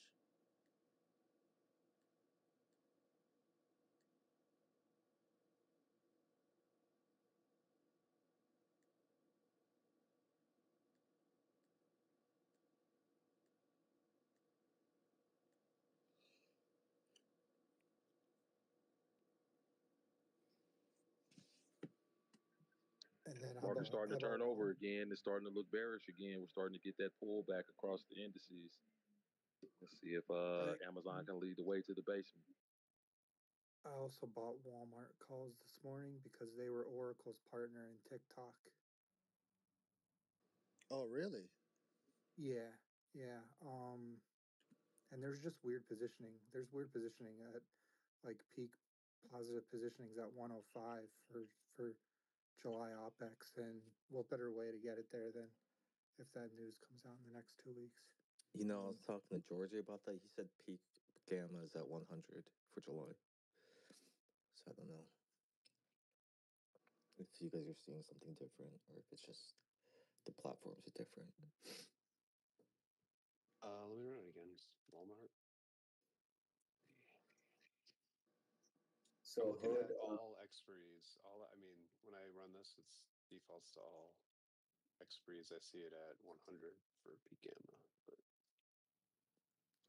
I think I just pulled up. I think I went to Tradieticks and just pulled up the overall GEX. I heard 115s are getting hit for August 15. I have peak Vana's at 105 though for Walmart.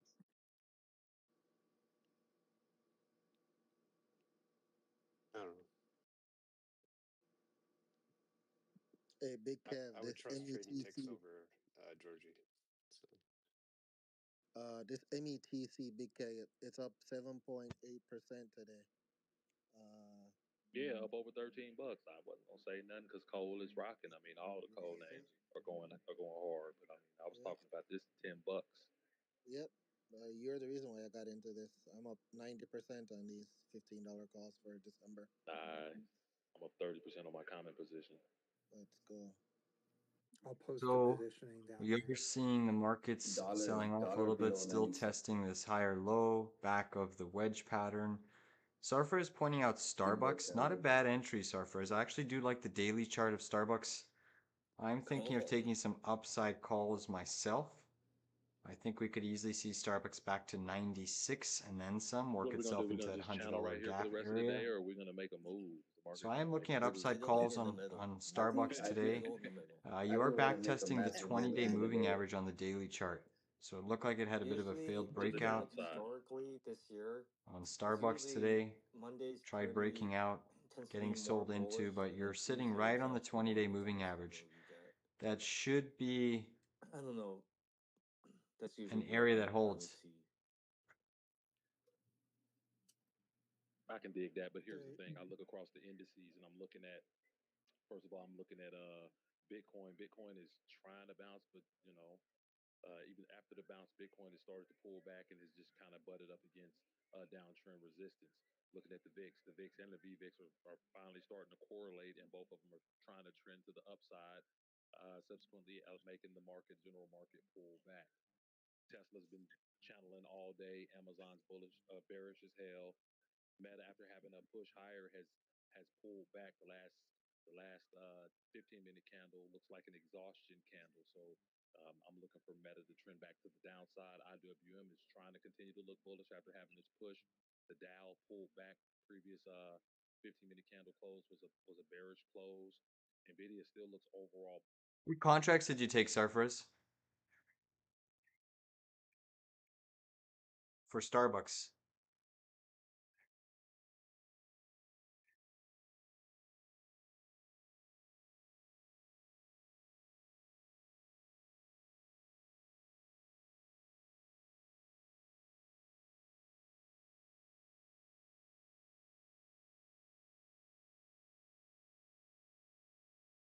Commons? Okay.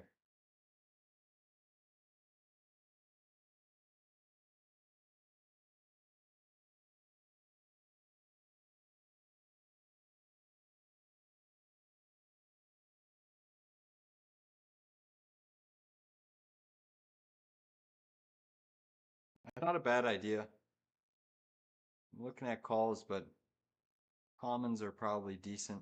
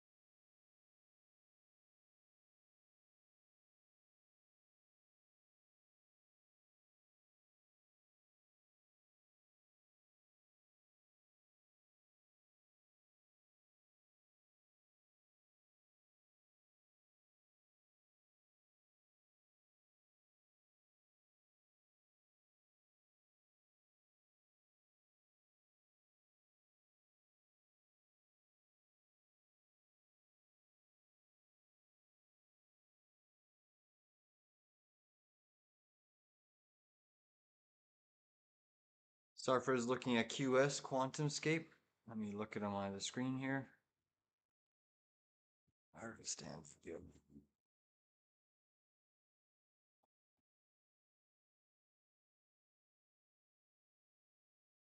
Microphone.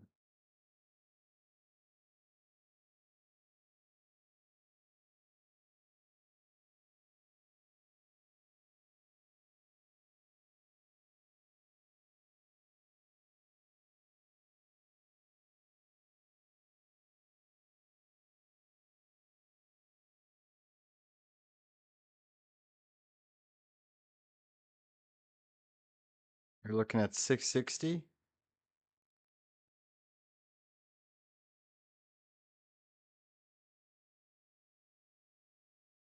Pretty much retesting the lows.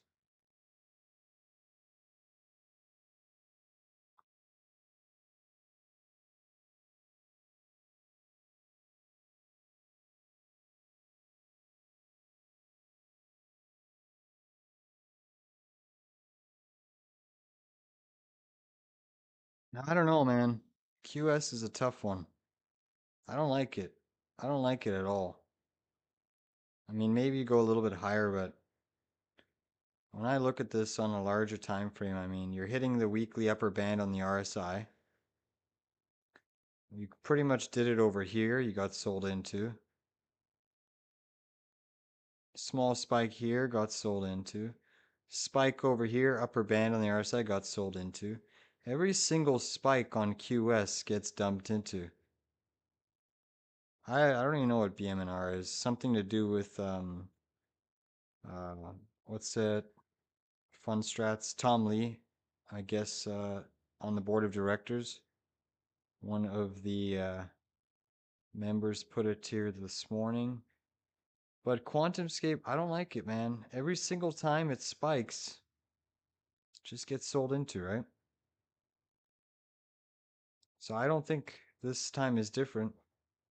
I think you're going to just slowly eat through this liquidity. Maybe you go back up and hit a double top, but I'd be more inclined to short this name. QS.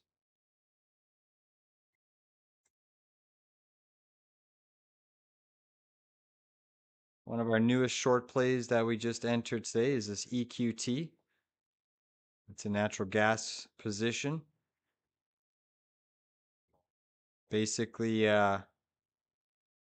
looking for this stock to pretty much go negative on the session and see some downside. I'm looking for a retest of this upsloping trend line on EQT. You look at natural gas today, it's getting absolutely pummeled yet again.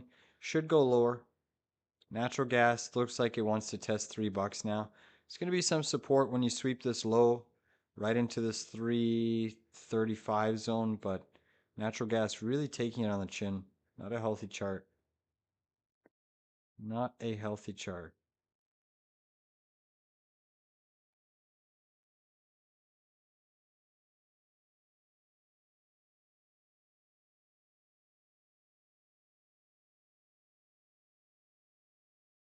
Yeah, BMNR also, I don't even know what it does.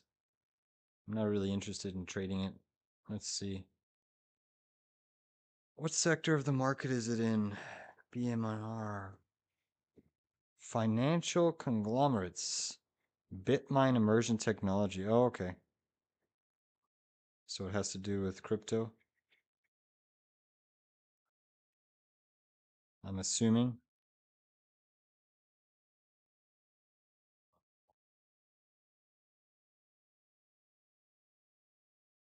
Interesting.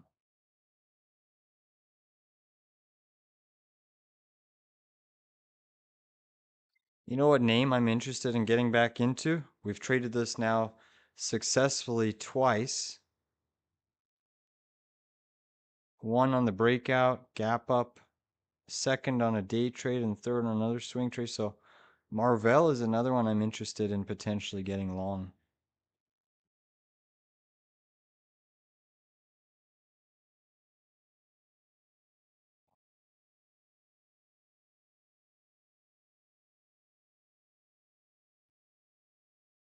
So we've traded the Marvell $77 calls now twice, and we've netted nicely.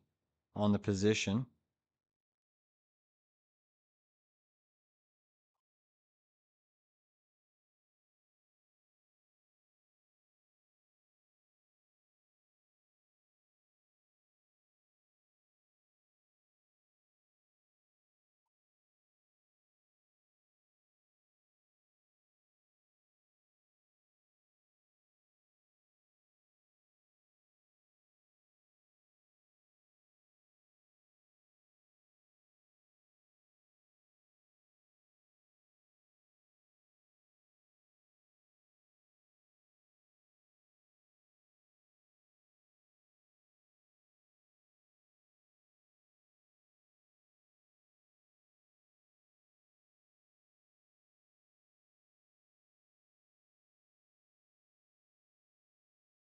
So we're going to look at Marvell.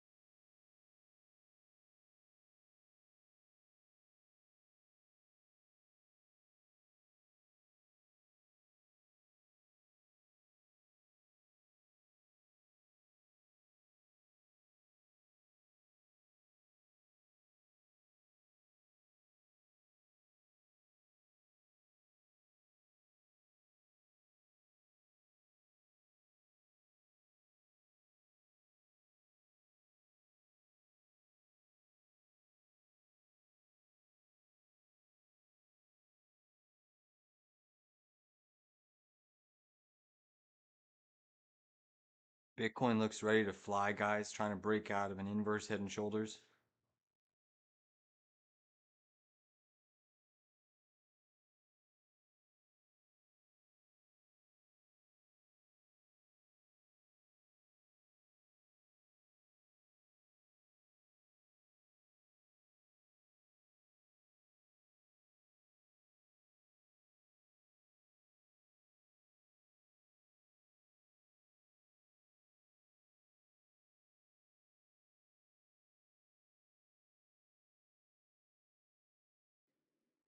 What's up, Big Kev? Oh, what's up, Hey, Bones? how you doing? Bones. What it sounds like? Yeah, What's how up? was Colorado? What's up, guys? Yeah, I'm gonna stay here through the 4th and then head back. Nice. But I heard you guys talking about Bitcoin, so I figured I'd come up and give my 2 cents. I am currently long off that pullback we got this morning. I was looking for it to either sweep weekend highs or weekend lows first. I am long. It kind of front ran the weekend low of 1063. But got in and looking to take this over weekend highs, looking for 1092 to 1095 for a swing short. I do agree with Queenie. We will see a new high, but later this year, maybe later in the summer or this fall, but not immediately. Still think we need to get that daily 200 test before we make a new high.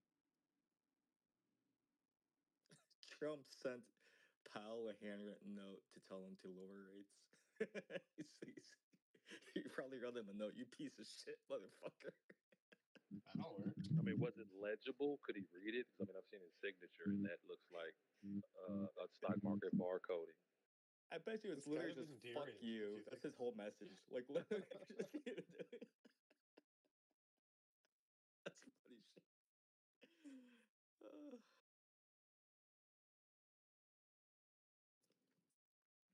thanks, Bones. Sorry, I didn't mean to interrupt you. Oh no, I was done. All good. We're gonna have another love story with Trump and Powell, just like Trump and Elon. That's right. No, I doubt it. I don't think that JP would go to the links that Elon went to where you would think that it was a lover's quarrel, where you would be able to do those meetings. Would be great for memes though. We're all about the Oh, memes and here. there's a plethora of Jerome Powell memes. So, like, yeah, definitely getting some with him and the president would definitely be fodder for entertainment. Definitely, guaranteed.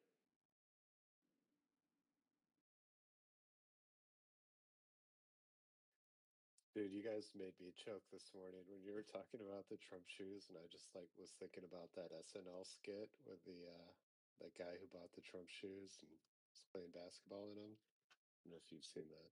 It's hilarious. Yeah, no, I didn't see it. Kevin, this 4 hour or 30 minute ES looks like it's about to break down. Yeah, it does. Bull Bear, Mighty J.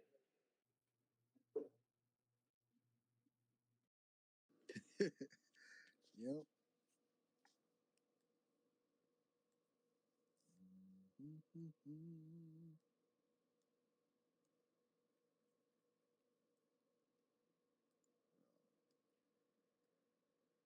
Man, nobody talked about Terrawolf, WULF, and that thing caught a bid all the way, like Mary J. All the miners, man. Man, the miners were major today. Yo, you got that, Big Kev? Indeed. Okay, thanks, bro.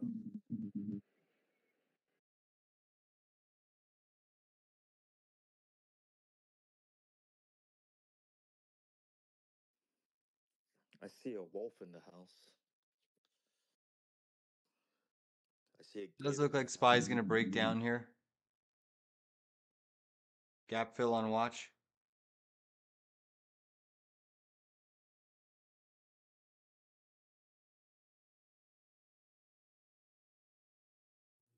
BMNR third, almost $30.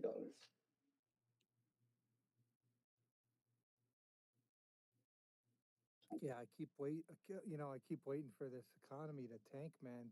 That's what happens when the Gators win. Damn.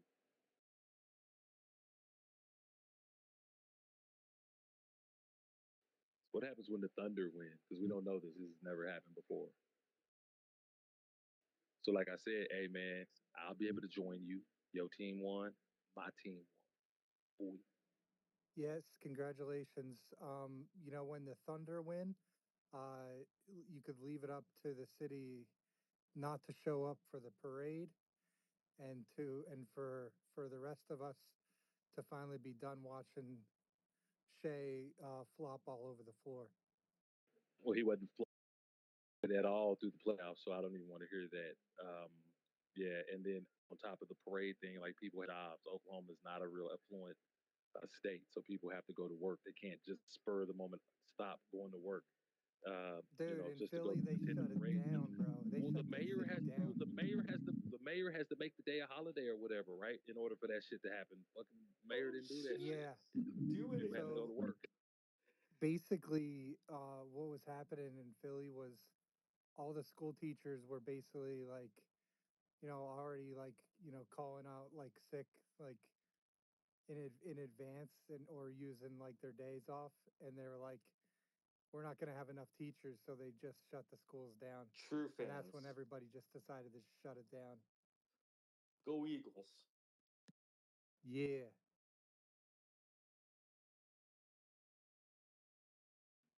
Yeah, but the thing is, y'all have been waiting for so long for it to happen. So yeah, definitely the anticipation had everybody out there waiting. Well, Had everybody we out there just waiting won. for it to parade. We just won a Super Bowl back in 2018.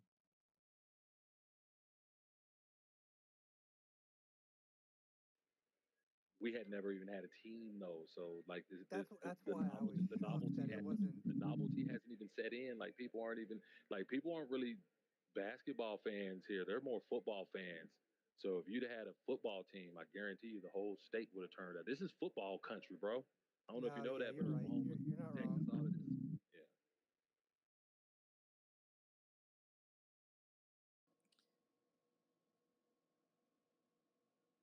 Plus, in general, the basketball isn't nearly as popular as football.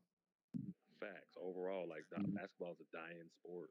Like I've totally lost respect for the game because it's just like you got, I respect LeBron's game, but like he's a clown.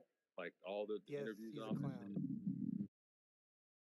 Wait, so they can skip work for Sooner games on Fridays after, in certain dates, and on Thursdays on certain Bro, if dates, the so they can't Sooners, go to a bro, every they time can't go.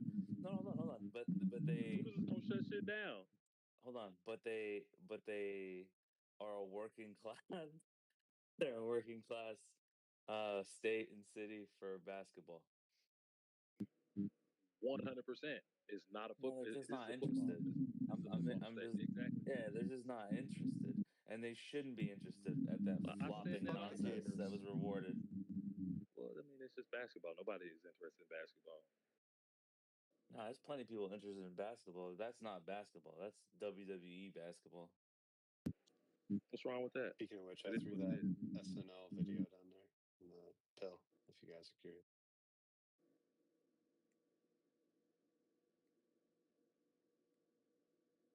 Also, congrats, Amen, on your He said new WN. WWE basketball.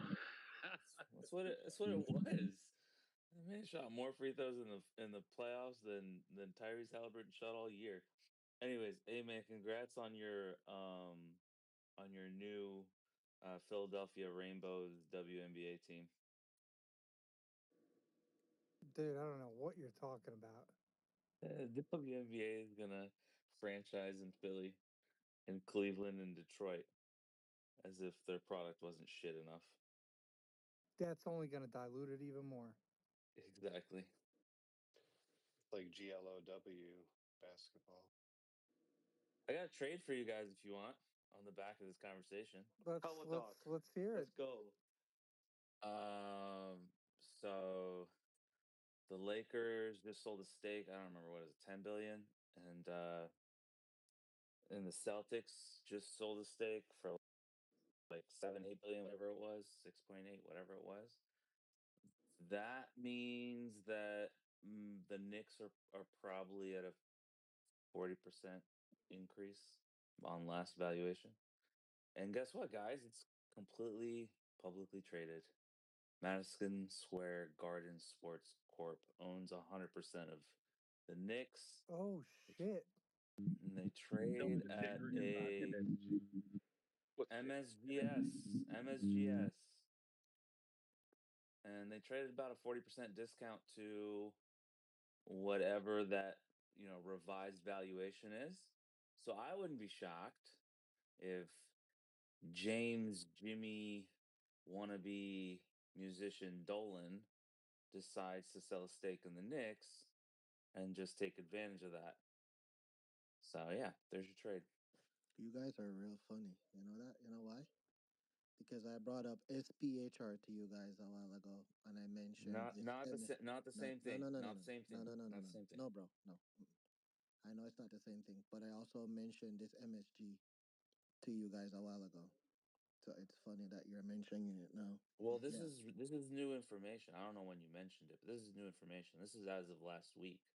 As of last week, the Lakers sold a stake in their company, yeah, I or know. they sold a yeah. So Yeah, as of last week, the valuation expanded.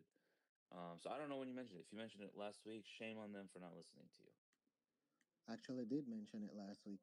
As a matter of fact, both of them, Sphere and the MSG. I remember you talking about Sphere. I don't Yeah, remember MSGS so much so. Not saying that you didn't talk about. I yeah. remember Sphere though. I remember you Yeah, talking about I remember MSG. looking at Sphere. Well, But no, Wolfie, to thanks for counter bringing it up you, again, Wolfie. I appreciate that, man. That's good. Wolfie, to Yeah, counter you, James another Dolan. eye for coins. Yeah, yeah, that's good. Kev, your mic's like staticky, bro.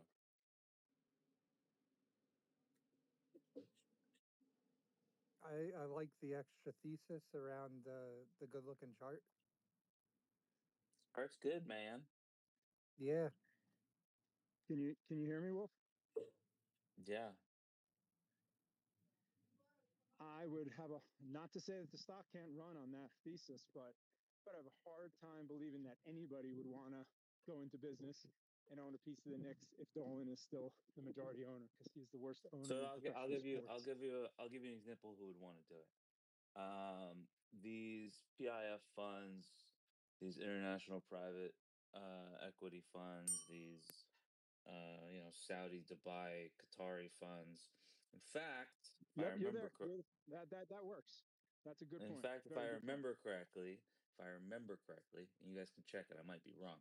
I think the Emirates sponsors their jerseys. I think they have an Emirates logo on their jersey. So there's like a cap at 9% for where they're allowed to have investment from international funds. And I've been pitched. My guys and I have been pitched fucking Atlanta Hawks, Charlotte Hornets, Sacramento fucking Kings. Like we've been pitched several of these franchises that nobody wants a part of. And I wouldn't be shocked if Dolan opens the doors a little bit here, sells like a 9% stake just so he could increase the valuation and run his gambit. Do you know the difference between the two MSG stocks and which holds what? One of them is for live events, and one of them is specifically I think it's live events and broadcasting rights. And one of them is specific to uh, the the Knicks, and the MSGS is the one that's specific to the Knicks. So the Knicks Rangers in the actual arena, like the real estate, right? I believe so. I don't know about the range. I just know that they own 100% Yeah, of the no, the Knicks. Rangers are Okay, the cool, same thing. cool, Yeah, cool. So he owns the that's Rangers. even more of a valuation, a bump if that's the case. And I'll add this too about the Sphere.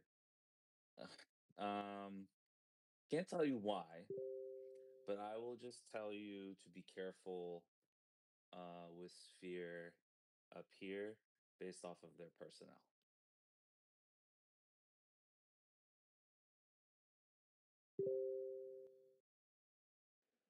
Okay, real quick. You got Bitcoin looking like it wants to continue to pushing higher and go test that 108. You got the mags that's pulling back. The VIX looking like it's trying to catch that bid. Subsequently, you have the general market pulling back, looking like they're going to go ahead and test pre-market lows. Tesla, drop it. Low, girl, about to test the lows of the day. Glad I added to my put position up there at that resistance level. IWM looking like it's trying to catch a bid. Meta's pulling back after trying to test that downtrend resistance. Looking like it wants to go test that lower day. Potential M pattern playing out on Meta currently. Amazon trying to catch a bid, testing 220. IWM testing 216, trying to catch a bid, looking more bullish than it looked all day. The Dow still looks bearish, pulling back, could possibly test the lows, and then you have nvidia testing the lows, looking like it's about to go try to test the lows, rather curling over, got that rounded top. Apple still looking like it's trying to continue higher, but still continue to make that wedge pattern. In Microsoft looking like it is in full bear mode, possibly going to test the bottom and or test the lows rather. And then you got Google also rejecting the resistance and pulling back. Glad I cut my calls. Dude, Wolf, what's your take on Tesla, man? This looks bearish.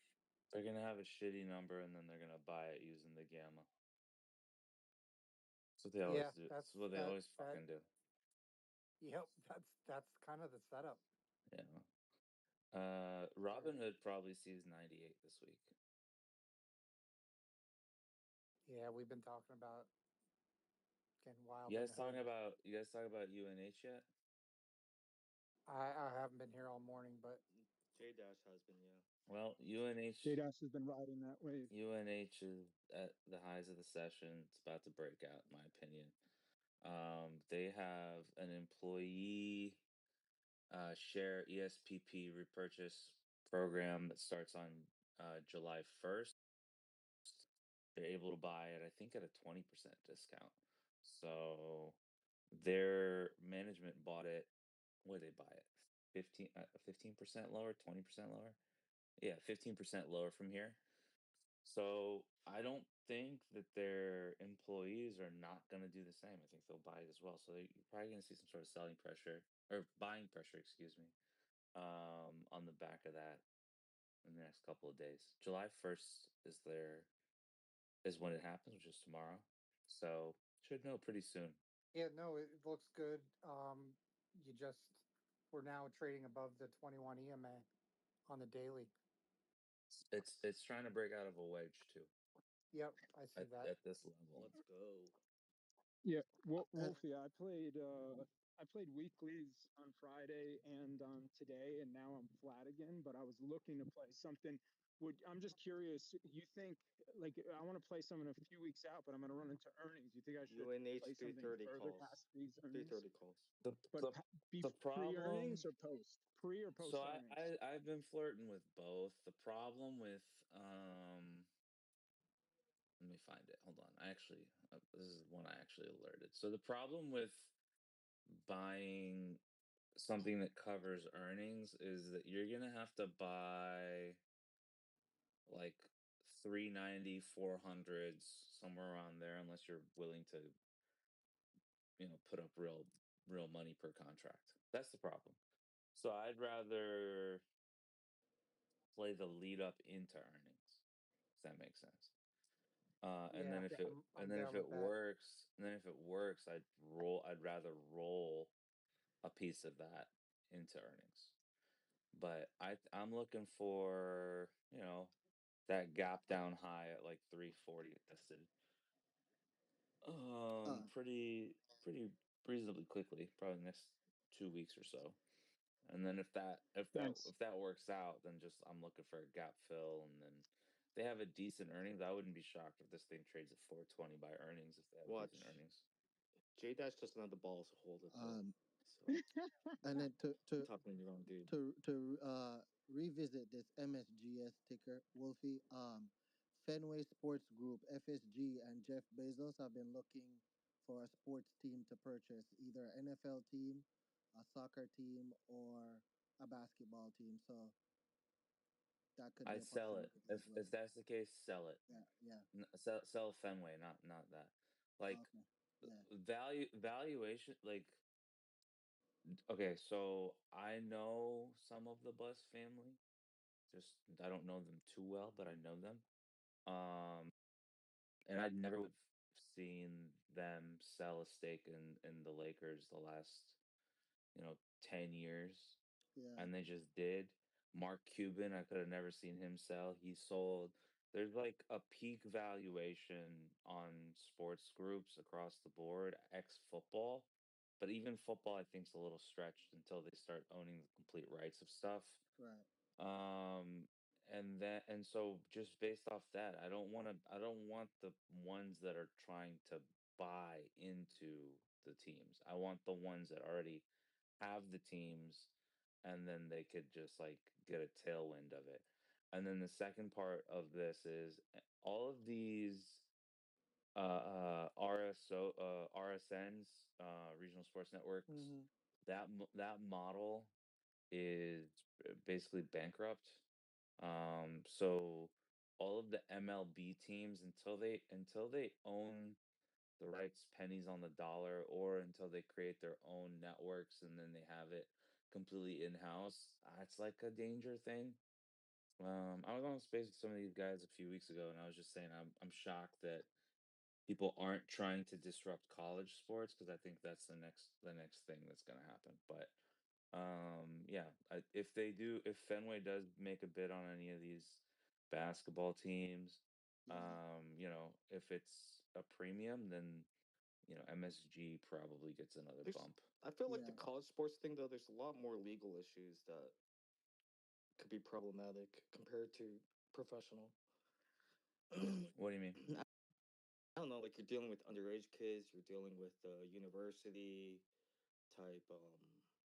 I mean, they already passed a law saying it's okay for college I'm athletes not to talking make about getting money. paid. I'm talking about somebody buying them out. Like I think there's a lot more hurdles in professional sports. That's What does underage kids mean? Like they're well, 18. like Are you talking about the 17, players? 16-year-olds go to college, right? Like they compete. Not, No, no, not did it? really. No, all right. I mean, not many. I thought a lot of the basketball players are 17, like they No, can. no, most like 90% plus are But I 18. mean, I know it's not many, but that's still a hurdle. Like What's the hurdle? underage kids. The ones that do are good, Well, you right? need parental consent more, right? Okay, so you're saying that the thesis is broken because there's a potential that you could find like a couple of It's not kids that just are that, but it's like 17? Like what? there's education involved. Like I don't know, you're ripping away college sports with the possible education. Were you I were just you there to, They, they, were yes, I you there did they. when I hear talked you. about it? Yeah, I did yeah. hear So you. I'm not talking I know you. about. I know you know people. No, That's no, no, not what I'm no, no, talking not what about. I'm saying. Not what I'm saying. Not what I'm saying. No, I'm not talking about. I'm not. When I said that, I wasn't specifically talking about the paying players part. No, I know you're I'm talking saying, about buying the uh, league, cutting the NCAA yeah. out, Why does the and NCAA creating a exist? new league. There's no reason for the NCAA to exist after this new law that says that they're allowed to pay, except to serve as like an intermediary. And so, if you're a university, why would you want to split a Well, I'm vig with just an intermediary that has no like fight? some people will just have a problem that I'm just saying that the kid is getting paid not from a U.S. counterparty, but Oh shit! 2 minutes ago, the White House said we'll hear about a trade deal with India very soon. For fuck's well, sake. I'm Well, waiting. That's already priced in, she huh? also said 5 minutes ago, Mr. Trump said Fed Chairman Powell a letter about why rates should be lower. No, I Yeah. mean the letter was just a big fuck you to him. That's it, handwritten. Dear Mr. Fed, lower rates.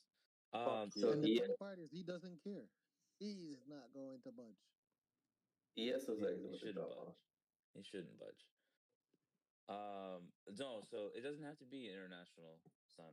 It could just be Apple, Amazon, any of these guys that want to have media rights. Because inventory, like where you can get value on inventory for programming right now, there aren't many places.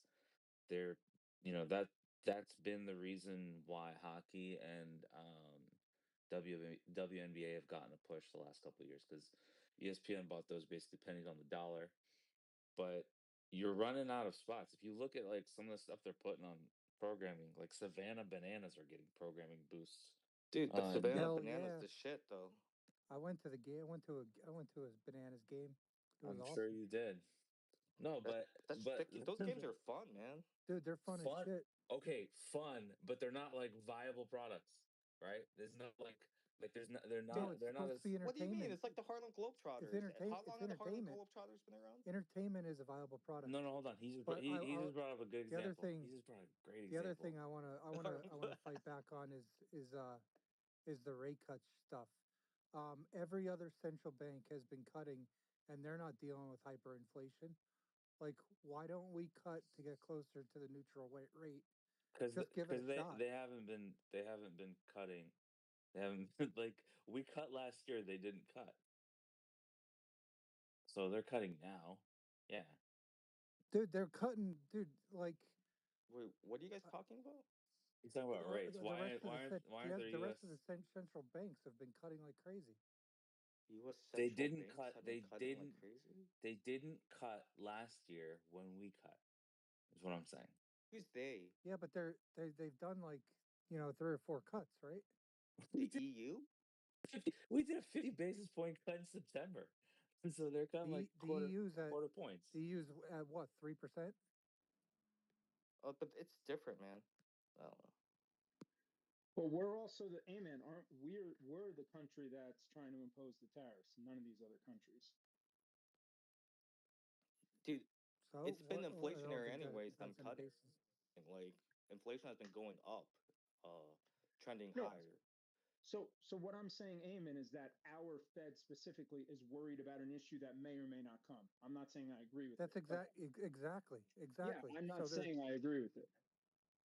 Yeah, No, but you're not going to know until you know, I guess, and then you're already going to be late to cutting, per usual.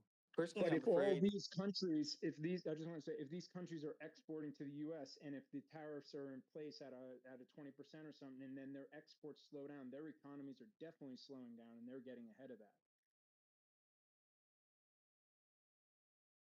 Versus, we don't know what's going to happen in the U.S.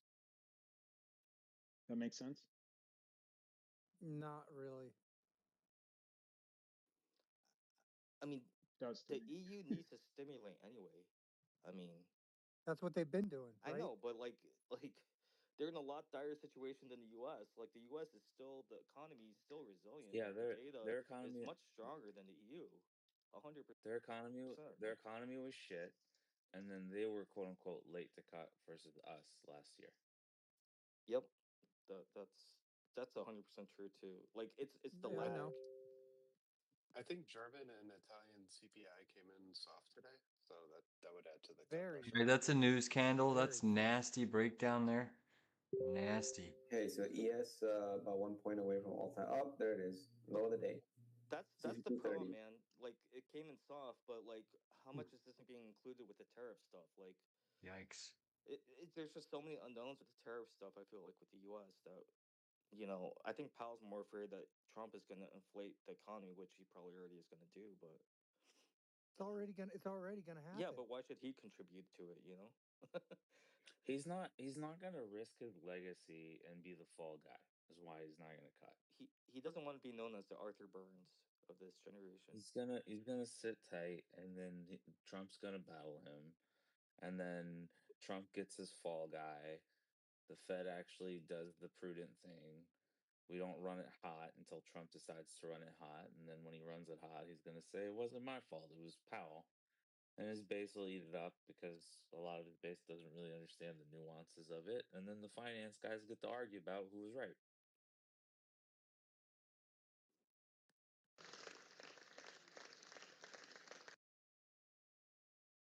So Kev, ES didn't close that gap, that overnight gap. It got pretty close. Yeah, I mean, I think 6172 is probably going to close. I bet you. On ES is I'm not. Are you talking Oh, about no, I'm ES talking or about SPX. Oh shit, I'm thinking of something else. Sorry. ES is at 62.21. I was We thinking got to SPX. I was 62. thinking SPX. Sorry. 4 My seconds bad. ago. Trump announced his plan to send letter to Japan regarding tariffs. Here we go. This is it, Kev. The whole day it's been, doing nothing. Now we're getting this new stuff. So I did look back at end of the quarter last day of March, and not to say we're going to move up, but we did have a 1% move on SPX in the last 2 hours of the day. It was to the upside. So we still could have a big move today.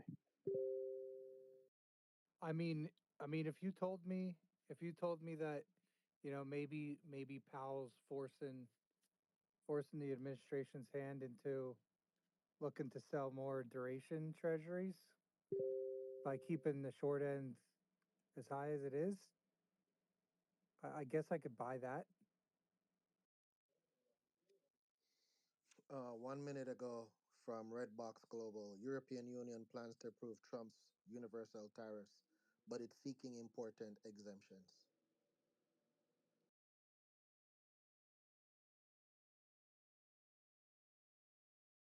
Not sure who asked about the real estate, but MSGS doesn't own any of the real estate.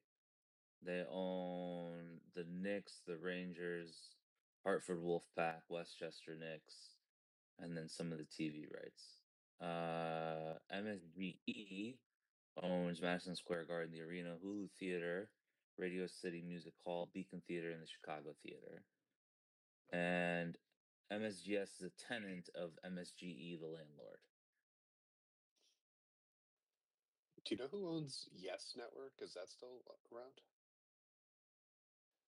Is that The the regional Yankees. sports Yeah, network? that Oh, would it's the be. Yankees one. Okay.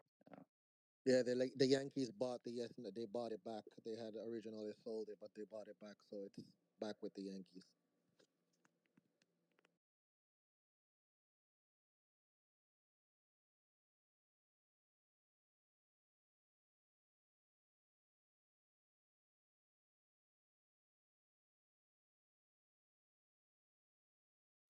I don't know, for some reason I thought that was basketball related because the announcer would always go yes.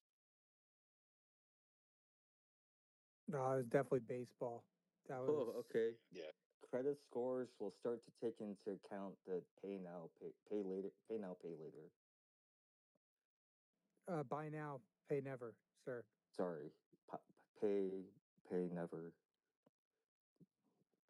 steal now. Fuck me. I thought that was the whole point of it, not to do credit scores. Well, it was impacting people's credit scores indirectly.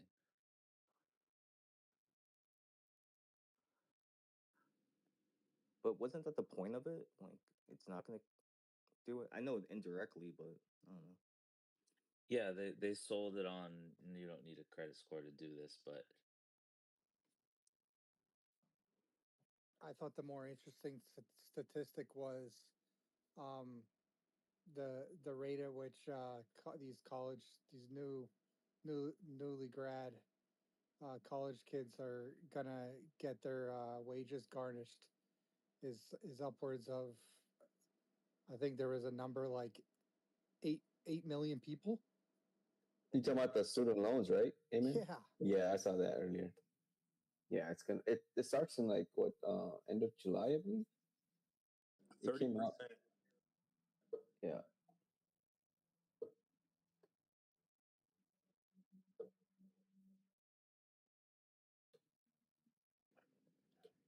Bill Bear, can you hear me? Yeah, It's just wrapping back yeah, bro. around on something you said before. I think Bezos is going to eventually buy the Seattle Seahawks.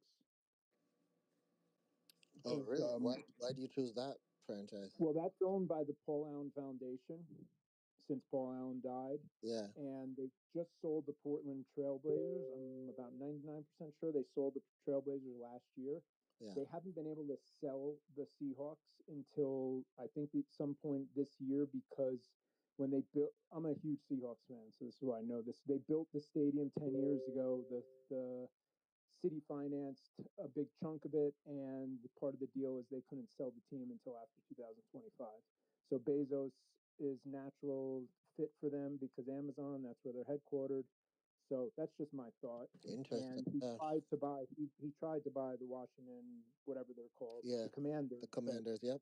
Yeah, The Blazers didn't sell. They're up for sale. they're up for sale. Okay, so anyway, they will sell, but at some point. And the reason the Seahawks haven't been put up for sale yet is because of this deal with the city which expires this year. Because they would have to Interesting. pay a whole bunch of money back to the city if they sold it Is before then. is the Seahawks the stadium name rights still owned by Siemens? No, let me check what it is. Hey, Amen. This shit ain't priced in. What you just talked about. Look at this. I put it up on the Nest. Lumen for Oh, the they're at Seahawks. Lumen now. Okay, cool. Lumen. Dude, are you kidding me? YOLO, nothing is priced in. Wolfie over the weekend posted a chart about um, what percentile each of the indexes are trading at from a forwards multiple standpoint, and we're we're above nosebleeds. We're so early. You might be onto something with that Exactly. Seahawks stuff, by the way, man, because it's a lower valuation than the Knicks, or even for But the that matter of Seahawks fact, aren't public. huh? The Seahawks aren't public. That's the problem. Right, right. I just think I think he should be a buyer for them. I mean, yeah. Another team that's public that's pretty big that would make a lot of sense is MU, which is Manchester United. They're publicly traded. Ticker is MU on that. Um, and the Glazers, they've they have said that they would sell to the right buyer. I know that one guy, that the Formula One guy, tried. He purchased a stake in Manchester United, but hasn't been working out so well for the team, basically, with what they're putting on the field. So I keep an eye on that one too. MU, So Manchester United. so MSGS market cap's at $5 billion.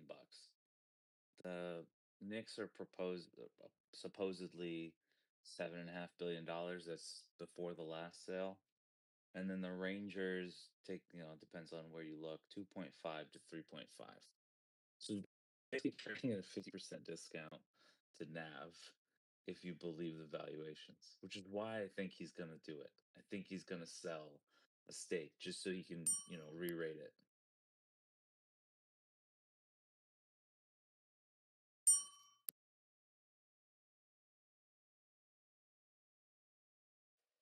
Dumb question, but why wouldn't these UAE guys just buy the stock? They can't get enough that way. They want to own rights. Yeah, they're more into buying stuff right now. They're not into They want the owning power, the shares. control. Yeah, Like, yeah. They have a variety like big investments like in the states.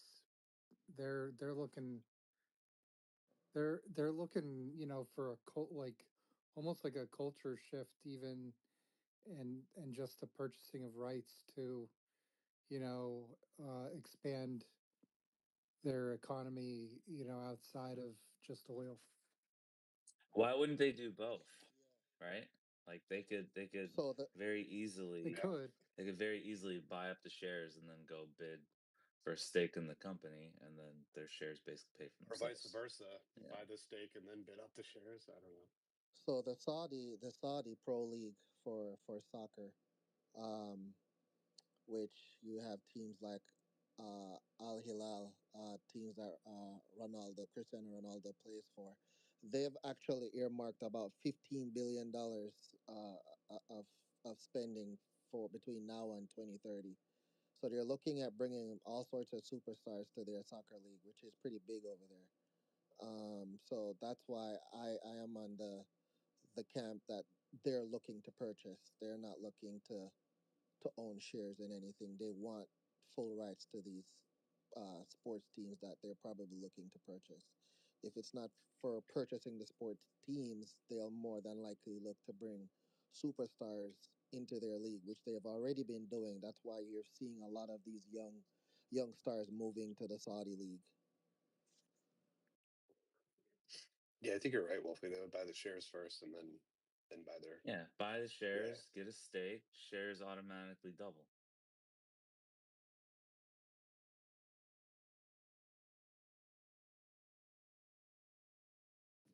Go Gators. Go motherfucking Gator. Every time I see the Gators now, I just think of you now, Wolf. It's like you branded it with you. Go Gators. Go Gator. Here's a good lesson why you can't just blindly buy puts or calls. Immune Bio is down 60% today, and the 250 puts for July 18th, which settled at 77 cents on Friday, are trading 60 bid at 65. So they're negative, and the stock is down 60%. Well, that's one hell of an implied move, then. Go Gators. Yeah, like 200%.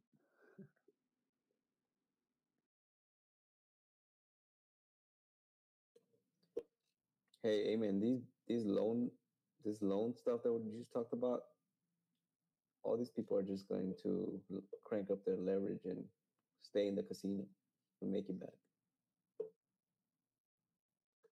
Well, right now they're not the marginal consumer anyway. So Wolf, what do you think about MSTR? I'm long, multi-day run. Yeah, boy. Do you like Weibo here too, Wolf? No. No? Okay. Anytime I look at something and I think about it and I see that Jake Wu guy is long, I'm out. Solid reason. Well, Jake Wu.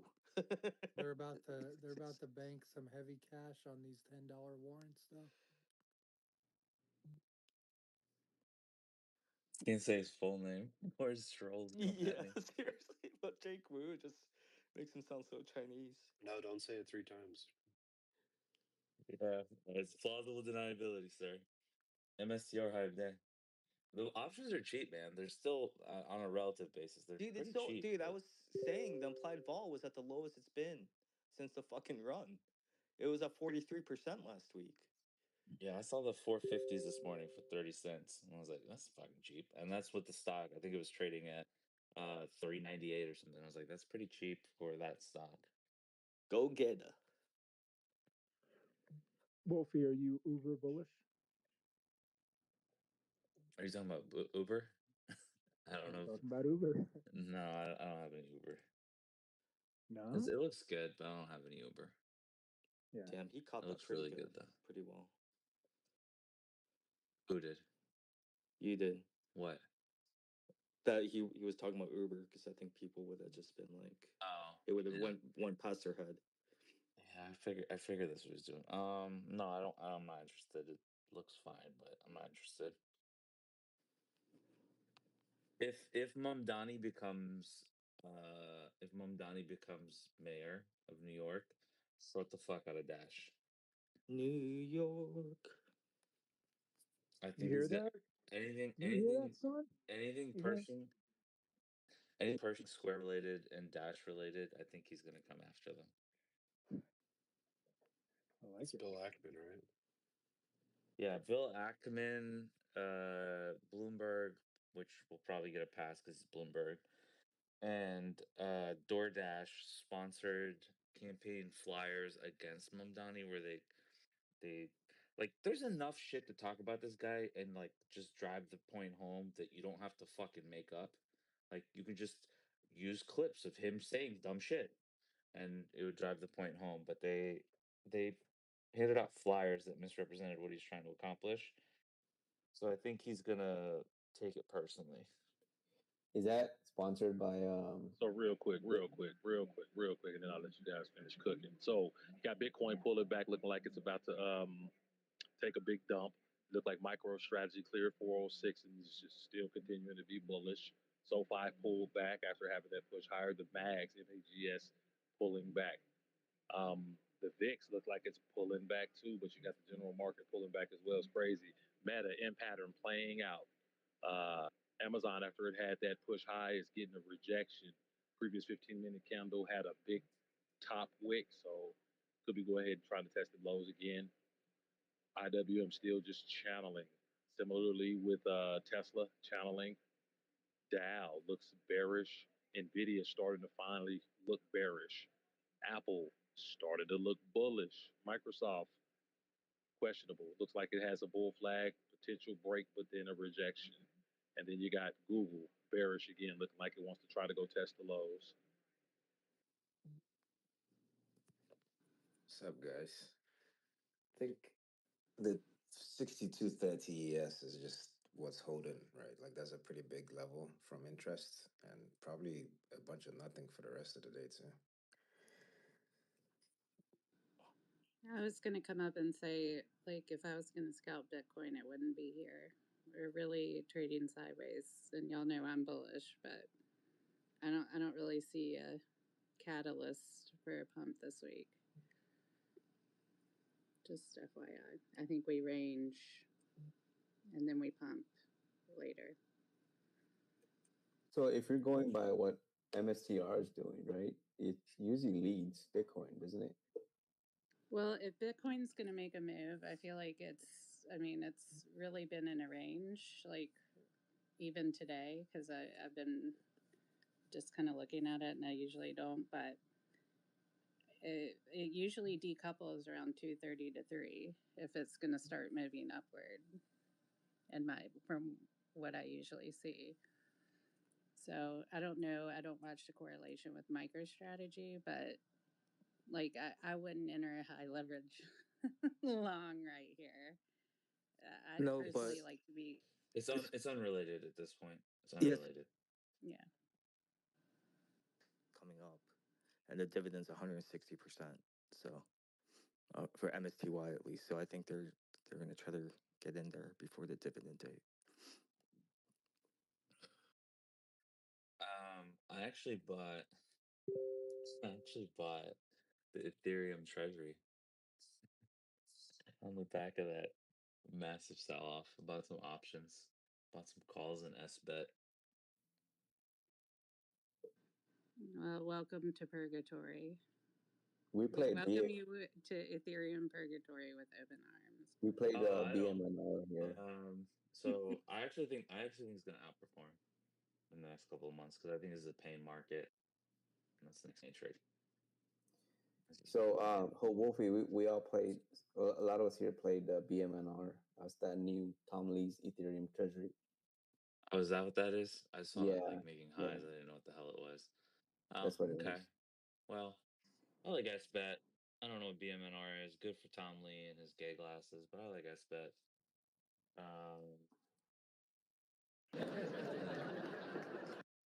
It's a really well defined. We've got a 200-day rip. If it fucking fails, it fails. But we can take some shots on some calls. The other Ethereum treasuries, BTBT, that was announced last week where they did that offering. Thanks, Butters. Bitcoin fixes this. It always does, Just buddy. for the record, I'm very long Ethereum, but I'm in purgatory for a long time. So I just don't throw that out there. I'm in the trade with you guys. Real quick, guys, I'm closing these Honeywell 240 calls for August 15th at 100% or $200 a contract. Congrats if you grab those.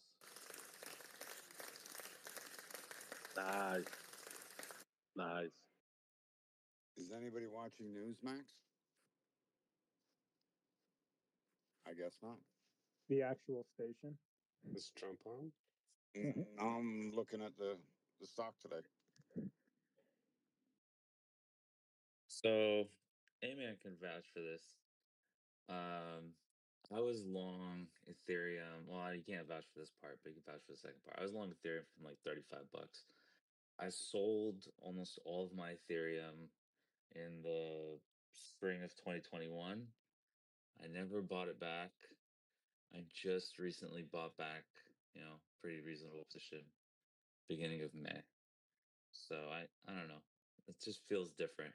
It went back to the highs before a couple times. I never participated, never bought it. If it broke out, it broke out. It never did. But I just feel like this time, I think we're in a pain market, and I think they're gonna try to just hunt pain.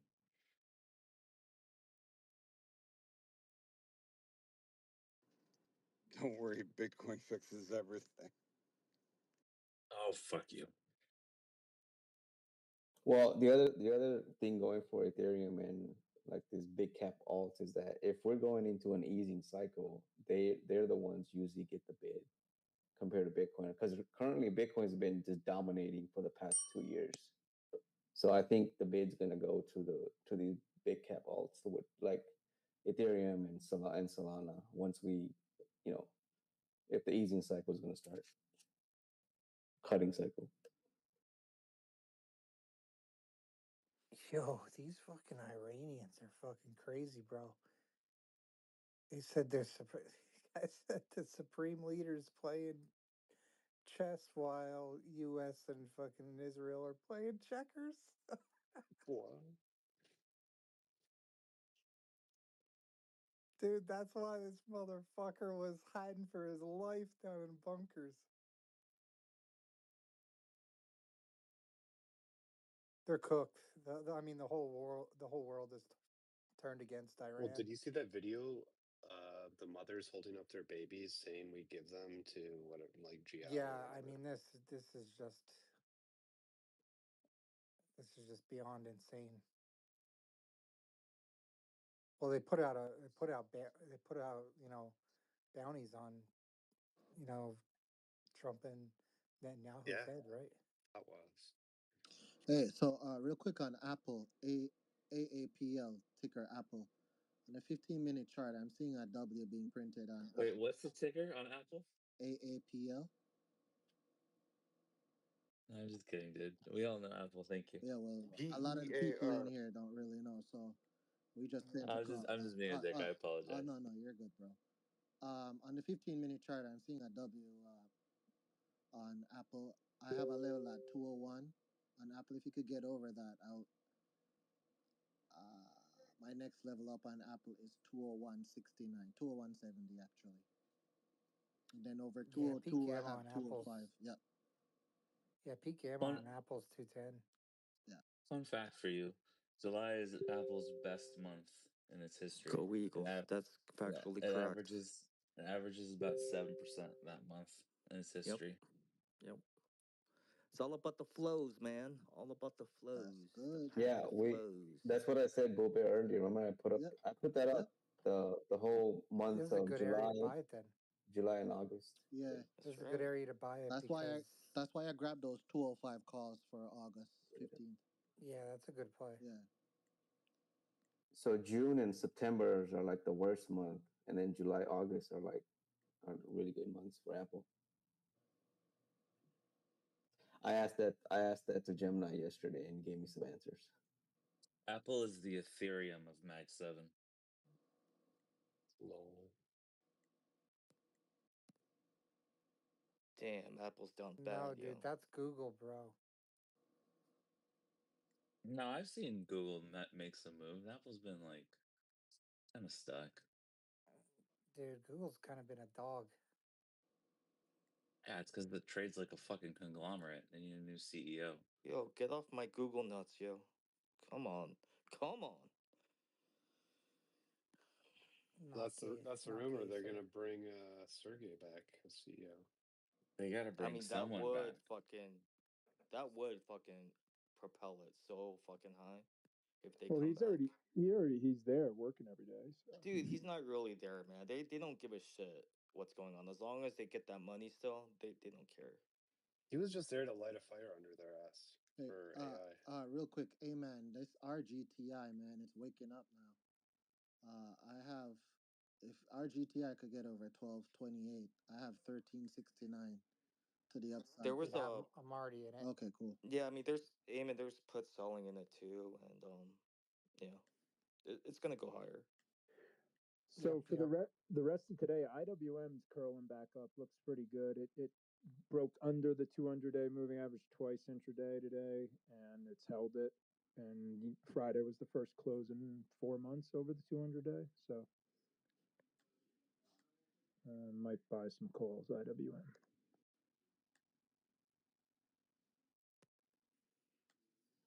You're always late, J Dash. Always late. I had to walk the dog, man. Give me a fucking break. That's what you call it now, walking the dog. I literally walked the dog. Yeah. Uh-huh. 98 degrees today here. I had to get out.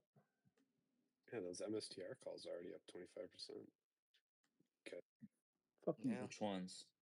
Yes, sir. The 450s for 450 July. Yes, sir. Hmm. Google looking like it's testing the low in the 175s. I don't know why the walk the dog made me think of yo-yo tricks from back in the day. I knew, so I was waiting for somebody to bring that Because up. that's that shit right there. Did you Yeah, used to be good with the yo-yo? Hey, man. Dude, I Who's used to be yo-yo filthy tricks? with the that's yo-yo, bro. hilarious. I was Oh, yo, that yo-yo. I was waiting for I thought you were talking somebody about to like a reference hooker. that yo-yo play. I mean, VIX is making new lows. I don't know who was talking about VIX being up earlier, but Can you making like new. can you like serve someone with a yo-yo? Like you can do dancing and just serve them. You know what I'm talking about? Serve? Nope. No, I'm confused with that one. What do you mean serve? He's Yeah, talking no, about if you go on YouTube, if you go on YouTube, you'll see those yo-yo competitions. It's normally a lot of little girls and shit, but they're real nice with it. You know, it's like you got served. You know. yeah, he's Oh, talking like about the movie actually You Got serving Served? people indictments or court, Like whatever. the dance Yeah, off? Yeah, yeah, The like a yo-yo off? dance a off. yo-yo off. Yeah.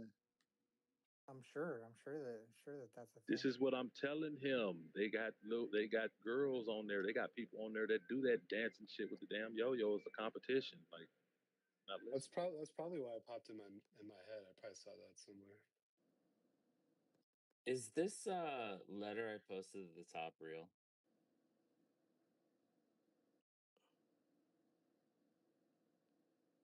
Yeah, I saw that stuff. I think it is real, actually.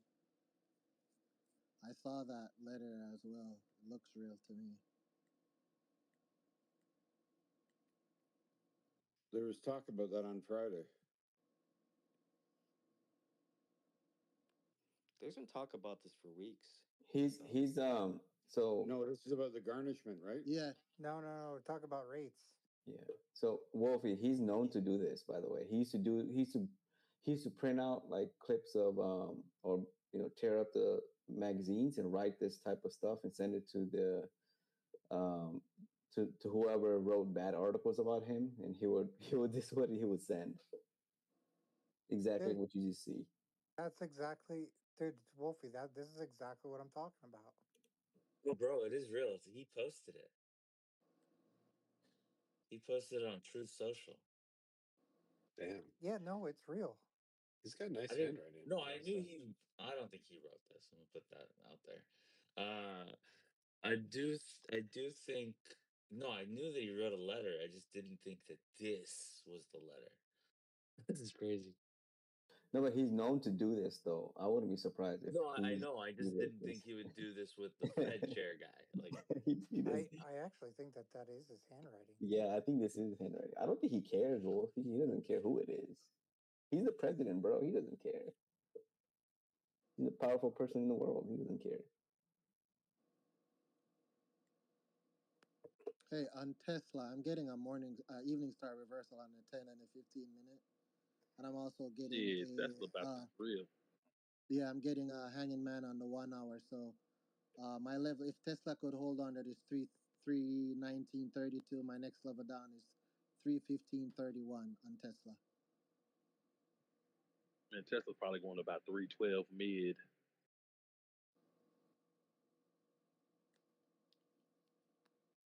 The numbers come out Wednesday or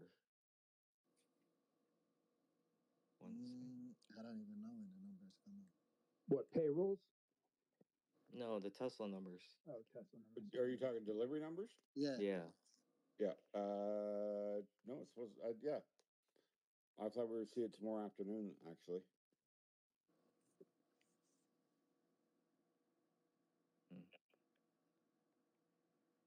Drop it low, girl. Drop it low. Tesla. I just trimmed HWM, Howmet. It's the aerospace play that I mentioned some time ago, actually on the 15th of this month. I trimmed these 175 calls for July 18th at 146% or $825 a contract. Good job if you guys played that.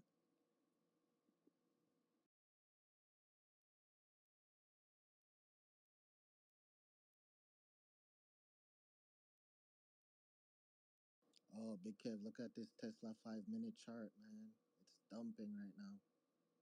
It's playing out.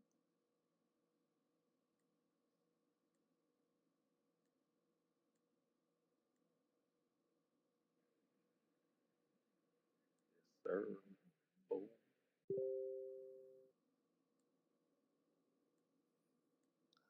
man.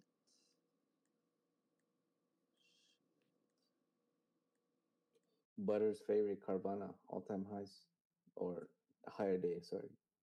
Well, I was like all-time highs. Come No, on. It's Come getting, 330. on. it's probably getting pretty All close. time highs. I just had a heart attack.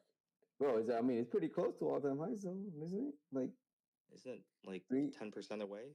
No, I'm seeing 337, isn't it? 370. I mean, what? You're talking 337. 337. 337, son. Yeah, so all-time $5. highs? Yeah, all-time highs, like $5 away. Son, not what you're thinking of. 337? That's what I have on my chart. I'm gonna look. 2 weeks ago it was at 350. What are you guys talking about? You What's know, going on? He's three fifty confused. one, 351.43 is the all time high. That's not all-time highs even. Go back 5 years. Oh, you're Wow. right. Actually, it still hasn't gotten past. What are you guys looking at? Yeah, 376 is the all time high from 2021. Yeah. But the recent high is 351. Yeah. Correct. Okay. But we're talking about all-time highs, no? Or Yeah, I mean, it's still getting pretty close. no, it's really close. I mean, I still think it's gonna try to touch it, but Yeah, no, that's why I haven't been really paying attention to confused. it. I've been waiting to hear of people talk about double top. Hey, man, are you still in your BKSY? Yeah, Yep. I'm just gonna hold that baby. Yeah, that's all I'm doing with that one. I don't have enough shares for it to even matter, though. Who? Somebody brought up this ticker MTPLF Metaplanet. It looks like it's a OTC stock. It's up. Yeah, that's Bitcoin's treasury, Japanese one, and it's been around. It's like the second MSTR. It's been Yeah, around for a while. it's up 11.3% today. Yeah, Wait, it's a Bitcoin treasury? I didn't know that. yeah, from Japan. I thought that was like a No, it's similar. It's the same play as MicroStrategy, Metaplanet. yeah, I thought it was something else. But I No, don't know Bitcoin that well. he's right on that. Yeah, I mean, like I didn't say any. I don't know who's right. I'm just for some reason I thought it was something else. But No, I follow these shitters because I mean, I come from crypto area, so yeah, I mean, you're the YOLO Moon boy.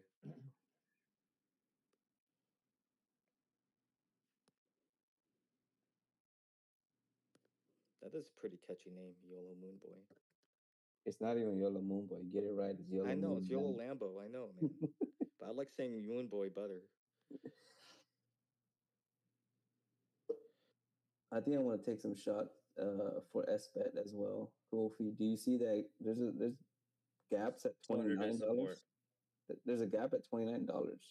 Yeah, I mean, It's like yeah, you can buy I see that. July calls for like $1, or no, August calls for like $1. You can get any kind Yeah, of meaningful move, and those things will fucking print. and also Ethereum chart looks pretty good too, and it seems to be outperforming Bitcoin. If you look at ETH BTC ratio, there you go. I like that. Okay, I'm gonna get some shares. I'm not gonna do options, just shares. You have a 200-day right below, right? So it's like really easy risk reward too. Yeah. And I looked into it. Their cash to what they own is like $7.50 average price. That's what it comes out to, share price.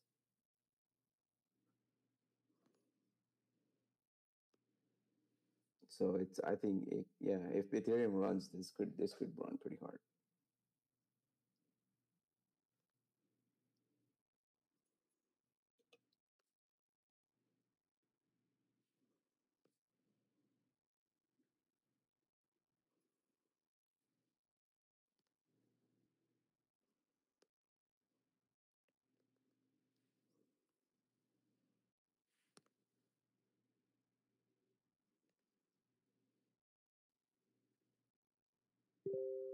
Q's printing a hanging man on a 10 minutes for QQQ.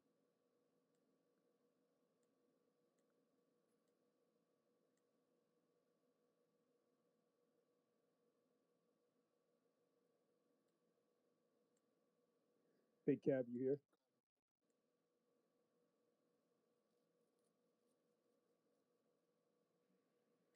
Yeah, I'm here, bro. What's up? I got a whole bunch more color from my buddy. We can talk about it after the close or now. I can read it to you. Yeah, wait to the close. Okay.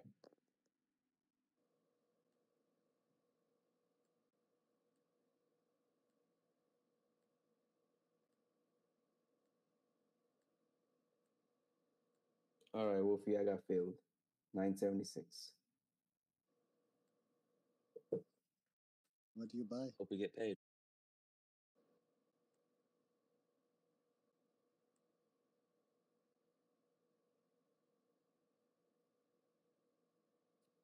Sounds like Wolfie doesn't have a high degree of confidence for you. I hope we get paid. Sorry. Son, get fucked. Fuck, bro. Yeah. It's bad enough you guys from Cali let your fucking JPM collar roll, sell the options at 64.80, buy the options 58.50, sell the options 49.40. you Californians let J-Rod loose on the weekend into Canada. What the fuck? Hopefully he gets stuck there.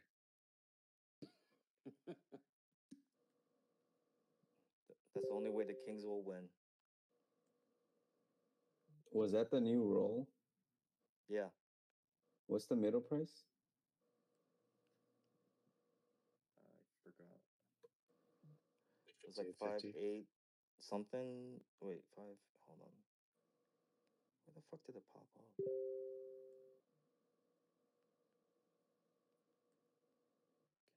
Too many discords to check.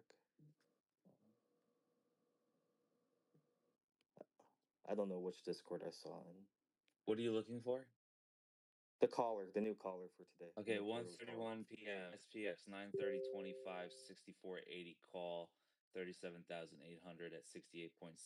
That's $259 million block. SPX 9:30 2025 49.40 put 37,800 at 18.3 69 million block. And then you have same strike 58.50 put 37,800 at 84.5. That's 319.4 million block.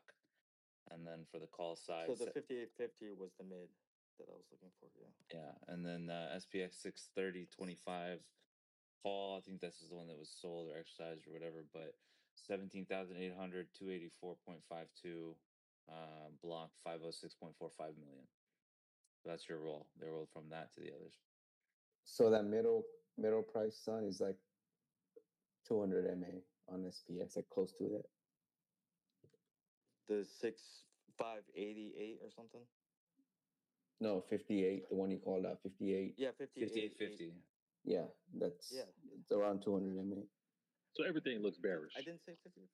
Except maybe Microsoft. Microsoft is probably the only thing that doesn't just look bearish. Not saying it ain't going to be bearish, but it don't look bearish. Everything else does. Nvidia look like it's selling off. UNH back. UNH looks fine. Oh, Apple looks fine. I don't monitor UNH, but as I said, Apple is pulling back. Apple really don't look fine.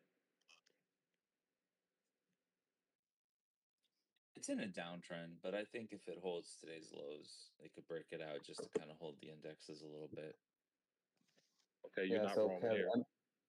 Amazon hold on, real quick. You're not wrong there, but if you look at the daily, it's been trending down for 3 consecutive trading days, and today is looking like it. Today, if it takes out the low, then it's probably going to go test 195 or lower. But if it holds So in, you you're could right. do It could upside. here's what you could do. You could buy a couple weeks out calls, right? Because they're trading at a low IV and discounts what they usually trade, and then you could just hedge them with like weekly 195s for 40 cents. So, you know, it gaps down or it breaks down or whatever, you cut and hold or hedged and you're good, whatever you prefer. But the other safer way is to just wait above 203. I like to wait Hey, above you got Tesla the just two or tapped three, last whatever. week's low. What'd you say, Kev?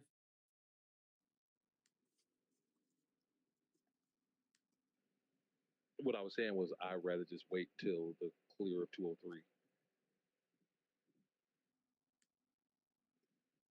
Apple. Big Kev, are you looking at NKTR on the daily?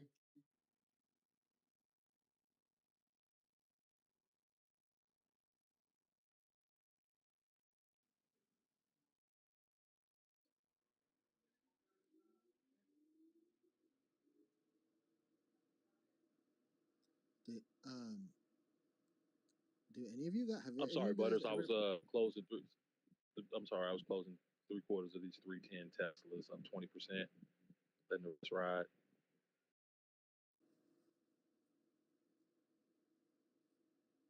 I didn't know if you were looking at NKTR on the daily.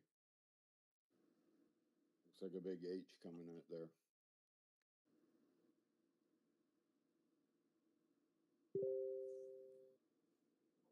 Jeffrey said that's a 5Xer. Yeah, okay. They just got compliance back on NASDAQ last Tuesday. Yeah, great. Well, that's not the reason. Hmm.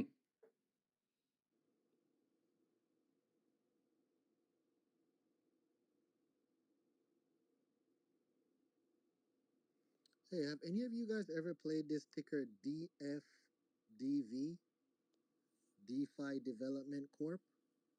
It's up 33% today. And if it could hold over 2236, my next level is 2616 on this DFDV. Looks like it might have double bottomed here on the 2-hour chart at 1557. Looks pretty good to the upside, DFDV.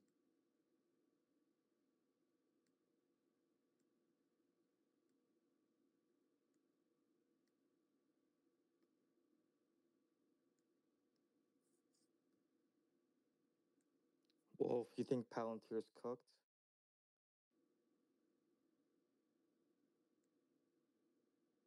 I sold Palantir at like 120. I know you hate I'm Palantir. never buying that thing again, so I don't know I one know. way or the Carter, other. you fucking hate that guy. Yeah, I don't know. I don't know what it's going for or trading for or anything, so I don't know. But Oh, that's true. Why would you look at it if you're not gonna play it?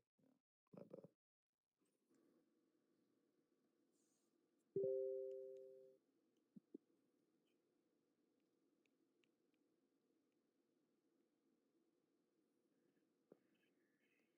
New low day in Qs. Telling you, six one led seven led by two led is by Apple chaos. lower, actually. Trimming these Tesla 310 puts for 7.3 up 20%, or $80 a contract. Oh, I didn't know you got in there with me. That's right. Let's get it. Let's go. Of course, sir. Of course, you already know. My target on Tesla to the downside is 315.31. That's my next level. Apple selling hard. Yeah, that's the They next level just down, but I think it's going. I think it's going to 312.50. The Tesla. news just came out. Apple must face a U.S. antitrust lawsuit accusing it of monopolizing the smartphone market. Court ruling just came out.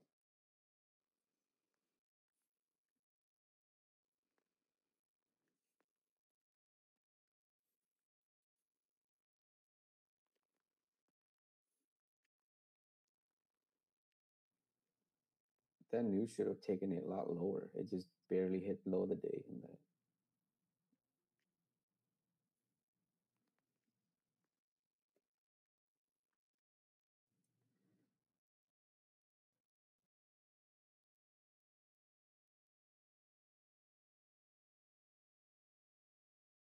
This Amazon 219.5, it keeps like hovering here, keeps bouncing off of it. Yeah, it does. Nvidia looks like it's in a cliff dive mode intraday.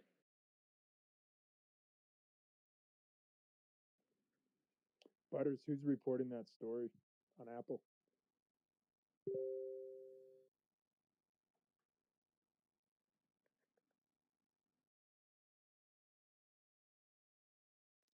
Financial Juice. It's in the blue pill below. Thanks. They said they got it from a court ruling. They're quoting a court ruling is what they put up on Wall Street Engine. Yeah.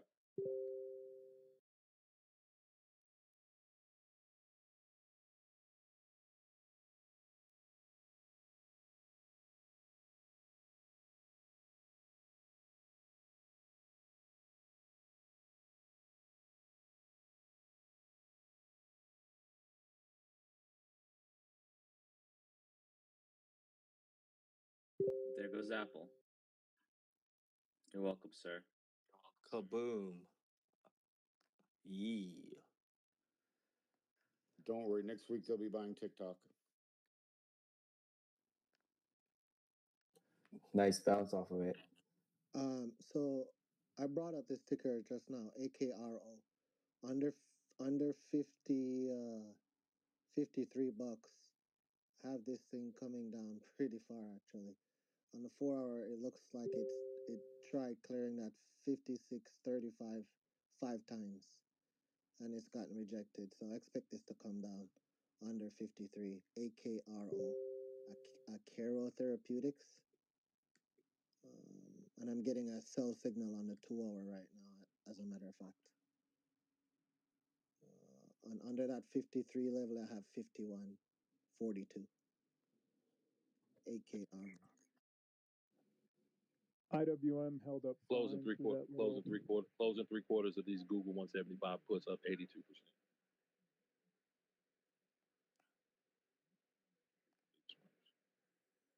Sorry. Man, that All thing good. kissed 203 basically and stopped. This pre-market high it touched 202.68, at least on TradingView.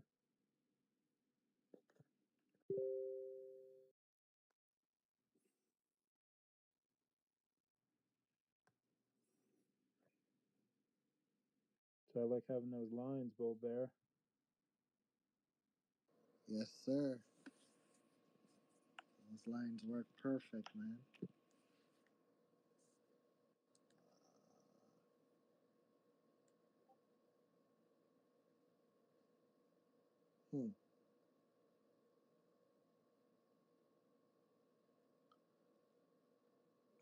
I have a range here on SPY 30 minute from, what is this?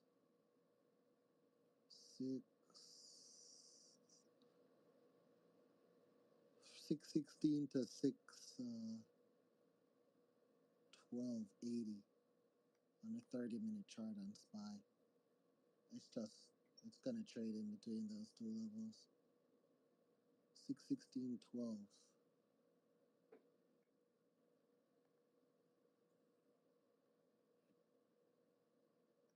So with Apple, all that happened, and I didn't understand what you had said originally, Butters, but they tried to get the case dropped, and the district judge denied them. So now they're going to have to face this lawsuit. That pop that they had was quote unquote considers using outside AI to fix Siri. That makes sense. So two different stories playing out. So they just waited for something to push that headline. That's funny. Yep, sitting in their back pocket.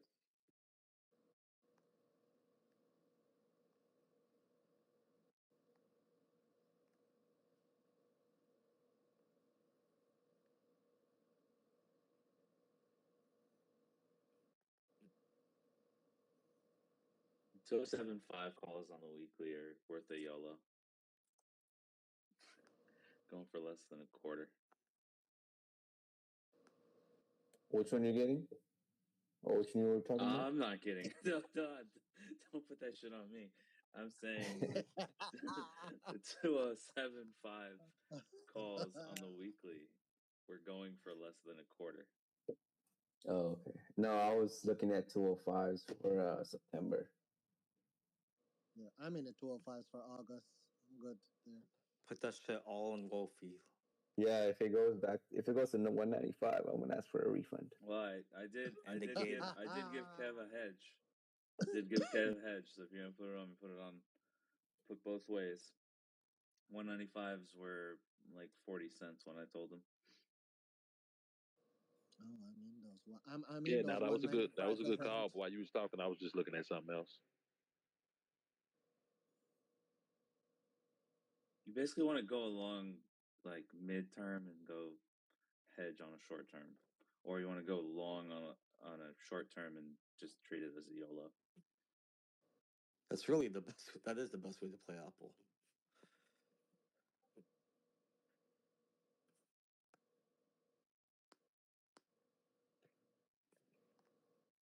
I'm long IWM, probably hold into the close. I think they'll run some of these small caps for end of the quarter.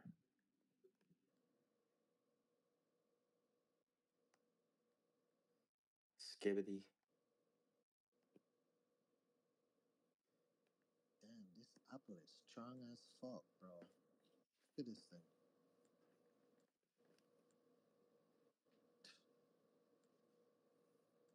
Back over 200.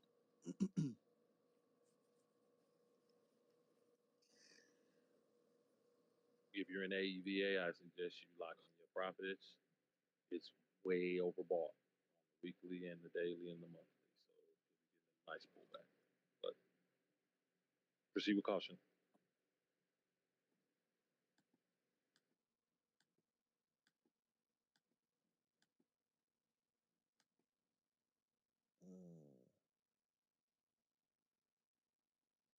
Fucking Walmart is gonna go to 100, bro. Definitely is.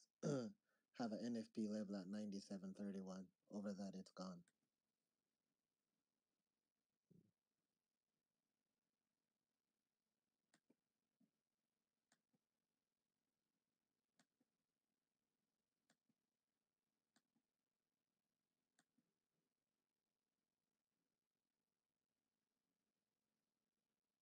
Yeah, that Walmart Yeah, the 1 hour VIX, chart looks really good. Sorry, go the ahead, VIX. Dale. No. The VIX looking like it's selling off. The VIX looks like it wants to fill its gap to the downside. Mm-hmm.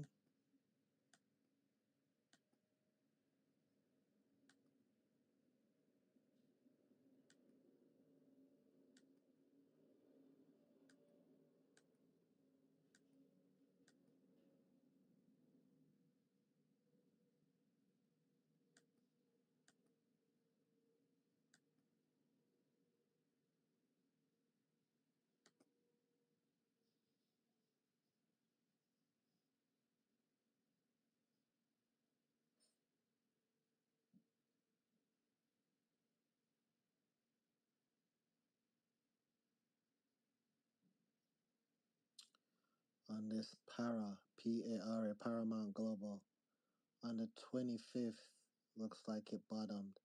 And since then, it's only had one red candle on the 4-hour chart for Para. P-A-R-A. It's obvious it's pushing right now. It's up 1.64% on Paramount Global.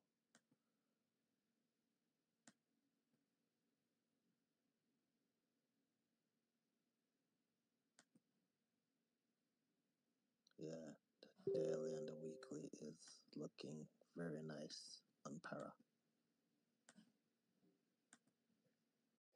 All right, Wolfie. 340 calls for July 25th. I'm buying on UNH.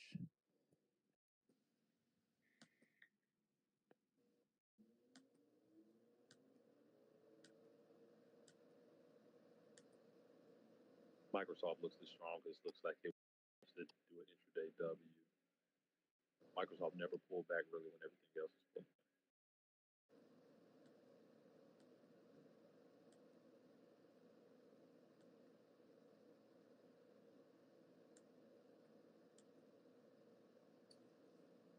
Apple over 201, which was my level. The 201 was my level on Apple for it to continue up to 202. Apple is pushing right now.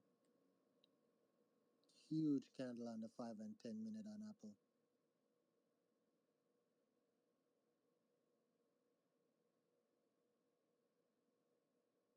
So that news was a nothing burger. What the hell was this? No, Wolfie said there was something about an AI news story that they put out right after the DOJ story came out. These guys are funny as hell, bro. They just They had shook it in people. their back Hood look pocket, like it's man. ready for its next leg up. Hood look like it's ready for its next leg up. Yeah, they just shook people out of Apple. Damn, that sucks for them.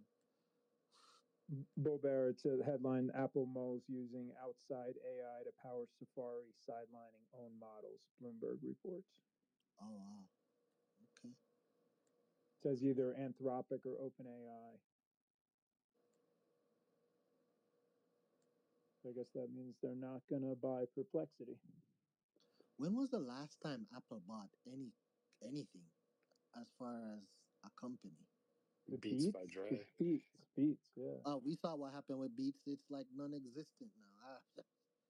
It's like the ghost from the past. They buy a lot of Personally, stuff I that think we people have don't. I think we have a huge rally into the close. I could be way off, but What were They you buy saying, stuff Wolfie? that people don't. They buy stuff that people don't usually know of. They buy like earlier stuff, and they bought Beats, and Beats the stuff the guts of Beats is basically used in all their new AirPods. So they Hey buy it guys, for the tech. there's there's a ticker PRGS. They have earnings today, and it's also AI. I'm pretty bullish on it. Say if you get like the 65 strike, it's still in the red today. It hasn't moved much whatsoever, but that looks really promising. PRGS. If those of you that don't know about it, so if you get like the 65, or I'm thinking about the 65 July 18th strike.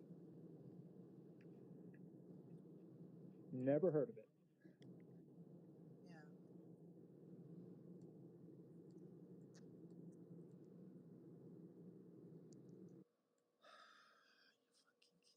Come on, Apple. What are we doing, bro? Wow.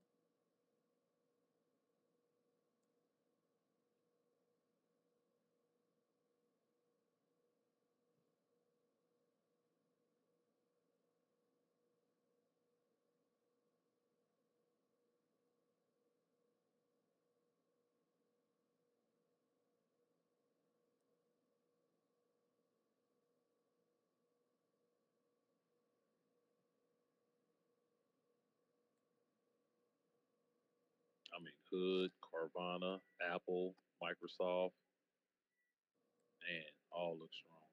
IWM. MicroStrategy, IWM. Yeah, Yeah. big Kev, VIX lows of the day. It just keeps going lower.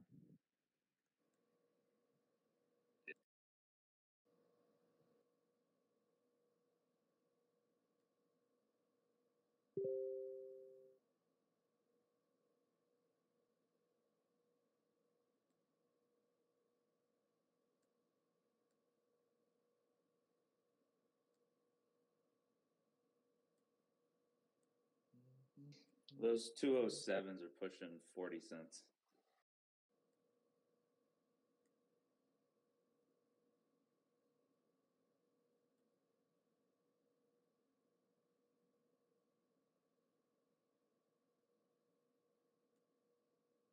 Yeah, if Apple gets over 202.37, I have 206.67 Just as the use 203 to make it easier.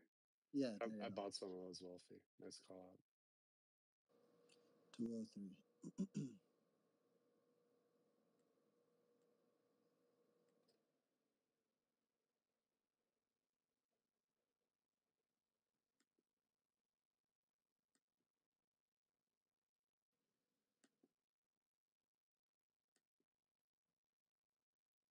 Oh.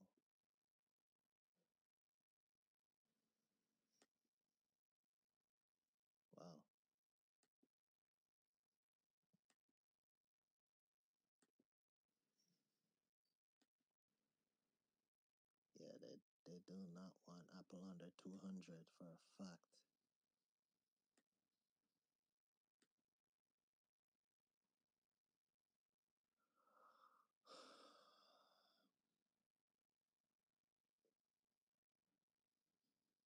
This candle close. If Apple does it right, Siri could like replace Perplexity for a lot of people. Motherfucking yeah, like you said, if they do it right.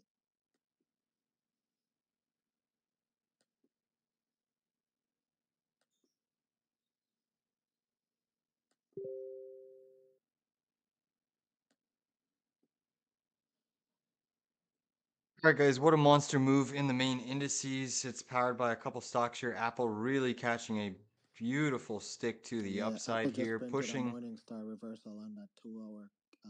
Pushing the market as a whole. That is phenomenal.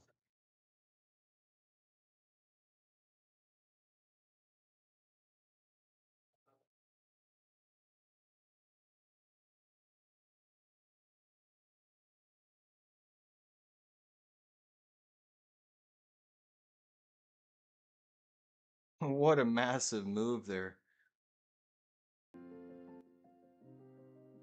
Right back to the high side. Apple's just ripping here and roaring.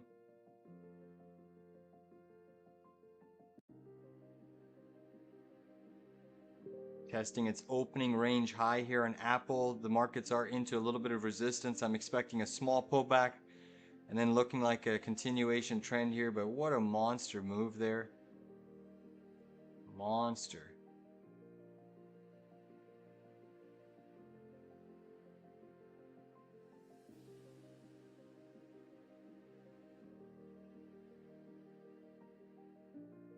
Let's see if I would short SPY here again.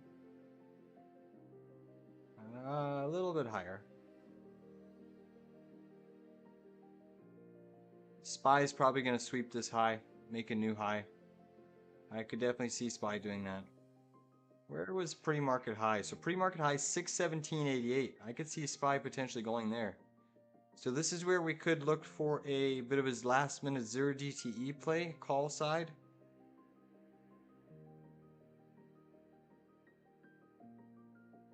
Alright, let's put this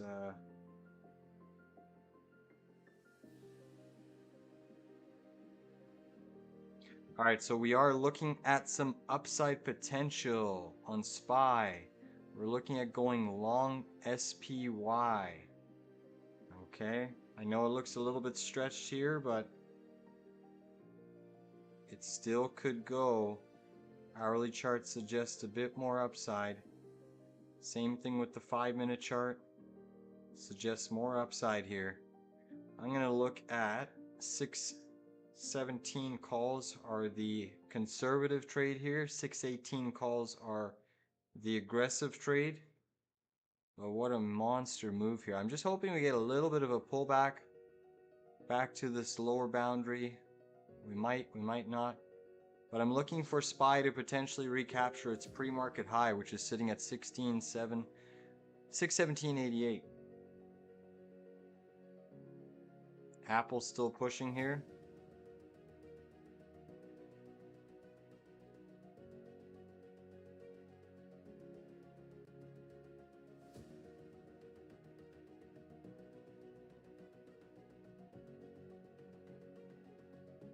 Come on. The fun bus is leaving without us. That's okay.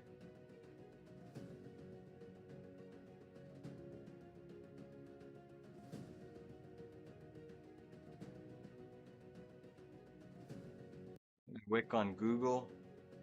But it mainly came down to Apple. Apple just ripping faces here. My oh my, Apple's ripping faces. Alright, so if we don't get a pullback, I'm looking at fading pre-market high, which is 617.88. I repeat, I would look to fade pre-market high. If we just push right into pre-market high up here, I'm going to look to fade it, guys. So that level, I would buy the 618 puts off of that level, 0 DTE. All right. So we potentially have some trades here setting up late into the session.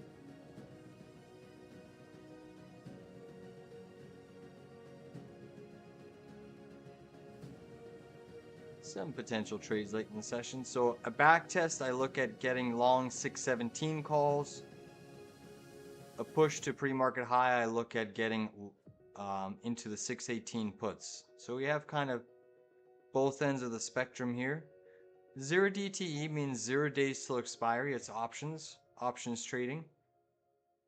So you're buying short dated calls or puts with basically no time on the clock, meaning that they are the most volatile investment that you can get into. They are the highest risk, but also the highest reward. Often a short-term duration tool that traders use. All right, here we go, guys. Here we go. So I'm looking at getting into the 617 call, a little bit lower. Come on. A little bit lower. Apple's still maintaining some structure here.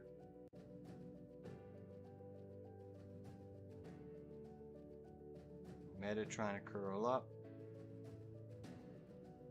Tesla's still down 1.5%. Come on, give us a pullback. Give us a pullback. Take us back to a Pierce of 617, or I like 616.85. That would be ideal. 616.85 would be ideal. Just please recognize this is going to be a small entry. I might grab about 10 contracts, which will be between $700 to $800. I understand I'm willing to part with that money because this trade can absolutely go against you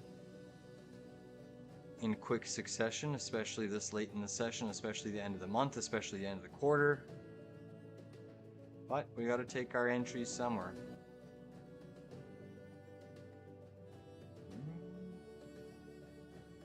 Will they give us a pullback?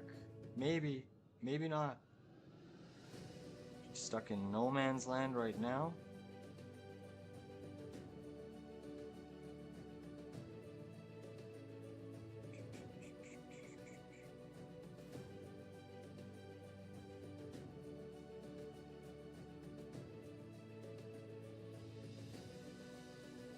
So we did enter a few new trades today with members issued in the Telegram alert.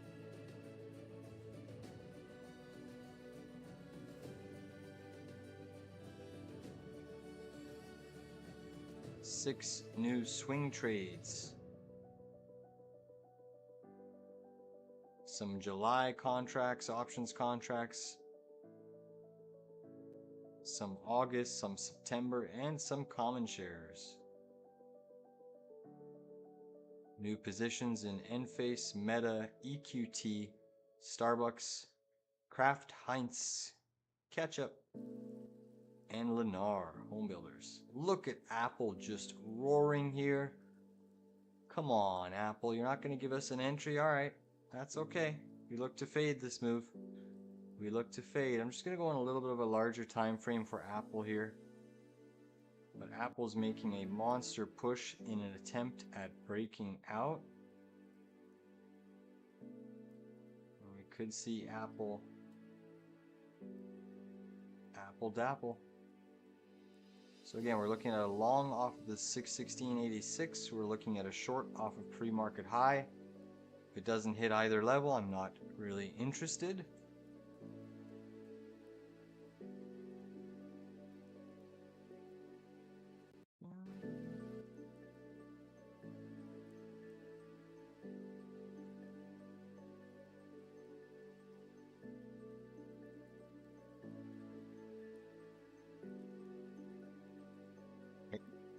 Coming. It's coming in.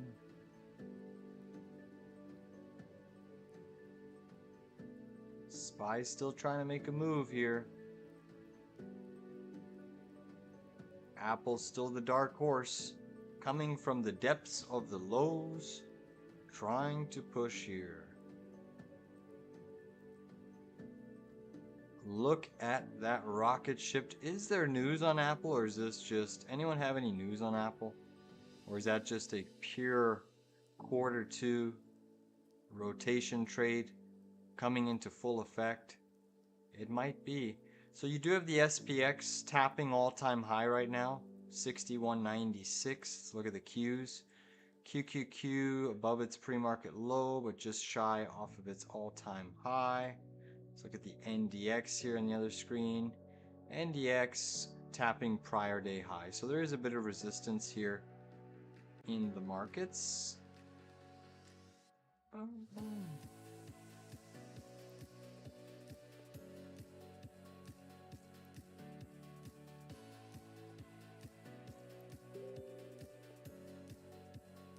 JP saying, not sure about the news, but heavy call volume on Apple. Yeah, that's very heavy. I can see it here too. They're just hitting that ask. That ask.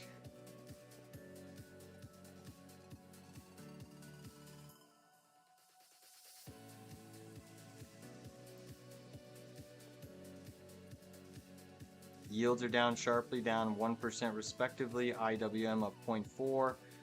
Qs are up 0.5%. Apple now up 1.37%, taking leadership.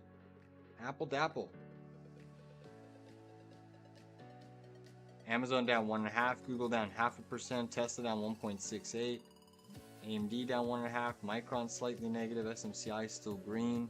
Holy, look at Apple roaring. Look at that push.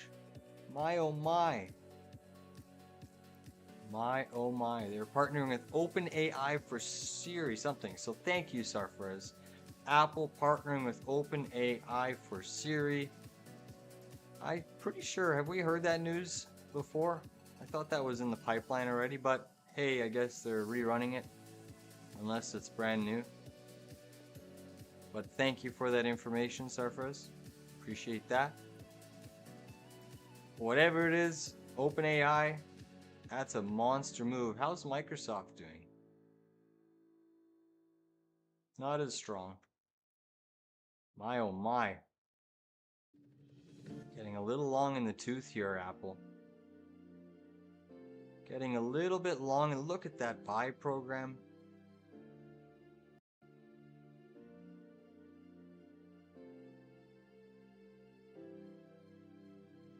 Huge move. All right, I'm getting very interested in fading this SPY move. SPY should have a pullback if Apple pulls back here. Seeing some top wicks on nvidia. Seeing some top wicks on Microsoft.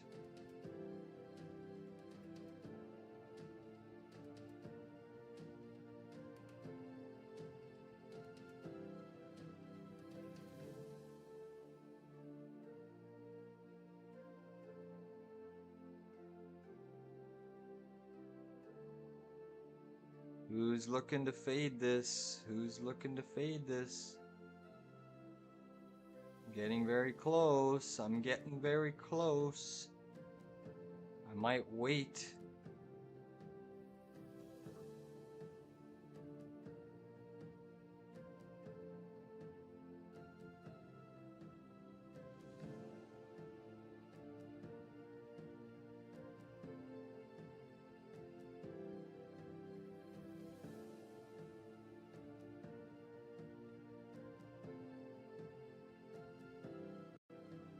Alright guys, next aggressive spike. If SPY takes out this high, I'm looking at entering 617 0 DTE puts.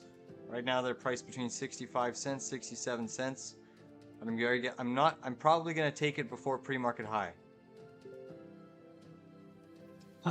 Excuse me. But I'm looking at the next high spike here. If we get a volume surge, be ready.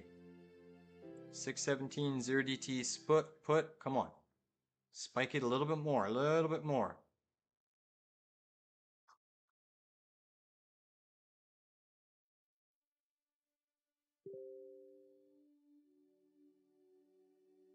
Cons are at 61 cents, 62. Come on.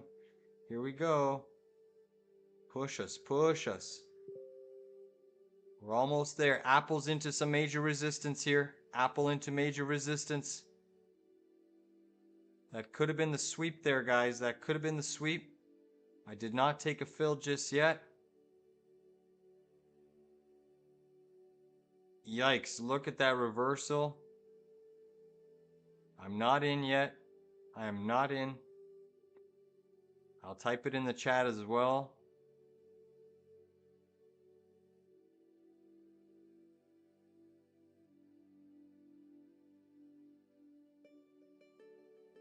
Come on, one more push. Retest that little 1 minute top. Look at that volume grab of liquidity on SPY. Apple's still strong though. Intense price action. That's for sure.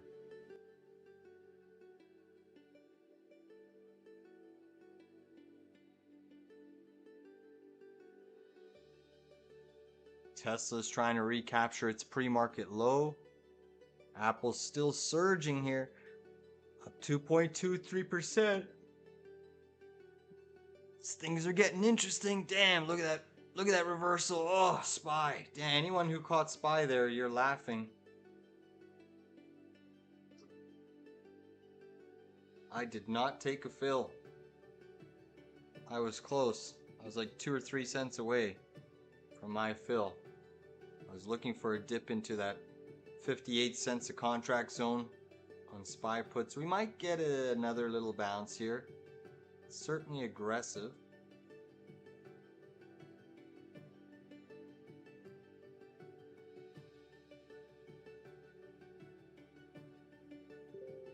But Apple is a monster. Yep, healthy pullback for sure.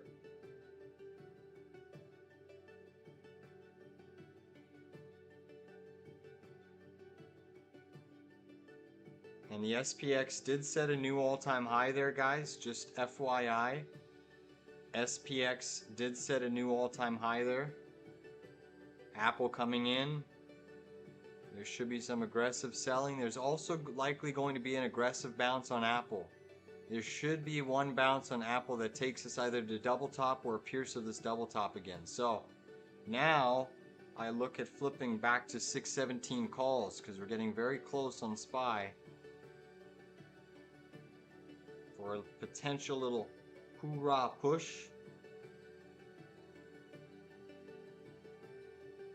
So if we still hit that 616.85 zone, I will take an aggressive 617 call option on SPY. I'm not going to go in as heavy as I was because time is ticking. Certainly time is not in our favor for this position. But we backtest this little trend line here and I'll go long 617 call. I don't want to see Apple bounce here though. I do not want to see it take out this high. If Apple takes out this high, then there could be, we could flip the other way and short SPY again, but it's risky. It's risky.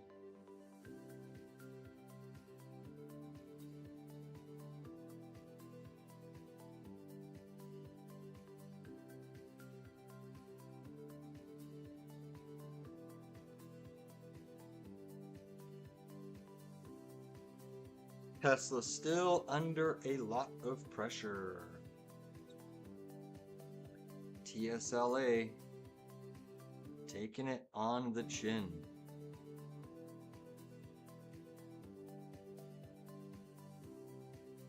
Nice to see EQT, guys. That swing trade we just entered, that one is dipping nicely, going negative, just like I discussed.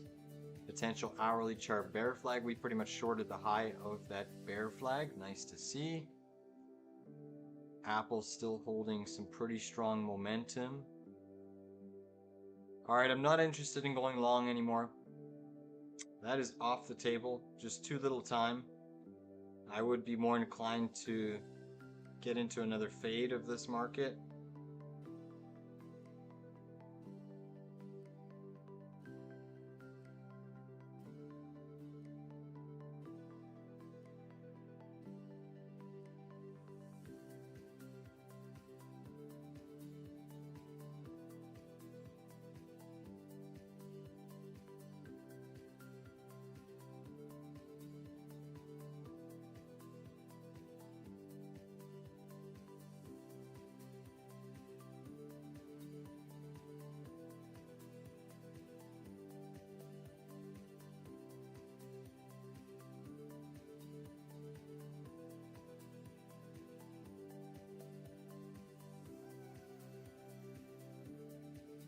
See how the sectors are doing today. I'm going to open up my sector watch list. See if we can spot any of those rotation trends. So transports are under pressure. DJT down 0.6. Retail struggling today. That's down 0.43. All right, guys, I'm going to look to potentially short this move again on SPY.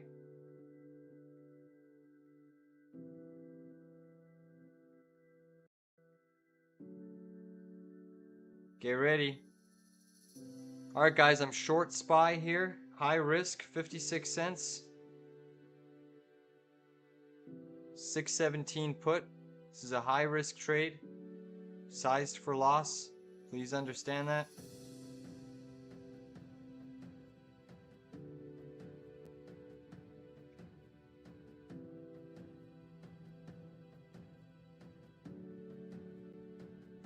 Sized for loss. We are trying to push even more now.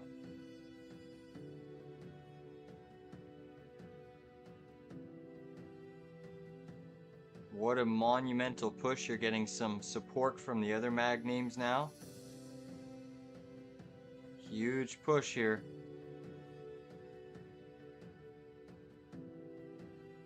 Meta ripping. Tesla's trying to firm up. Markets are charging yet again for that pre-market high. What a push. What a push. If we tap pre-market high, it's aggressive, but I will add again to the 617 puts. Already down though. 14 cents on these contracts.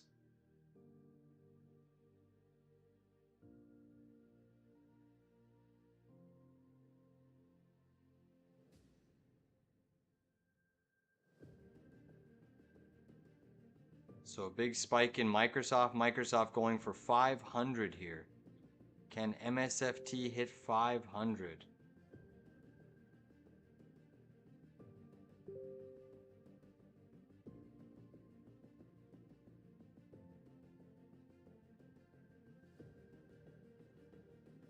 Apple had a little bit of an intraday double top. Nvidia is still trying to curl to the upside.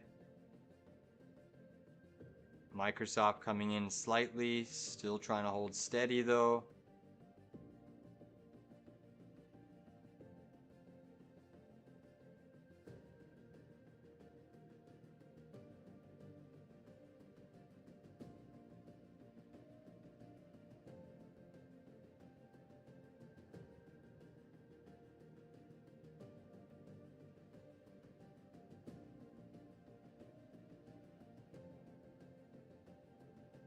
All right, I'm going to look to double my position, take it to 10 contracts if we hit this pre-market high.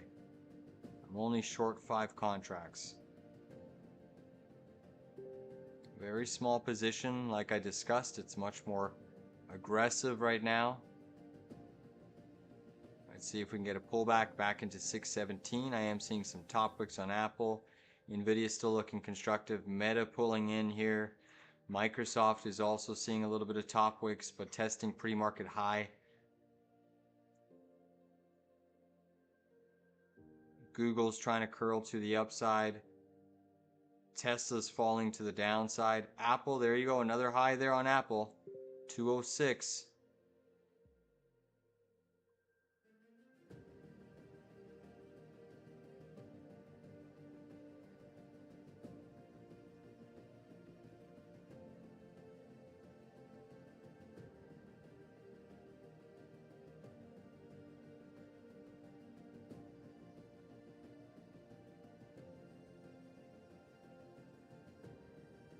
Tesla dumping here, guys. They are absolutely dumping Tesla, pumping Apple.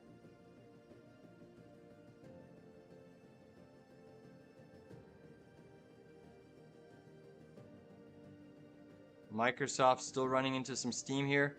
All right, guys, I added to my SPY puts there at 39 cents. That's my second entry. I will not add any more.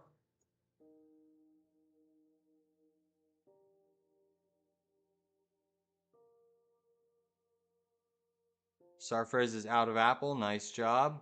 Apple's still flying here.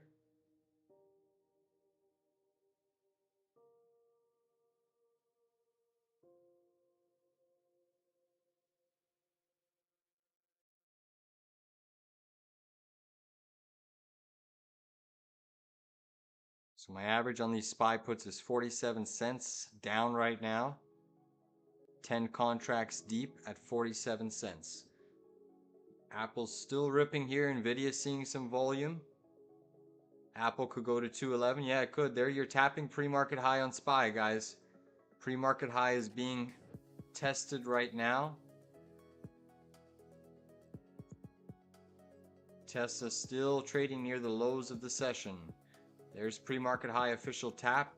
You're trying to get through it right now. And you're still pushing through it. My oh my. Meta's still looking strong. Looks like they're closing this market into all-time high territory, ending Q2 with a bang. Unless we get some sort of a drastic sell in the last 30 minutes, they are absolutely pumping this market. Look at this move on Apple. My oh my. From this low wick, it's been a rocket ship.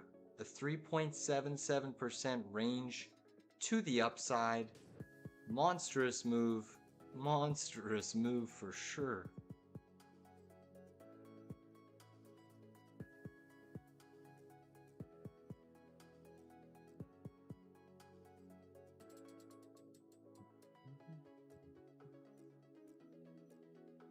Starbucks having a nice move. Back to the potential high end of its little bear range. Starbucks is making a move.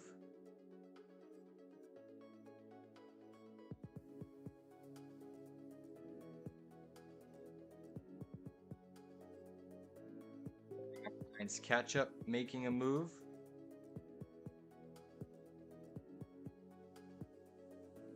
Nvidia pushing 158.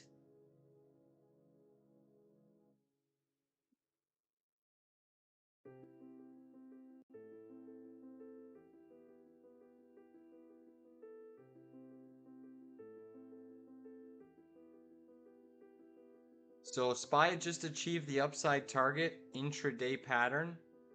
It did achieve the upside target intraday pattern. JP suggesting it could go to 519. That would be an epic squeeze if it did. But SPY has achieved my upside target of a Pierce of 618. That is the inverse head and shoulders that we were looking to trend earlier. We'll see if it wants to see some profit taking now.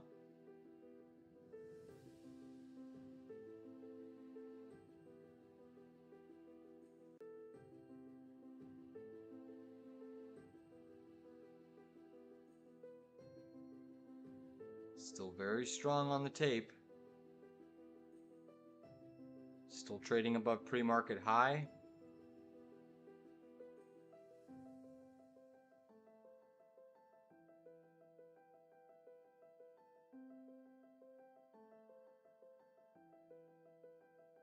You have Microsoft up 0.67, Nvidia up 0.18, Apple the star of the show today, up 2.73%, Google down 0.57, Amazon down 1.52, Meta's up 0.63, and Tesla lagging down 1.9. Womp womp womp. Poor Tessie. That's okay. I want it cheaper. If we can go lower on Tesla, I would not mind that at all. I want to buy it lower. I would not mind it. Alright, nice little pullback coming. Let's see if we lose pre-market high here on SPY. Back into the 617s. Give us more. Markets are still setting new all-time highs here on SPY.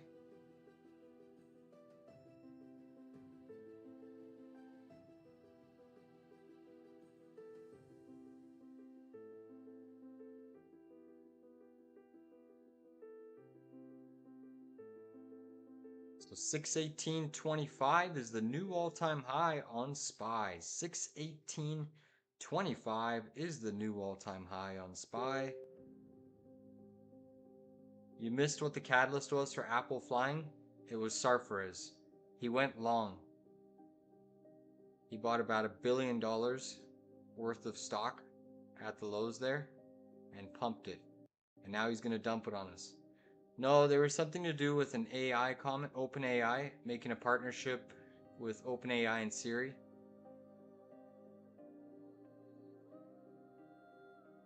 Alright, so nice little dip. Come on, contracts. Keep dipping some more, SPY. They haven't even sold Apple yet, so SPY could dip more if Apple starts to lose some momentum here. Sarfer saying Palantir is down. Another tape bomb?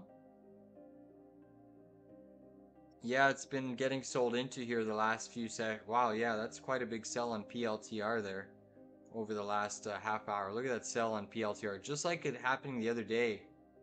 PLTR doing it again. Nasty. I don't know, someone big in Palantir is doing something there. Don't know what it is, but they're doing something. Thanks for that observation there. So right now you do have materials sector slightly down. You have energy sector down by 0.63, and you have consumer discretionary XLY, which is the basket of Tesla, Amazon, Nike, your Home Depot, and the likes. That's also struggling. In terms of outperformance today, you're obviously your XLK tech is flying here. So XLK doing very, very well. That's up over 1.06%. Then in second place, you have financials.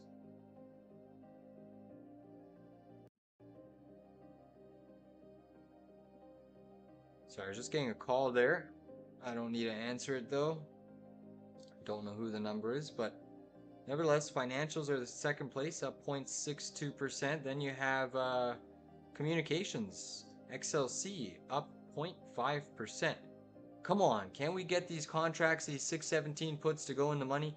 Can we do it? It's a long shot, but I'm always up for a long shot. Come on. Print them to the downside. Get these contracts in the money. Come on. Come on, SPY. Apple still hasn't even taken any sort of profits off of this level. They are really keeping Apple buoyant, breaking outside of this wedge pattern with sheer force. Is this the time?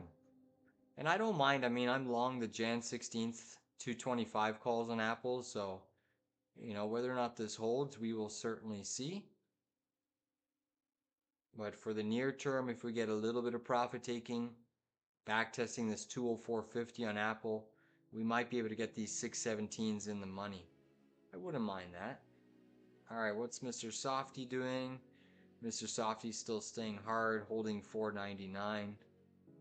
Meta right now curling to the downside slightly. Tesla still down 1.9. Amazon not doing much, still lagging.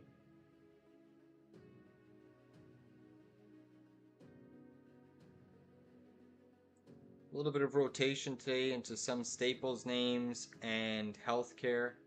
Those two sectors are doing okay. Industrials are up 0.44%. Materials are lagging slightly, but still green on the tape.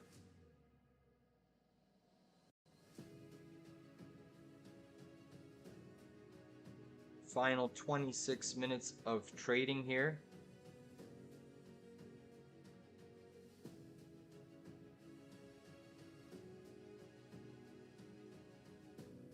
And SPY still trending into all-time high price here.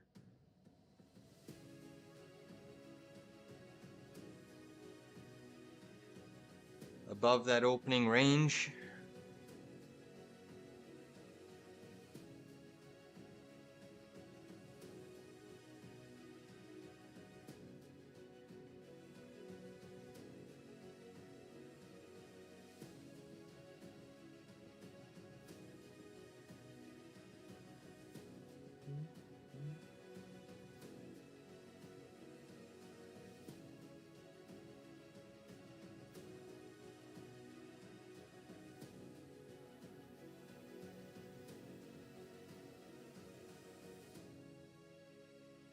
You can see both of our target prices hit Obviously, we only got to take profits on this TP1. Let's see what else is happening in the tape here.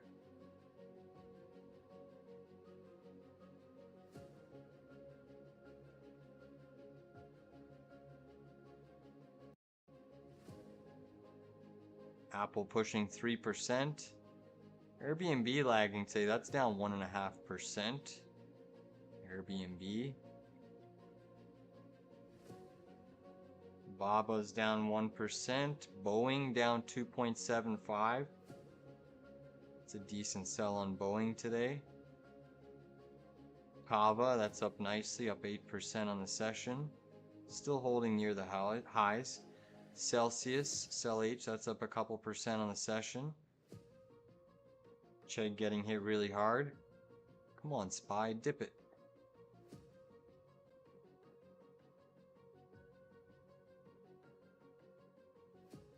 Apple seeing a minor bit of selling here. Coinbase is down 1.36%. Carvana's up almost 5% on the session. DraftKings is taking a little bit of a breather. Disney's up 1.24. Enphase is down 1.86, but it has bounced off of the lows quite nicely. I think natural gas stocks like AREQT are setting up for some shorts. We obviously entered EQT when it was up almost 1% today. FSLR, nice move, up 9.48. Fubo up 8.78, strong move. Gold is up 1% now. GME, that's up 2.42%. Intel struggling, that's down 1.1. Jumia, that's up 9%.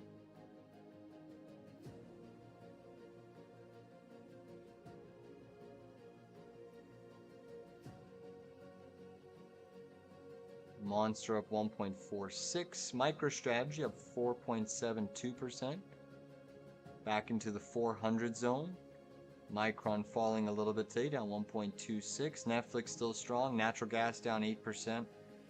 That's a nasty fall in that gas. PanW, that's doing well. So Palo Alto Networks, that's up 1.92. Come on, SPY, keep dumping. Take these take these 617s in the money. That would be beautiful to see late into the close here. Come on, keep going. Nvidia is still strong. Apple pulling in slightly. Come on.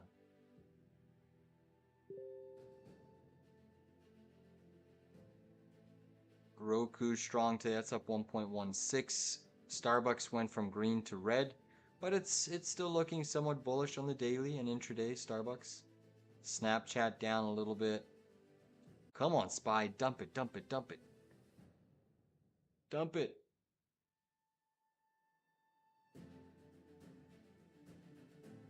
Can they take our 617 puts in the money? That would be beautiful. Contracts are flat. Stoneco STNE, that's doing well today. That's up 4%. Damn, I just have never ever. I've been watching this chart since it broke out of its daily chart wedge pattern STNE, and I have not gotten long. I should have been buying pullbacks. Would've, could've, should've. Tesla's still getting clobbered here. Uber's up 1.5%.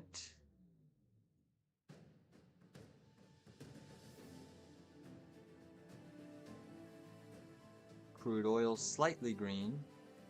XBI Biotech slightly green.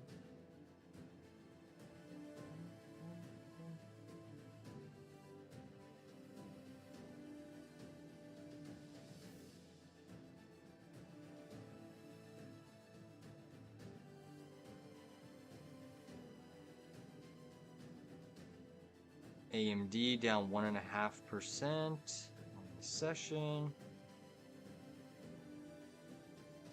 Archer Aviation, that's up a couple percent.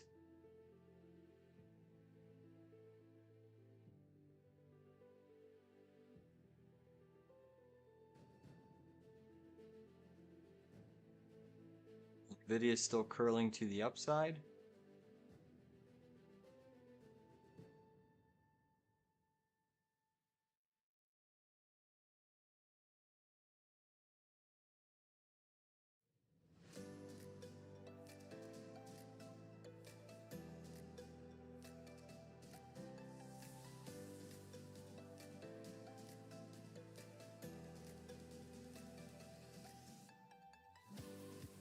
All right, SPY's trying to bounce a little bit here. We'll see if it can put another lower high or if it wants to make another high spike. Final 20 minutes in trading here.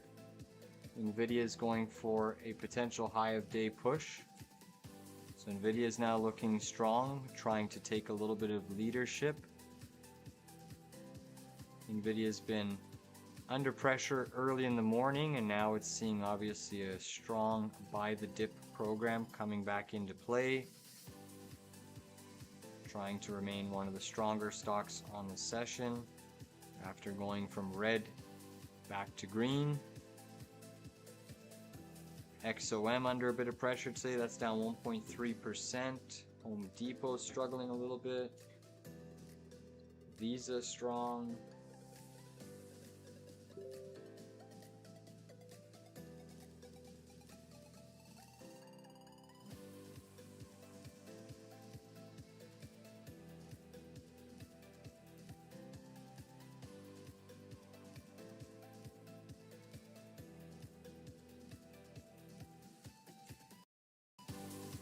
Again, Snapchat's chart is intriguing. A couple more days of consolidation. And